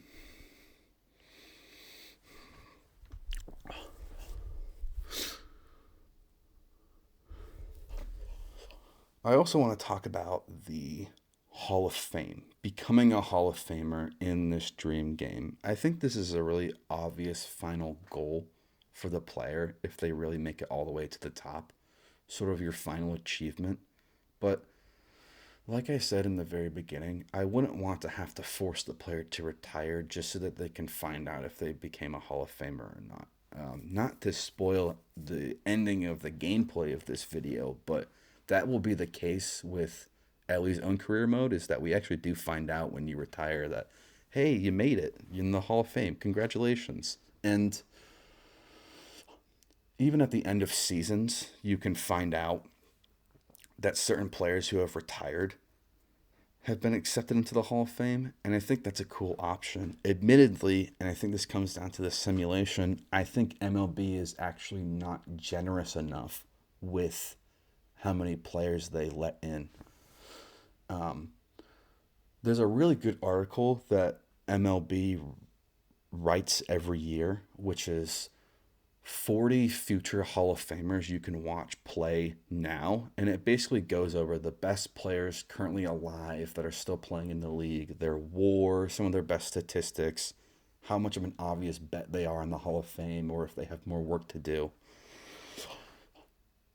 And the MLB's own surmising is that statistically, every year there are actually 40 players in the league that will eventually be inducted into the Hall of Fame when they retire.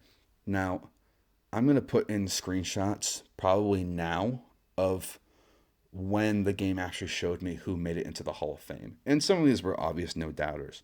But I think the total number over my whole career of how many there were is like 12. It might even be less than 10. It's a very small amount. And funny enough, some of the stats on these players is not as good as you would expect from them, or they end up retiring much earlier than you would think. And I think it's probably gameplay wise, they had certain players that they had to say, like, okay, for sure, we have to put these guys in the Hall of Fame. So whenever they retire, we're just going to say they made it to the Hall of Fame, even if their presentation didn't go that well. Um, I think even in my last one of the last slides you'll see in the gameplay is some randomly generated player makes it into the Hall of Fame at the same time as another guy, and that's pretty funny. I'm glad that that could still happen, but it doesn't happen nearly enough. And I think that I would recommend to San Diego studios that they become a little more generous and less scrupulous on what players make it into the Hall of Fame. Maybe they just have a greater set list, or maybe they just lower the requirements for that to happen. Because I think it would be more fun to see certain players make it into the Hall of Fame as you continue your seasons. And I was always very disappointed at how few players, because there was quite a few years where it said that no retired players made it in, and that didn't make any sense to me.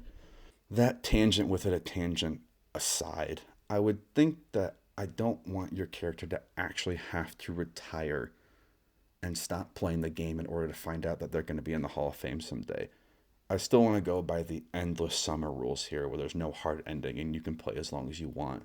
But maybe once you hit a certain threshold of fame or stats or level, you get this like dream cutscene or even some obvious banter that starts to happen about your character. Is that when you do eventually retire, you are going to be a no doubt, no questions asked first ballot Hall of Famer. Like, you are going to be the next 100% unanimous Mariano Rivera, right? I think that would be a cool reward for the player to find out that they are going to be in the Hall of Fame without actually having to fast forward to that point, because at that point, logically, you have to end the game somehow or do this weird time travel thing. Um, and I don't think that's fair to have. I brought up Rivera before, and the gameplay we've actually been watching so far has been of a closing pitcher, but you might be surprised at the fact that I haven't actually talked about the options to play as a starter or a reliever or a closer yet. So I think we should talk about these here, even though it's very late in the video. Now, as I've already said, it's sort of a nightmare the way that the show simulates being any of these, because sometimes games can go on for just far too long. If we are going to have the choice at all for the player, which I think we should, I think you should be able to choose if you want to be a starter, a reliever, or a closer. I want these to be more set. Again, this game is paving your way and not just the baseball world that you're living in, okay?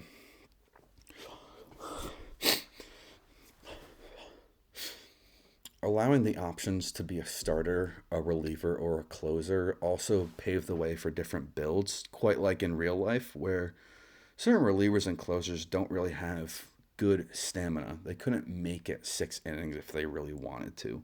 But what they do make up for in that is pitching ability. They just pitch better in that short amount of time than maybe a starter would. So I think that would allow a player, if they decide to be a closer, to sacrifice boosting stamina in favor of other attributes when they're using their EXP. And I think that's a good opportunity to have. And so my base suggestion for 3 options you could have is To make it as player friendly as possible, I think you could just have an option before every game that says, hey, do you want to start, relieve, or close today? And if you want to start, you could pitch 5 innings. If you relieve, you pitch 3. And if you close, you just pitch the last one. And maybe if you get tired of having it as an option before every game, you could always set kind of quality of life, like I always want to close or I always want to be a reliever, and you could change that whenever you want. I don't think locking the player into a set position like that, like a class, sort of building a class and a character creation, I don't think that's fair because a player might want to start as a closer because it's only 1 inning at a time, and then later in the game they say, "Well, I want to, I want to do 5 innings. Like that would be more fun. I'd get more stats, more EXP boosts." Because the more innings you pitch per game, I think just the more EXP you would get, like objectively. Like if you get 5 EXP for striking out a batter, then you do 5 innings. You're just getting more EXP per game. Maybe you're pitching more games as a closer quicker, like I have in this gameplay. Um, but they each would have their give or take, and they would have equal. But each of these options would be up to the player and kind of their play style and how they want to do things. There wouldn't be an objective one being better. Although, obviously, if you decide to do a starting pitcher, that would open you up to the opportunity of pitching complete game shutouts later, or pitching a no-hitter, or pitching a perfect game. I think you could even have that opportunity, once you get to the end of the 5th inning, if you're doing really, really well, or you've pitched 5 perfect innings, then the game could say, well, do you want to go out or do you want to go for it? And they might not think it, but I actually had a lot less to say than I expected, especially coming into the last portion of this video about a dream baseball RPG. So I'm actually going to cut ahead in gameplay to the very end of Ellie's career and finish out with that. And as you can see right now, the last season, she pitches for the Mets, which I thought was pretty cool. I didn't ask for that trade. What happened was at 45 years old, Ellie was offered like one kind of final prove it year. And actually, initially, I had to play through spring training to sort of prove my spot as the Mets closer. And funny enough, this is one of the only seasons that I made it to the playoffs, let alone to the World Series. So that was actually a pretty cool way to end things. At 45 years old, Ellie finally has her first World Series appearance, and therefore the first World Series appearance by a female player. So good for Ellie, kind of finishing out on that note. Again, this was something I didn't expect to happen, gameplay wise, but I think it was cool to kind of have that in your last year. Now, what I didn't like, and maybe this is just me being too critical, is that I did kind of hope to have a kind of a Jamie Moyer kind of extension to my career in age just based on performance. But again, the game isn't really tracking performance as a value. They're looking at the actual pure attributes and your age, and not necessarily saying, well, they're old, but they're good enough, right? If you don't know, Jamie Moyer was a pitcher who pitched well into his late 40s, and I think he even hit 50 years old as a pitcher. You just can't do that in this show, unfortunately. And age isn't something I necessarily want to track in the dream game. Maybe passively, I don't know. Do you see how it's a problem with the time mechanic that we sort of tossed out and the endless summer mentality we have sort of crafted in regards to that? Fable, funny enough to go back to that, did have an age mechanic, but it was very random. You just sort of found out through the game that your character was older, and you could check what their age was, and it didn't really affect gameplay or anything. Maybe you could have something like that if you wanted to. Maybe you could optionally age up your character as they go through. I just don't want to force that on the player, because I've always found in games where you're forced to become older that it's just sort of frustrating to me narratively, even though obviously time has to pass in a video game. But I wanted to close out the recording on this footage so that we can end on the same footing that this player character we've been following does. Just with a few last thoughts on baseball and gaming as a whole, and where just on the state of baseball and gaming as a whole and its popularity right now. There's a very cool RPG Maker game that is sort of like a baseball RPG, but not really. And if you've heard of it, I'm thinking of the game Off, where you do play as the main character, which is the batter. I don't know if they actually have an official name. I think it's just the batter. It really doesn't have anything to do with baseball besides the aesthetic. I think there's a certain aesthetic about baseball that just is like cool to like indie folk. And it's more of like baseball core than it actually is about being about baseball. But it's a very interesting and incredible RPG. That's worth playing. It only takes a few hours if you have the time for that. Again, not really a baseball RPG, more of a RPG that happens to feature a baseball player. I also think it's important to note here at the end, I haven't played a ton of baseball games. This isn't one of those videos where I played every single baseball game and so I have opinions and critiques on all of them, and I hope that's obvious. I really only played the show, and like I've said, that's only been within the past few years. I didn't grow up playing baseball games, and I haven't played a million of them or all of them. And so if you have played other games that have other really good ideas, feel free to mention that and let me know, and we could always work off of that in a follow-up video where we talk about the ways that other games do career modes really well that are more authentic or closer to this dream experience that we've sort of dreamed up. As far as my own personal experience with baseball, I played a little bit of Little League and I was terrible at it. And in hindsight, I didn't think I was that bad when I was doing it, but I don't think I ever did very well. There was actually another player in the Little League. I remember one game, he was an incredible pitcher and he was just barely young enough to play with us, but he actually threw a perfect game, and I didn't know what that was until way later, but I got the game ball because I made foul contact. I was the only one in the entire game who could even like hit the ball with a bat, and I didn't even make it into play, but I got the game ball because of that. And it's funny to think about in hindsight. I think the pitcher's name was Will Flynn. So if Will, if you're out there, if you're watching this video, big shout out to you, guy. You are a local legend, and one that I would want to honor in a game like this. Local legends just like that. I'd also socially want to honor social media people like Eric Sims, Trevor Bauer, the Savannah Bananas, John Boy Media, Stark Raving Sports, Baseball Doesn't Exist. People who've made baseball more on the map and kind of brought a resurgence to baseball on the internet in the past few years. And now we have the finally the retirement stage, and we can see that we did it with a pretty good record. A lot more losses than I expected, actually. And again, as a reliever, I don't know how I got into so many wins and losses scenarios. That's just kind of how the game played out. And we can see Ellie's kind of career spread here that I'm going through.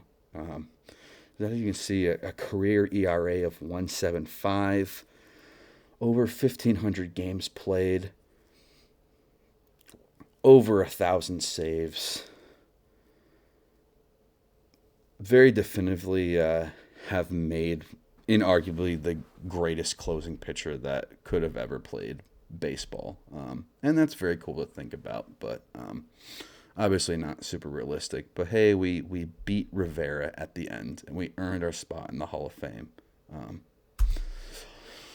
So I would like to give you a wholehearted and authentic thank you if you have actually watched the video or listened to it all the way up until this point. I hope, as long as this video has been, that it has been an interesting journey into just dreaming up how good of a baseball game we could make or could be there. And I want to reiterate that I think some of the things we've talked about are a possibility. Indie games, more than ever now, have had such a resurgence. to the point where in 2025 talking about how big indie games are is sort of an obvious, like, well, yeah, duh, they have been big forever now.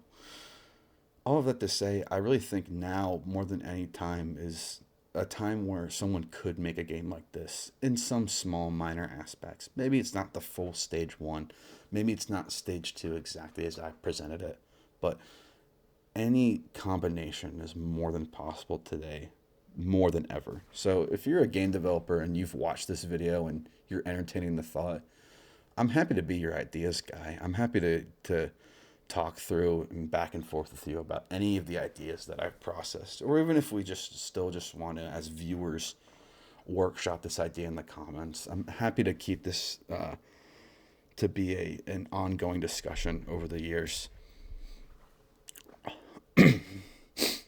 But with nothing else to say, I'm very grateful if you have made it this far to the end of the video.